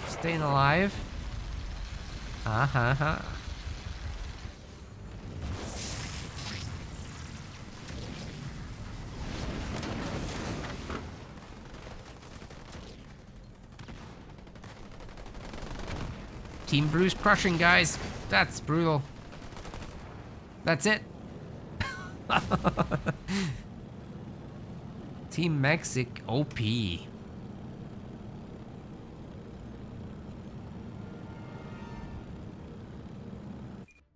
Can anybody stop them?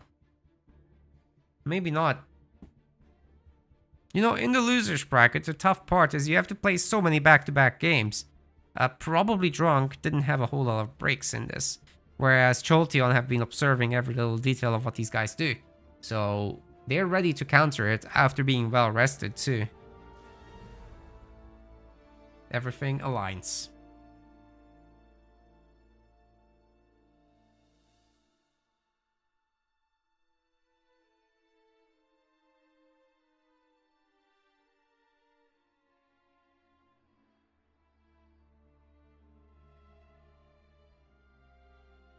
Now let's see what the next map pick is going to be from Team Probably Drunk. Looks like they want Rift. I wonder if they're going to pull out the RB Anders thing. Like this time we don't have any of the ban business, right? I think that makes a somewhat decent difference.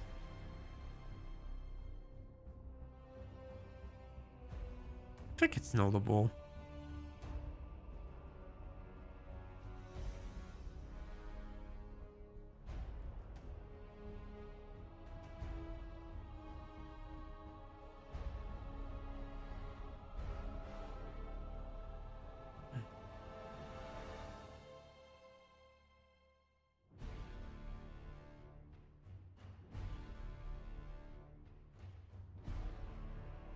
Oh yeah, it's coming.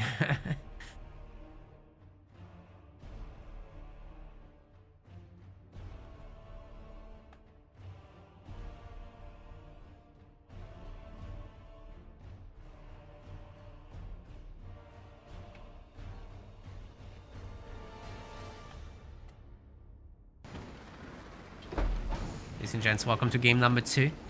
We've got Chechos. We've got SA Jolteon together. They're Jolteon. And they're playing as Anders and Arbiter. The standard for this map in 2v2s.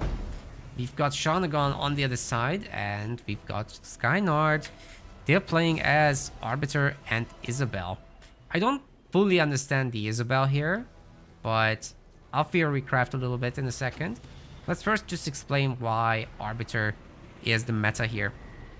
And now, Anders is a good combination with that, but Arbiter, because it's the defensive map, right? Like, I mean, look at this rush distance. It takes forever to cross the map. It's supported with tons of garrisons. Just so good.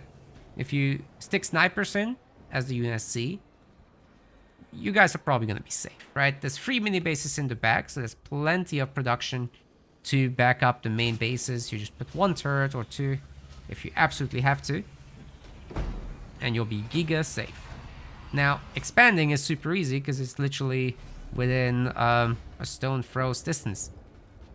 No problem. The other base, similar. It's a little harder to reach, but similar. And then that means that Arbiter can macro. Cool. So not only do you have a good defender's advantage, but UNSC snipers covering you against infantry spam and heroes, but you got Arbiter, who is basically unbeatable in defending, right? All he has to do is have a good army that's, you know, reasonably countering the other side, and then you just do your Conduit of Rage procs every opportunity. You have to be patient, have to let your guys use the full time of it, but, you know, together with Stasis, together with your Arbiter Heroes proc, you can basically just constantly have it on as far as reality is concerned in the game. It's not constantly on, but if you win a set of fights with those, and they're really strong buffs, by the time your opponent has another army, you've done your job. Your abilities are back. You can do it again. But Arbiter is not actually unbeatable, especially earlier on. You know, you're definitely on the weaker side. There are windows of opportunity to hit you. Especially getting doubled on in 2v2 can be rough. So your opponent has to be really on point. How can you further improve that defender's advantage? It's Anders. Anders deploying Kodiaks, going for Sentinel Beacon, and then Sentinel Synergy to further boost that. I mean, good luck breaking it. Good luck. Still, very well coordinated attacks can do it. It's not completely foolproof. You get a Super Sentinel later to do counter punches. If they're underprepared with anti-air, they're going to be in trouble. UNSC usually ends up being a good target because they, I mean, Wolverines aren't all that good against super air. But that's where Arbiter comes in with the Reavers, with Conduit of Rage to help chase. Teleport if you absolutely must.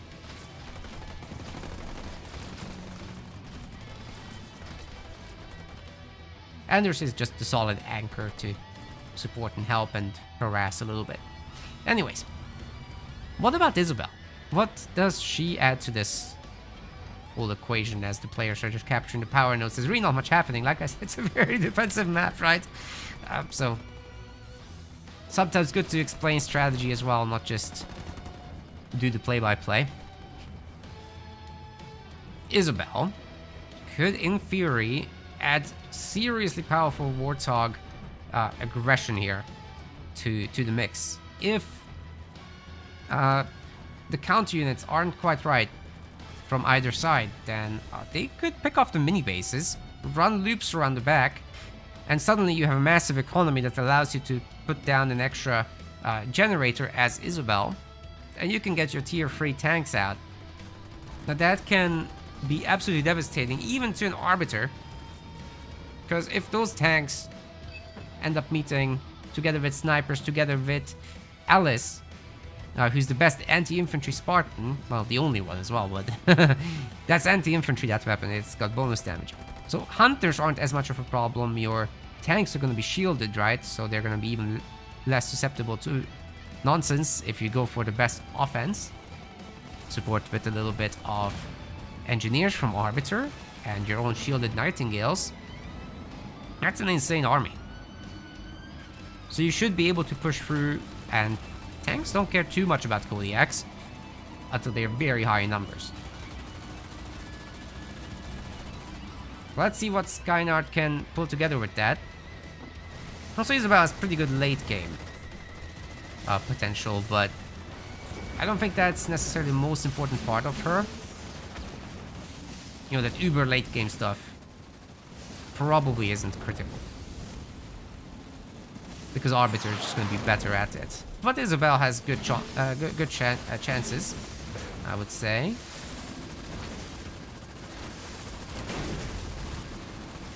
You know, all with heavy metal, vultures, they're getting healed. And then there's combat salvage to get them back after they die. But I'm not sure if we're gonna get to that point. I mean, look at these ghosts, they're insane. Chechos made, SH Ultion made 18 of them. So they're right now beating the Warthogs. The Warthog play never came into play. So I'm explaining all this theory, but meanwhile, 3 power nodes are captured. And they might just overwhelm the space, because there's nothing here to stop them. Ghosts aren't good against buildings, but that's 18 ghosts. It's basically full pop. There's also a Spartan supporting. Spartan can just go and take the Warthogs, by the way, if the guys want to, but I guess the Rams are gonna do the trick. The ghosts are faster than the Hogs, so they could chase if they wanted to, but I think it's just more prudent to destroy the base. It's fine. Quickly get it done and then be happy with what you've got, right? Expand behind it. This is a massive, massive lead, so I don't think that honestly the guys were ready for any of this. Hey, why did the Arbiter get such low health? What happened? Whatever happened, I didn't look. Just kinda trying to stay alive, but life is difficult. There's no Nightingales coming still. Doesn't look like there's gonna be any. So, short of stasis, this is not possible to save. Yeah, Skynard's selling everything. The base is dead. Perhaps they can get the Spartan kill here.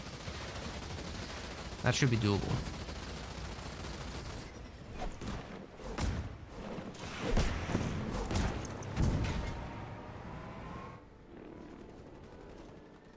Very early Phantoms. I highly recommend against them normally. Until you are set up. Once you have like air level 2 and infantry level 2 and conduit level 2 or 3 with several abilities supporting, now that's a position to be in where you are going to be like, oh yeah, Phantoms are actually sick. The units within are going to gain veterancy super quickly, because they're technically standing still as far as the game is concerned. When you stand still, you gain veterancy. When you move, you do not. Very disgusting bug in the game. But that's how it is. And I do think that these garrison units just gain it too fast anyway. But like you saw, it's very easy to destroy them in such an early stage. Ideally, you'd be sitting under shielded, turreted with upgrades, bases, right? And engineers supporting them with bubbles and whatnot.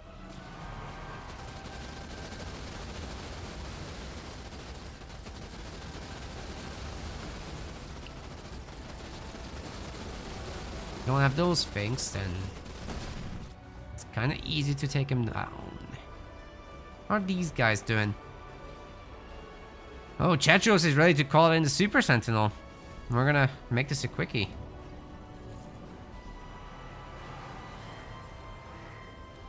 Just needs to lose some units first.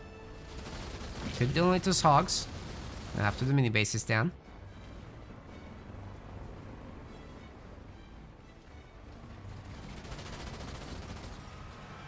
I mean, look, Team Red is not ready.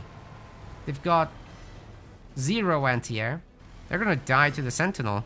That's... I'm sorry. I wish they didn't have to, but this is gonna be a quickie, I think. Super Sentinel into GG. Huh? Chetros just spent all his power. What the hell? What's he going to do? Tier 3? He can do both things. Okay. There's still not going to be any anti-air, right? I mean, neither player is preparing for it. Wow. The other time the elites got dropped in, they didn't do that much, but this time, this is nasty.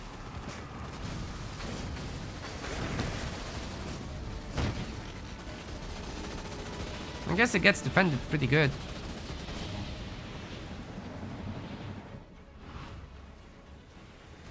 Nonetheless, Chetros is ready for another round. Just needs to lose 1 unit.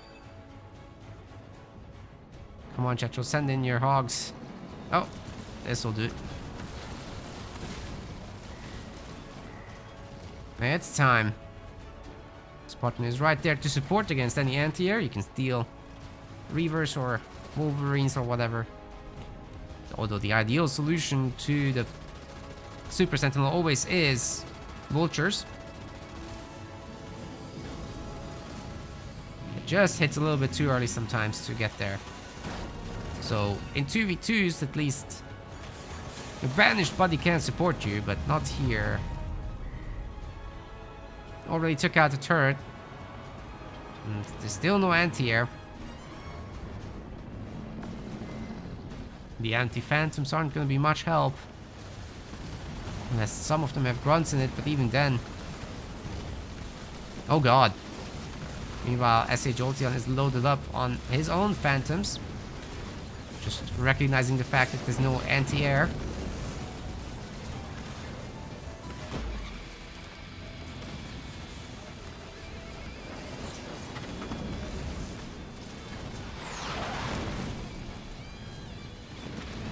He borrowed it.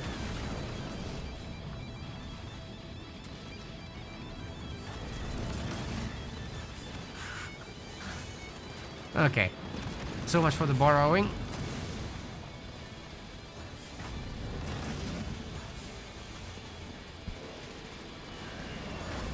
Spartan's dead. Skynet has no more units. It's probably gonna be it, guys. Yep, they are giving up. No problem. Might be 2-0. Jolteon moves to the grand finals. They're gonna get a rematch there against the Frenchie team. However, Probably Drunk is still third. That's not bad, right? GG's.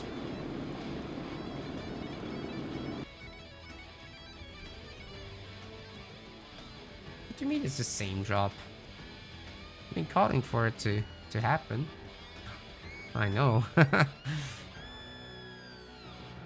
We just didn't have the pop.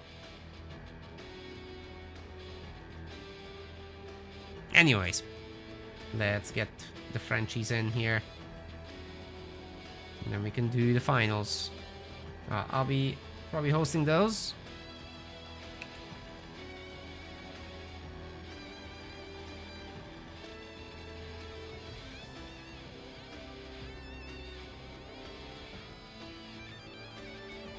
It's gonna be a beautiful best of 5, ladies and gents.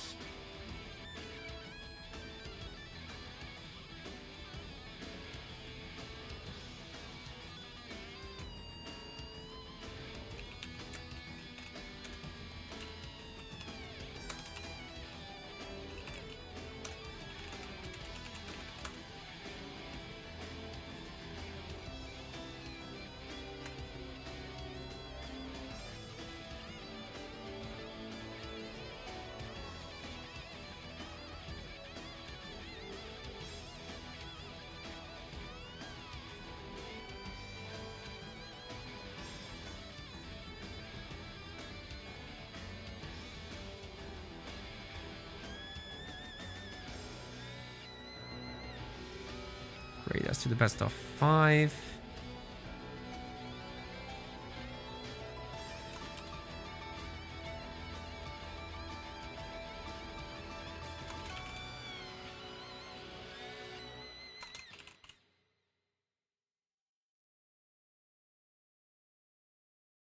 Okay. We combine the flags actually in this one.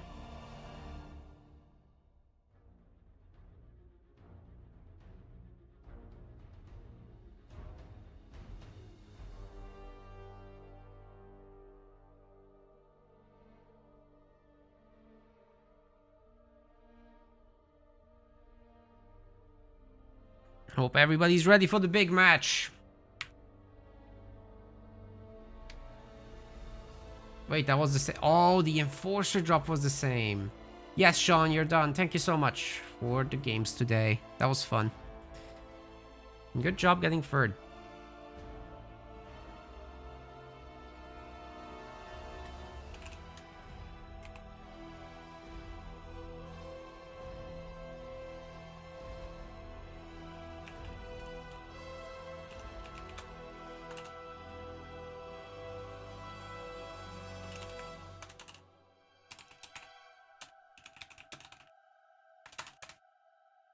Let's see what map they want.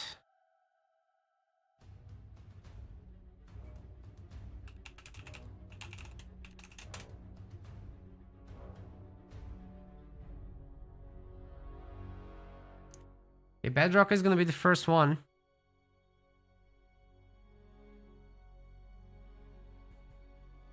Maybe it's not gonna be one of those 7-hour tournaments. There were quite a few quickies in this.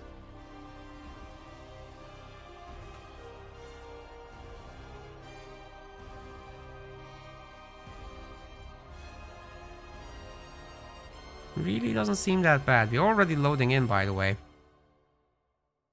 Quick leader setup and off we go.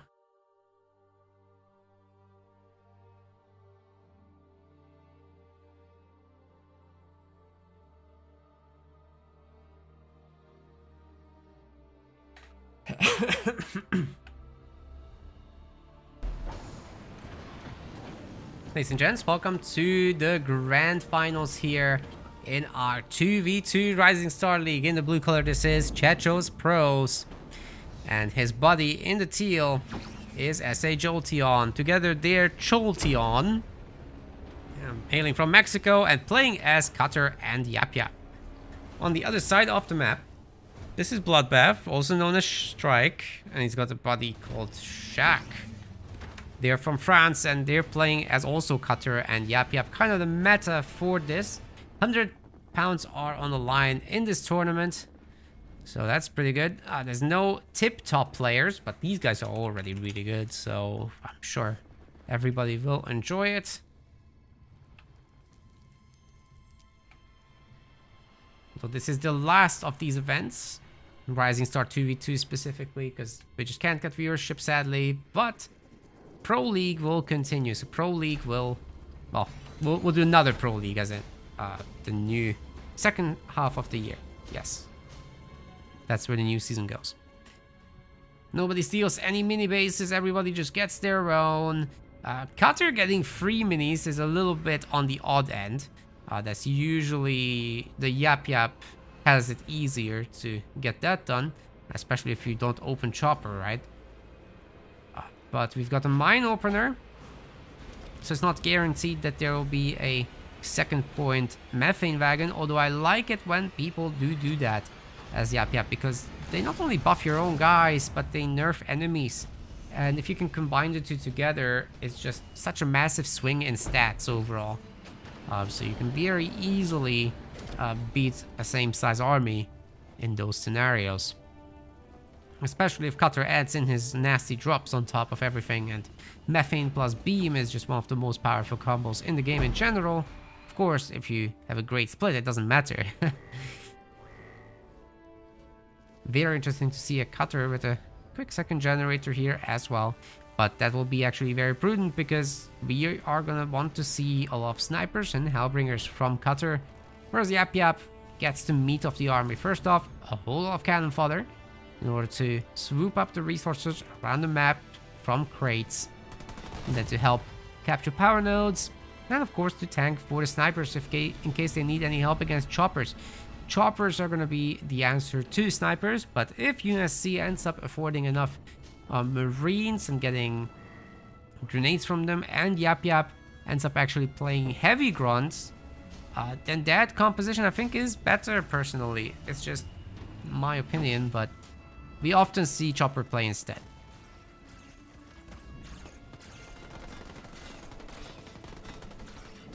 And of course later the two leaders synergize as well. Once fourth point is achieved, Yap Yap also has a drop, and then you just combine that with Cutters at the same time. You get the methane effect on enemy buildings when they're out of position with their army. Whoa, nice ram. Destroy buildings with methane plus drops, basically. That's all I'm trying to say.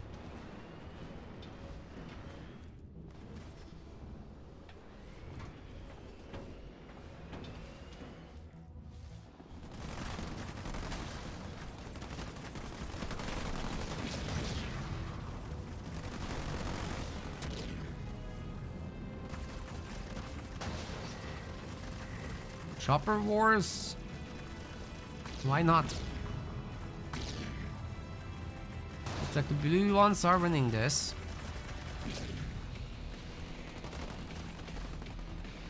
Is there a Spartan somewhere? Oh yeah, here. What about the red Spartan? Do we have one? Or is it just snipers? Let's take a quick look at the buildings. Doesn't look like there's a Spartan coming. I'd like to see some turrets back there on the Cutter bases, because they're quite susceptible to third point abuse there. So you could be seeing something like Yap Yap turret drops, the Shade turrets, and ODST at the same time. That could be a problem as well. But hey, plenty of snipers here. They can see all that mine business, so the cannon fodder can just tank it. Good job there. Just taking the rest. Alright, the Shades are just gonna get dropped right here. Hopefully shooting the Spartan to stop the shield recharge. Not that lucky. I mean, the cannon fodder are just tanking it. This is kind of wild. Time for Team France to get in there and get something done. The ODSTs aren't actually dropped onto the snipers, which makes them stay alive. There's a huge beam in the middle of the yellow army, destroying most of the choppers anyway, not the snipers, however. So they make it, and Spartan might be in a little bit of trouble. Trying to shake it off, but it's not gonna happen. The snipers are just too numerous.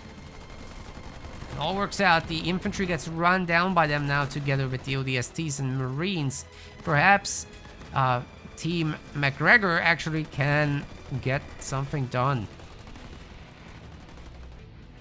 I mean, they got something done already. I mean, against buildings, they can get something done. They are already controlling 4 power nodes, guys. There's an expansion done for Shaq. He's got a third generator on it, which is super sick, but very vulnerable to a drop in case somebody spots that. Those cannon fodder are upgraded. You can tell by the red scratch marks. They're normally white. If they're red, they hurt more.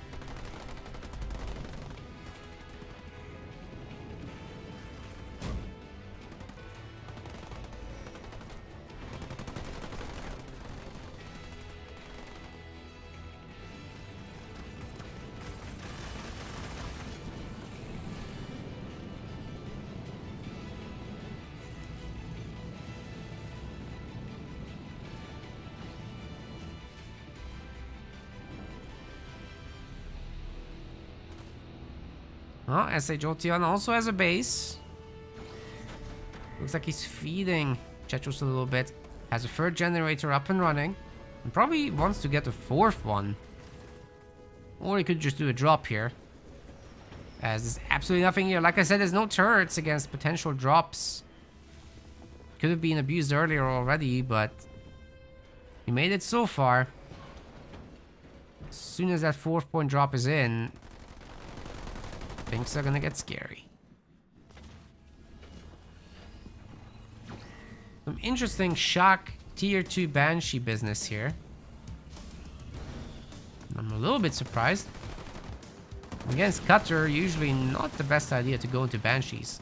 Oh, there's so many Marines, probably gonna be combat tech Marines, right?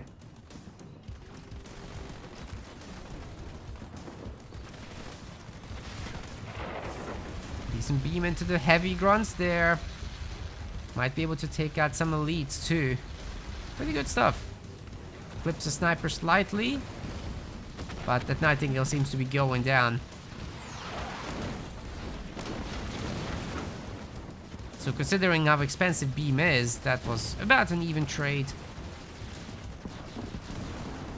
Opportunity here to attack the base though, definitely. Got the drop anyways. I've warned about this. If you have 2 turrets, at least eventually they'll be dispatched, but now there's actually a risk that they'll destroy this base. Like, you gotta do something about it. Maybe Shuck can do his own drop to counter or something. He used the beam. Yeah, he has to bring home the frickin' Banshees. That's rough. I think they might have just destroyed the shield generator there. That's huge. The SD's getting dropped in. That should help with the defense a little bit. The satchel is gonna detonate on the Marines. That's great. Still so many though. There are just so many of them. Okay, the drop has been cleaned up. Strike's base is mostly intact. Emphasis on mostly. This could have been much worse.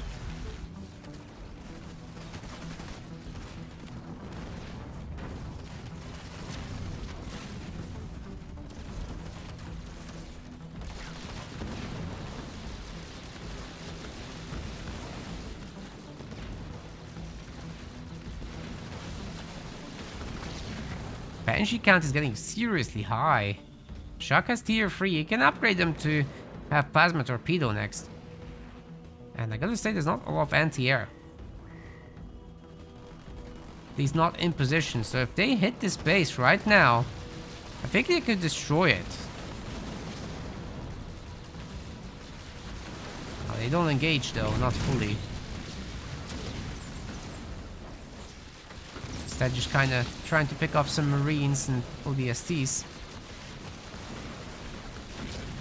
Oh no, don't fly over the infantry. Oh god. There's mines, but they didn't detonate. They got preemptively blown up. Grunt Dome will be giving the Banshees a little bit of cover here. It looks like they're getting a full heal too. With Shock getting quite rich actually. I think he, with a little bit of boosting, he could pump out the Scarab. Nobody would expect that right now.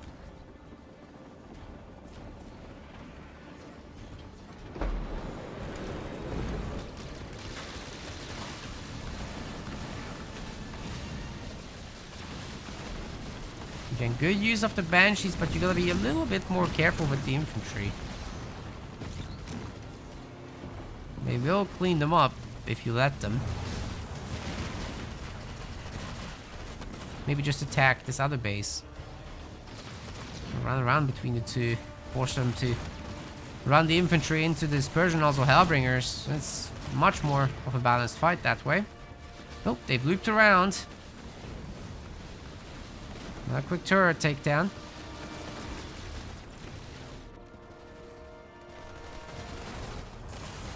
They did manage to split up the army, and the Dispersion Nozzle Hellbringers are now really opening up on the heavy grunts. What heavy grunts? They're all crispy.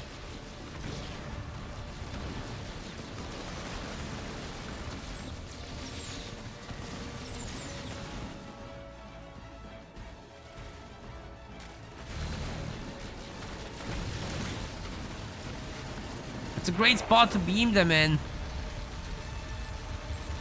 With the Marines running around so much, it's hard to get a good aim on that. Either way, the Marines are now really weak. It's an opportunity to take them all out. If only the Hellbringers were joining. They're mostly down at this point, but still, if you just run them into those Marines, the Marines should disappear. The Banshees can just loop around and hit something else.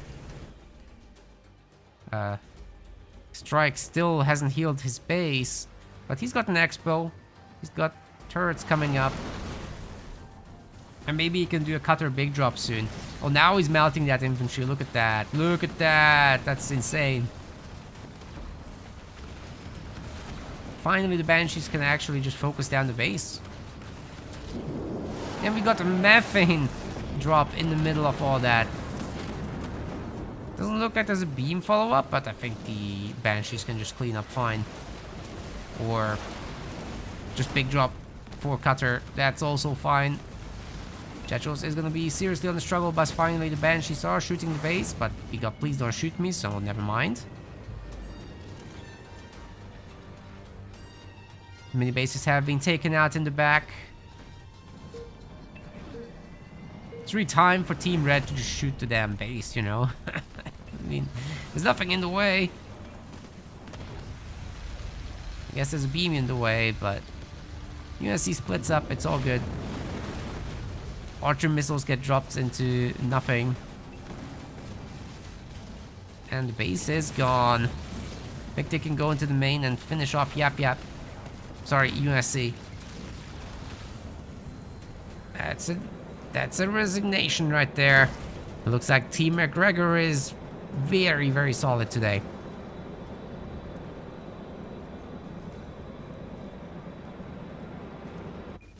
Yeah, great work by them for sure. It's a best of 5, so 3 victories are required. But if they're gonna be this solid, I mean, they might just roll here, right? It's insane. They're doing super well. Very good coordination between these two. Let's see the next map pick for Team Cholteon.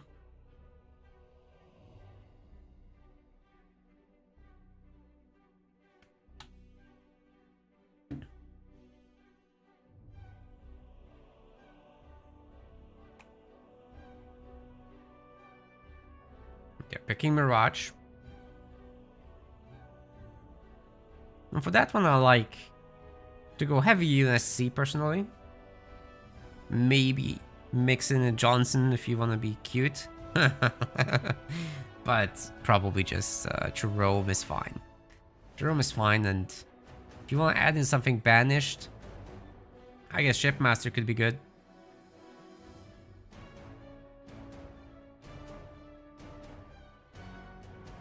But you could just play Forge and Jerome together. Add snipers into the Forge Hog. Everybody's gonna get powered up like crazy. And how do you beat a Jerome anyway that's got his own aura plus the Forge Hog aura? And the Forge Hog benefits from the Jerome aura. It's crazy. They have to blob up, but once they do, it's one of the craziest armies in the game.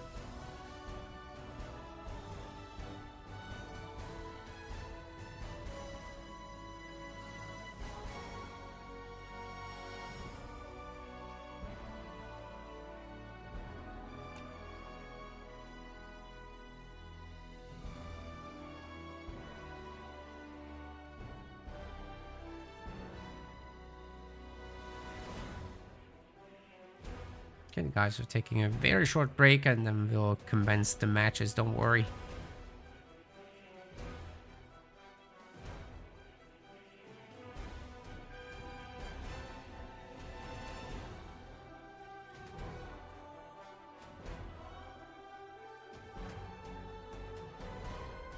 Right? What's going on here?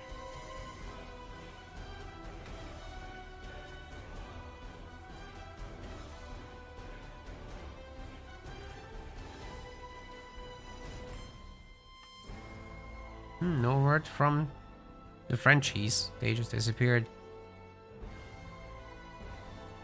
I'm sure they're ready soon. They never waste much time. It's at the 5-hour mark.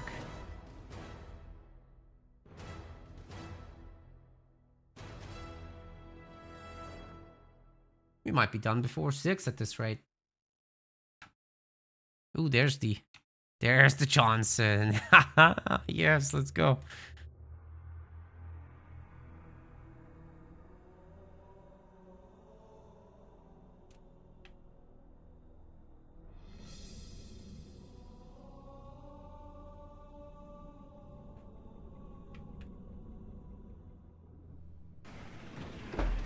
Welcome everyone to game number 2. We've got Chechos in the blue, in the teal as his buddy, SA Jolteon. They're playing as Johnson and Wordus.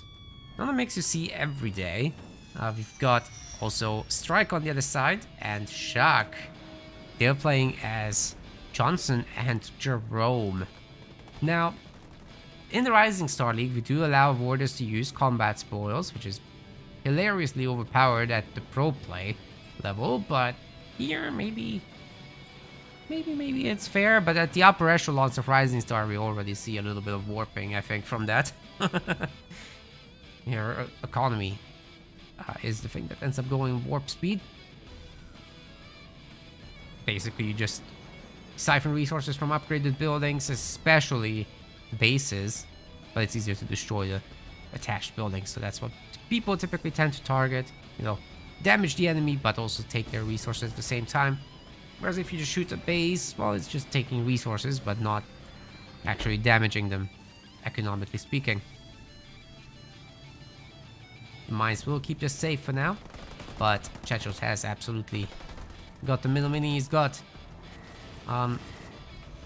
barracks on it as well. Jolteon, Mr. Jolteon here is very late with the buildings, I feel like. No? Yes, definitely. Grab an early mini. And maybe with some Suicide Grunts or Brutes, he should be able to guard this somewhat.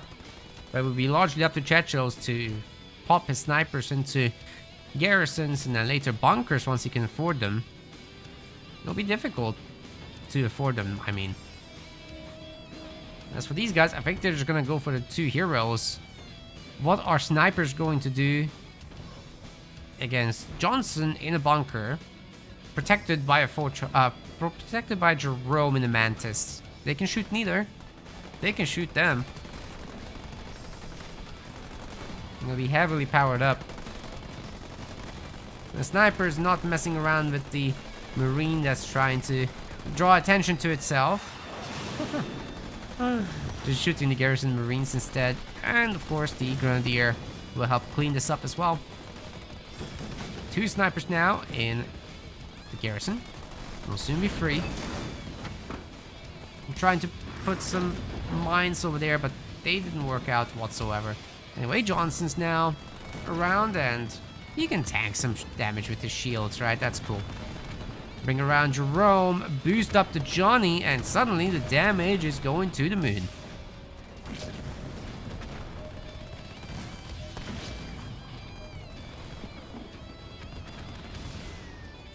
Gotta be careful with that Johnny a little bit. Don't lose too much health on him. It will be a while until he gets his healing beacon back, but so far, so good. What's this? Ooh.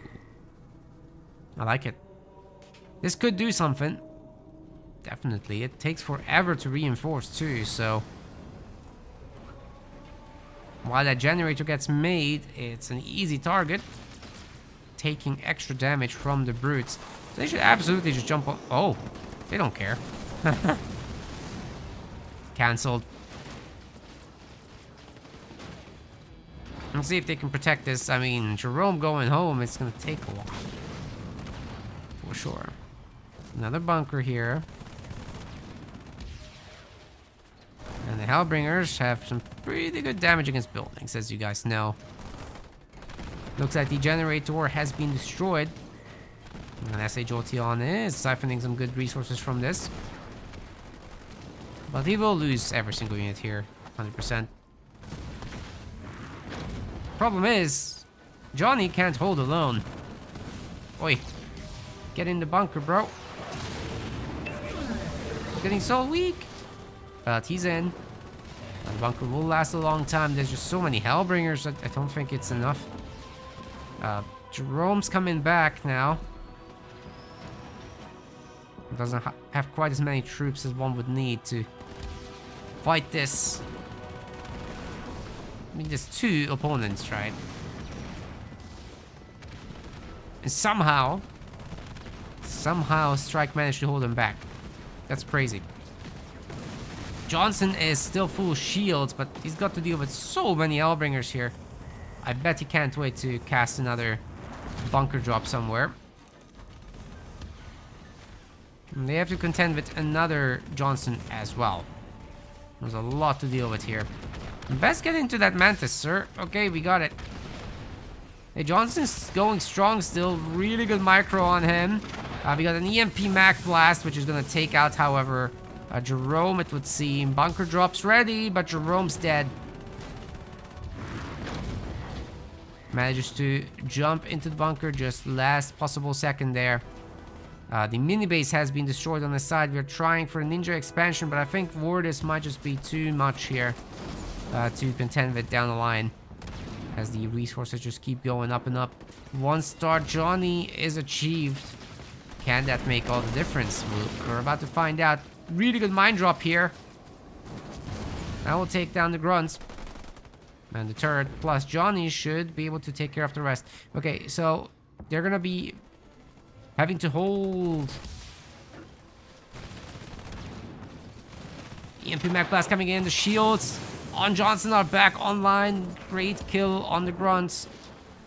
But there's still 4 of these brutes. They're very low health. So that's on Strike's side. He's also healing himself and the generator. Beautiful work, sir. However, meanwhile, Shock is just losing his second generator. It really looks like not... It's not possible to hold that, is it? Especially with extra brutes coming through.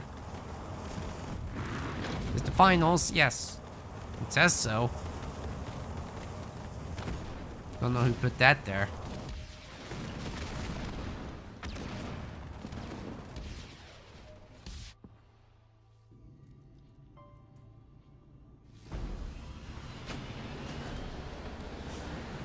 Got more generators coming online. Chechos is expanding. Jolteon is expanding. Shock is definitely in trouble, but he can go tier 2 soon. Once he does, maybe, just maybe, he can get something done with the tier 2 Jerome. Meanwhile, there's even more brutes here. Oh my god, they're just happy to suicide into the buildings. Because, you know, Vortis gets resources for this. Mines get countered by the drop, as the mines just detonate before the landing, actually. So you take 0 damage from countering the mines. And it's kind of nasty, by the way. I think they should take damage from that.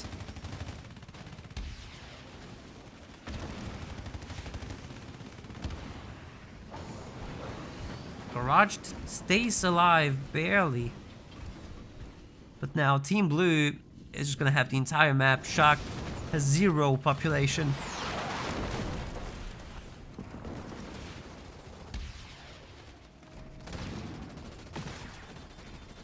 Drops in a quick victory turret to try and help out. Jerome is trying to run down Johnson. If anyone can do it, it's him. But the speeds just aren't there. Ranges, however. Oh, one more laser. Come on. Shoot him. Oh my god, mech overcharge. Can he get in the bunker? That would be insane, but no. That was funny. Okay. Shock. Generator. Meanwhile, these brutes are now trios.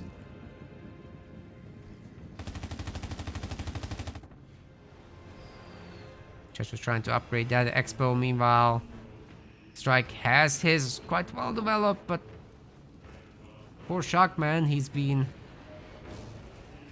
bullied this whole time. He has no population. What is he doing exactly? Need some units. This is really looking bad for the Frenchies.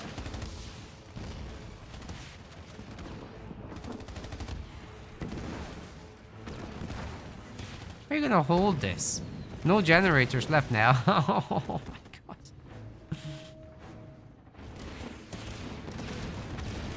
Wow, that is so unlucky. Johnny came out just as the Mantis have destroyed this, and they're gonna get EMP Mag blasted. That means that Johnson can eat them alive and just farm them for XP. Oh my goodness. Hell, you can drop a bunker on them and hold them there.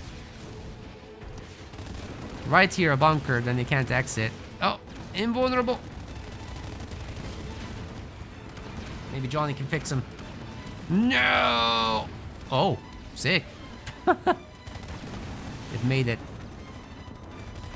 Really good micro there, actually, from Strike.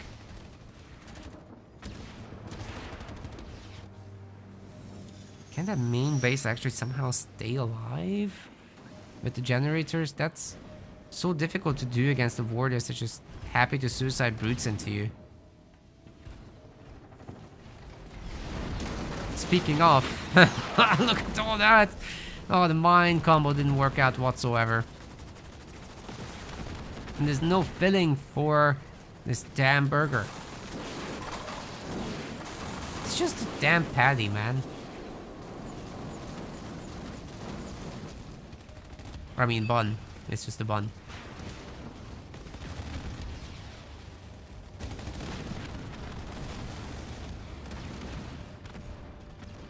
Jerome himself jumps in, that's it.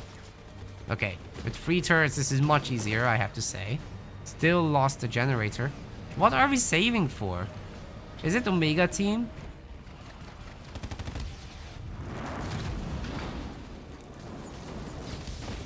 Strike can potentially get something done with that many Mantis. There's just nothing to counter them. It seems that it's Team Blue's turn to fall apart a little bit.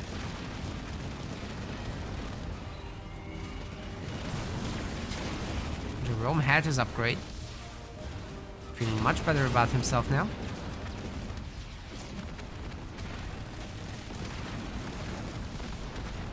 Ooh, the hunters are coming. And yeah, those are the worst kind of burgers. What the hell? Just an empty bun, bro.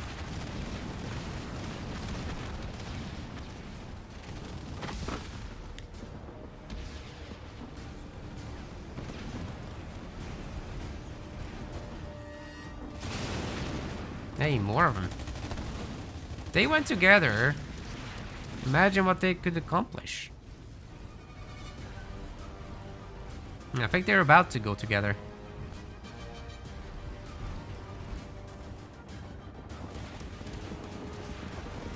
Yeah, go get them, boys. Chachos is full population, by the way, so that does need to be respected.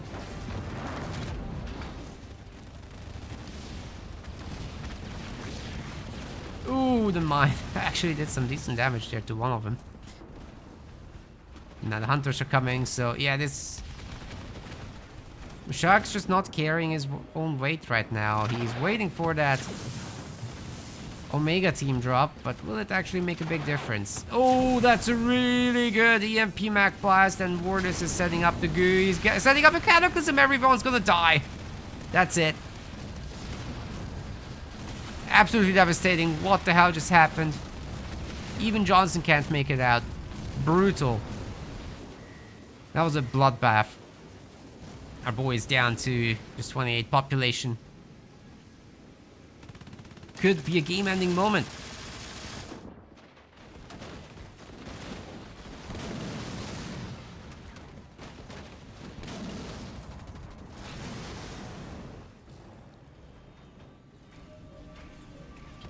Shock's going tier 3. What is happening in this base?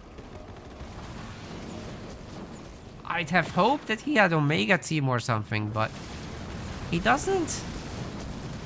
There's no Omega team. There's only Omega Lul. Ah.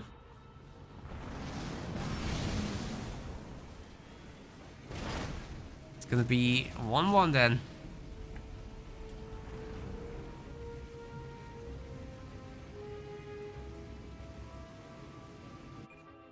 Ouch. I don't know what they were thinking here. That was a brutal combo, by the way, by Voris and Johnson, but that was basically 2v1, so what was Strike supposed to do?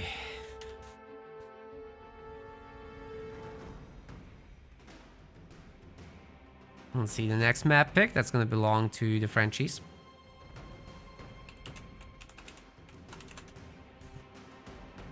They pick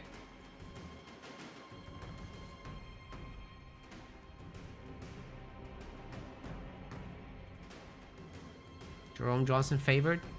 I mean, if they make units, I suppose. Shark just kind of shut down the unit printer. I don't know what happened. Just stockpiled 2 grand each. Didn't drop Omega team, nor did he make units. So, eh.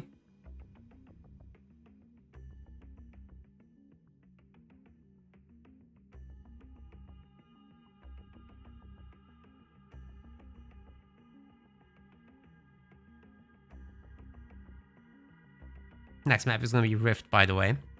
So expect the usual Anders... what's his face? Arbiter.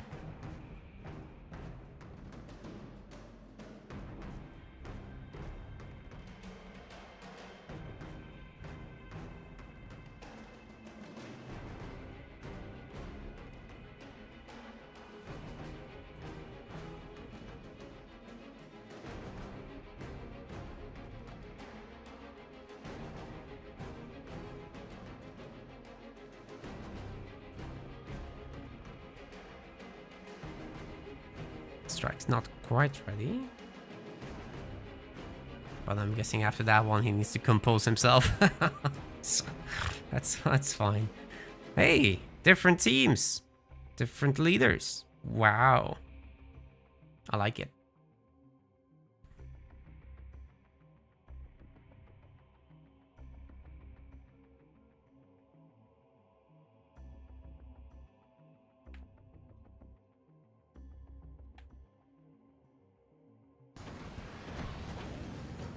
Alright, ladies and gents, we've got our game number 3. Chechos is gonna be blue. SA Jolteon is gonna be teal, and together they're Jolteon playing as Anders and Arbiter. On the other side, we've got Strike, we've got Shaq. Together they're McGregor, and they're playing as Shipmaster and Forge. Now, that is a mix I've not seen on this map much, but we know why it's good on something like, let's say, Vault. You get to displace with Shipmaster, you get to drop your big bombas on them with Forge. That's a pretty good mix to start with.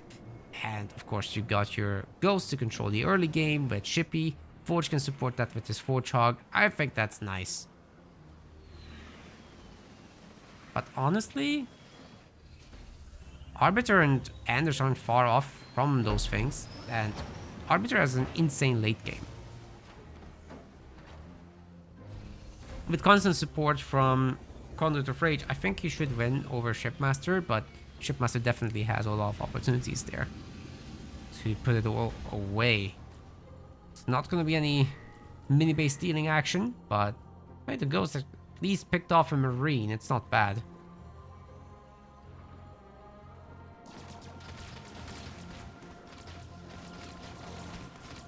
Getting to catch a little bit off. Grunts taking fire for the Ghost's action.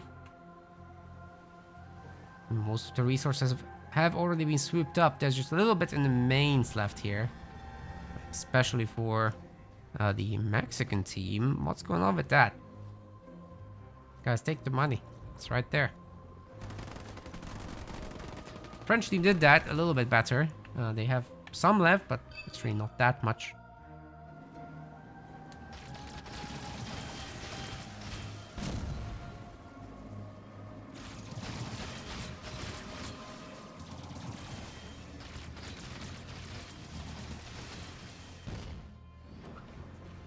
Okay, Shaq is starting to make snipers. What? Where Forchhog? We've got a Mexican generator. Aren't you a little bit afraid of, like,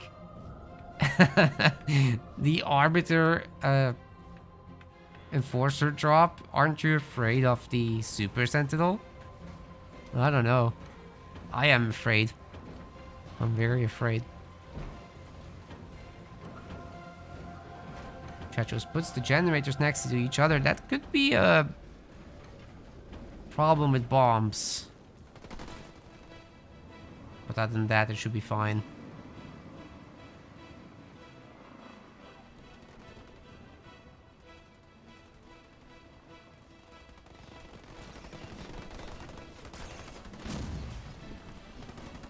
Pretty peaceful early game, of course. Everybody just grabs their power nodes, but then we'll get an engagement around 4 minutes, right?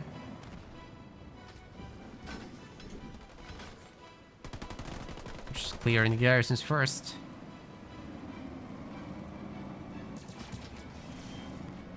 Ghost numbers are heavily favored for Teal over there. Jotion has a lot, and honestly, I'm not sure why there's so few red ones, but hey. Grenade Marines. They're gonna bring the punch needed to put them out. Suspect SA Jotion doesn't have a second gen, right? Mm-hmm. No second generator. Whereas, if we do have it, 4th strike, that's the difference.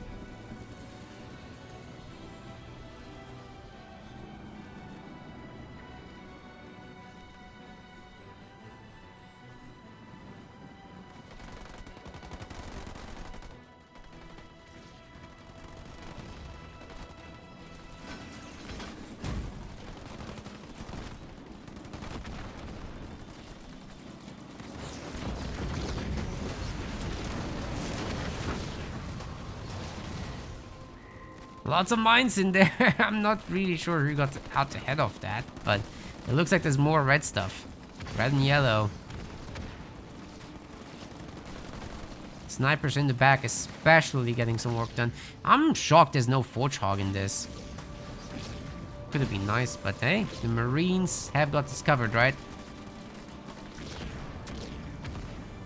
Nice grenades landing. Very few ghosts left now on both sides. But the Spartan just can't really participate because of all the snipers. It's brutal. Team France can expand now and hold location in front of the enemy bases. So those won't be taken. What the hell are you doing here? No strat, no strat.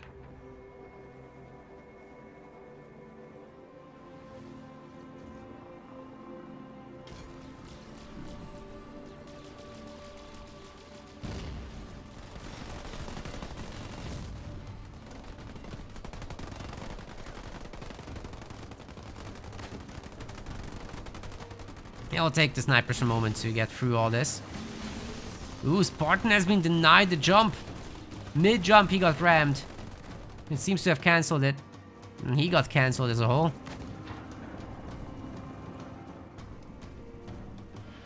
Deleted all his social media accounts after that.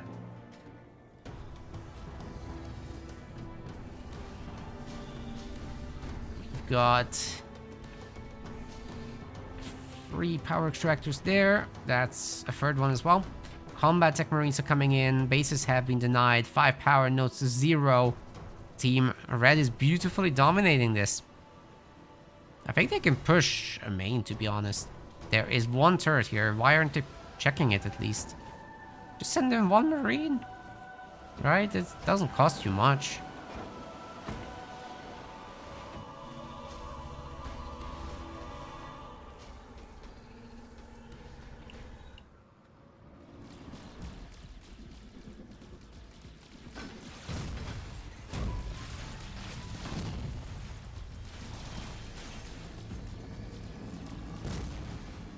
Noise.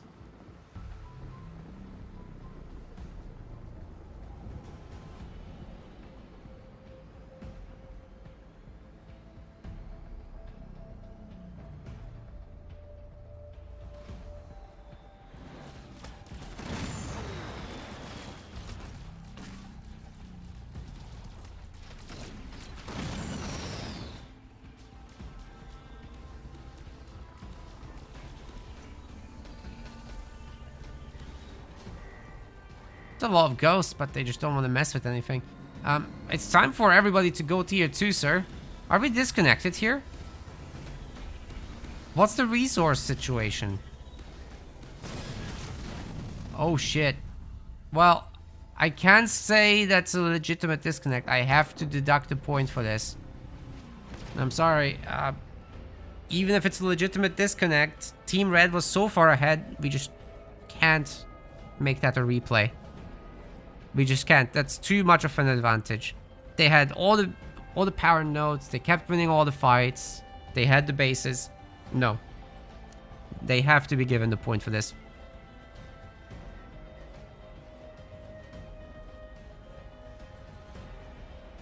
Yeah, look at those resource numbers too. Wow. Too much of an advantage.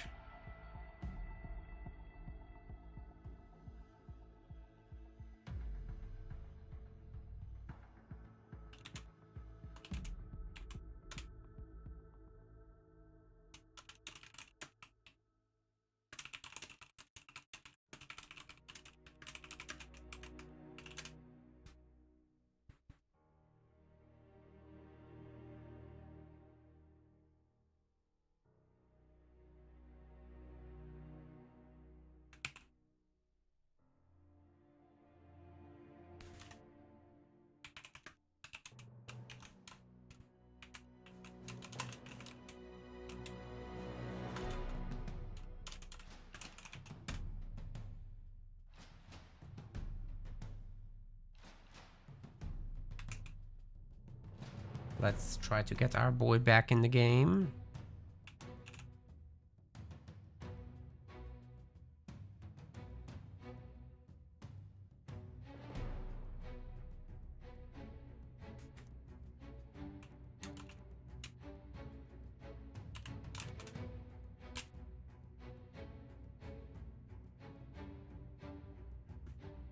Just one more win for Team France and they got it.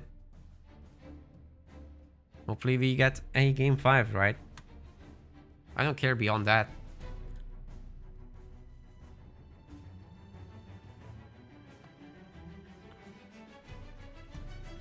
Yeah, his game froze. He definitely lagged out a while ago. But still, I mean, there's nothing we can do about it. We can't roll back time. We can't reload the save, sadly. I'd love to reload the save, but we can't. Okay, we're going to Frontier. Bit of aggression. Potential for the French team to do their WNSC business again. I'd love to see that.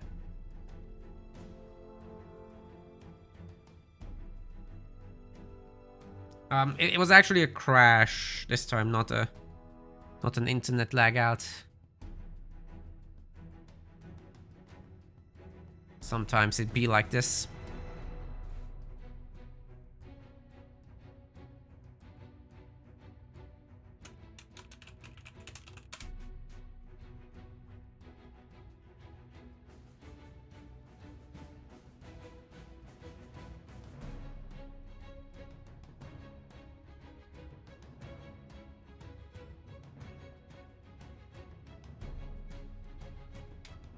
So we should expect something more on the aggressive side here.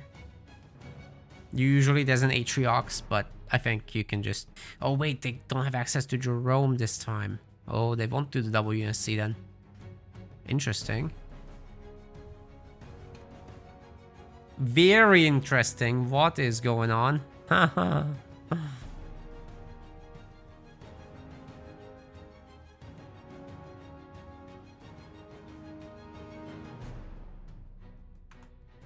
I think this is correct. Let's just double check. Yes. Crazy roster. Guys, this is gonna be interesting. So, look at Team Red especially.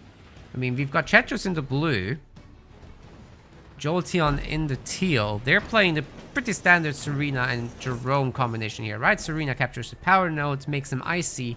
Jerome empowers all your units, and then you got your two really good heroes to back them up.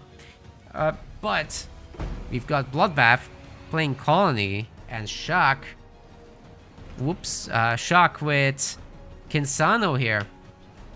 Kinsano is absolutely unheard of.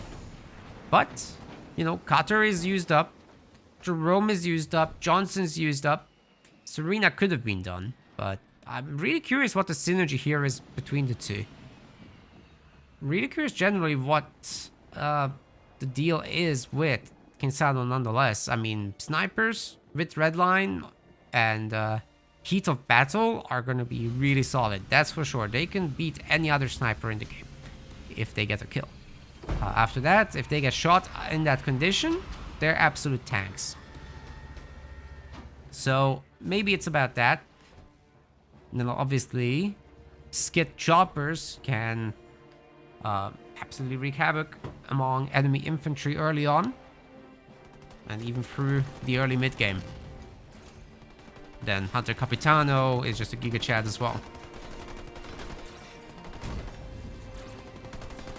Of course, as you might expect, the Serena player will be doing the majority of the capturing. Meanwhile, however, the other Marines could pick off still some of the Sentinels. Double barracks production is beginning. Lots of snipers will be made here.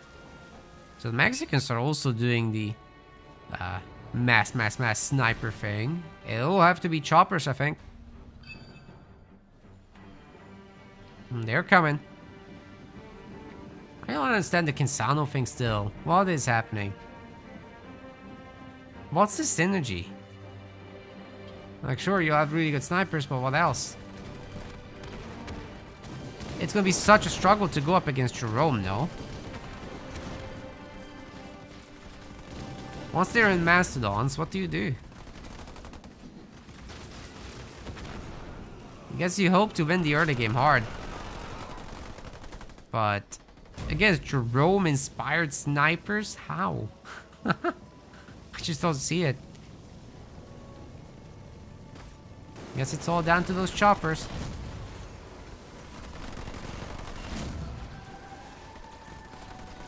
They sure made quick work of those Sentinels. Team Blue's gonna have 3 power nodes, so they're a little bit ahead in that department. We're gonna have some Suicide Grunts. And yes, this is the grand final, indeed.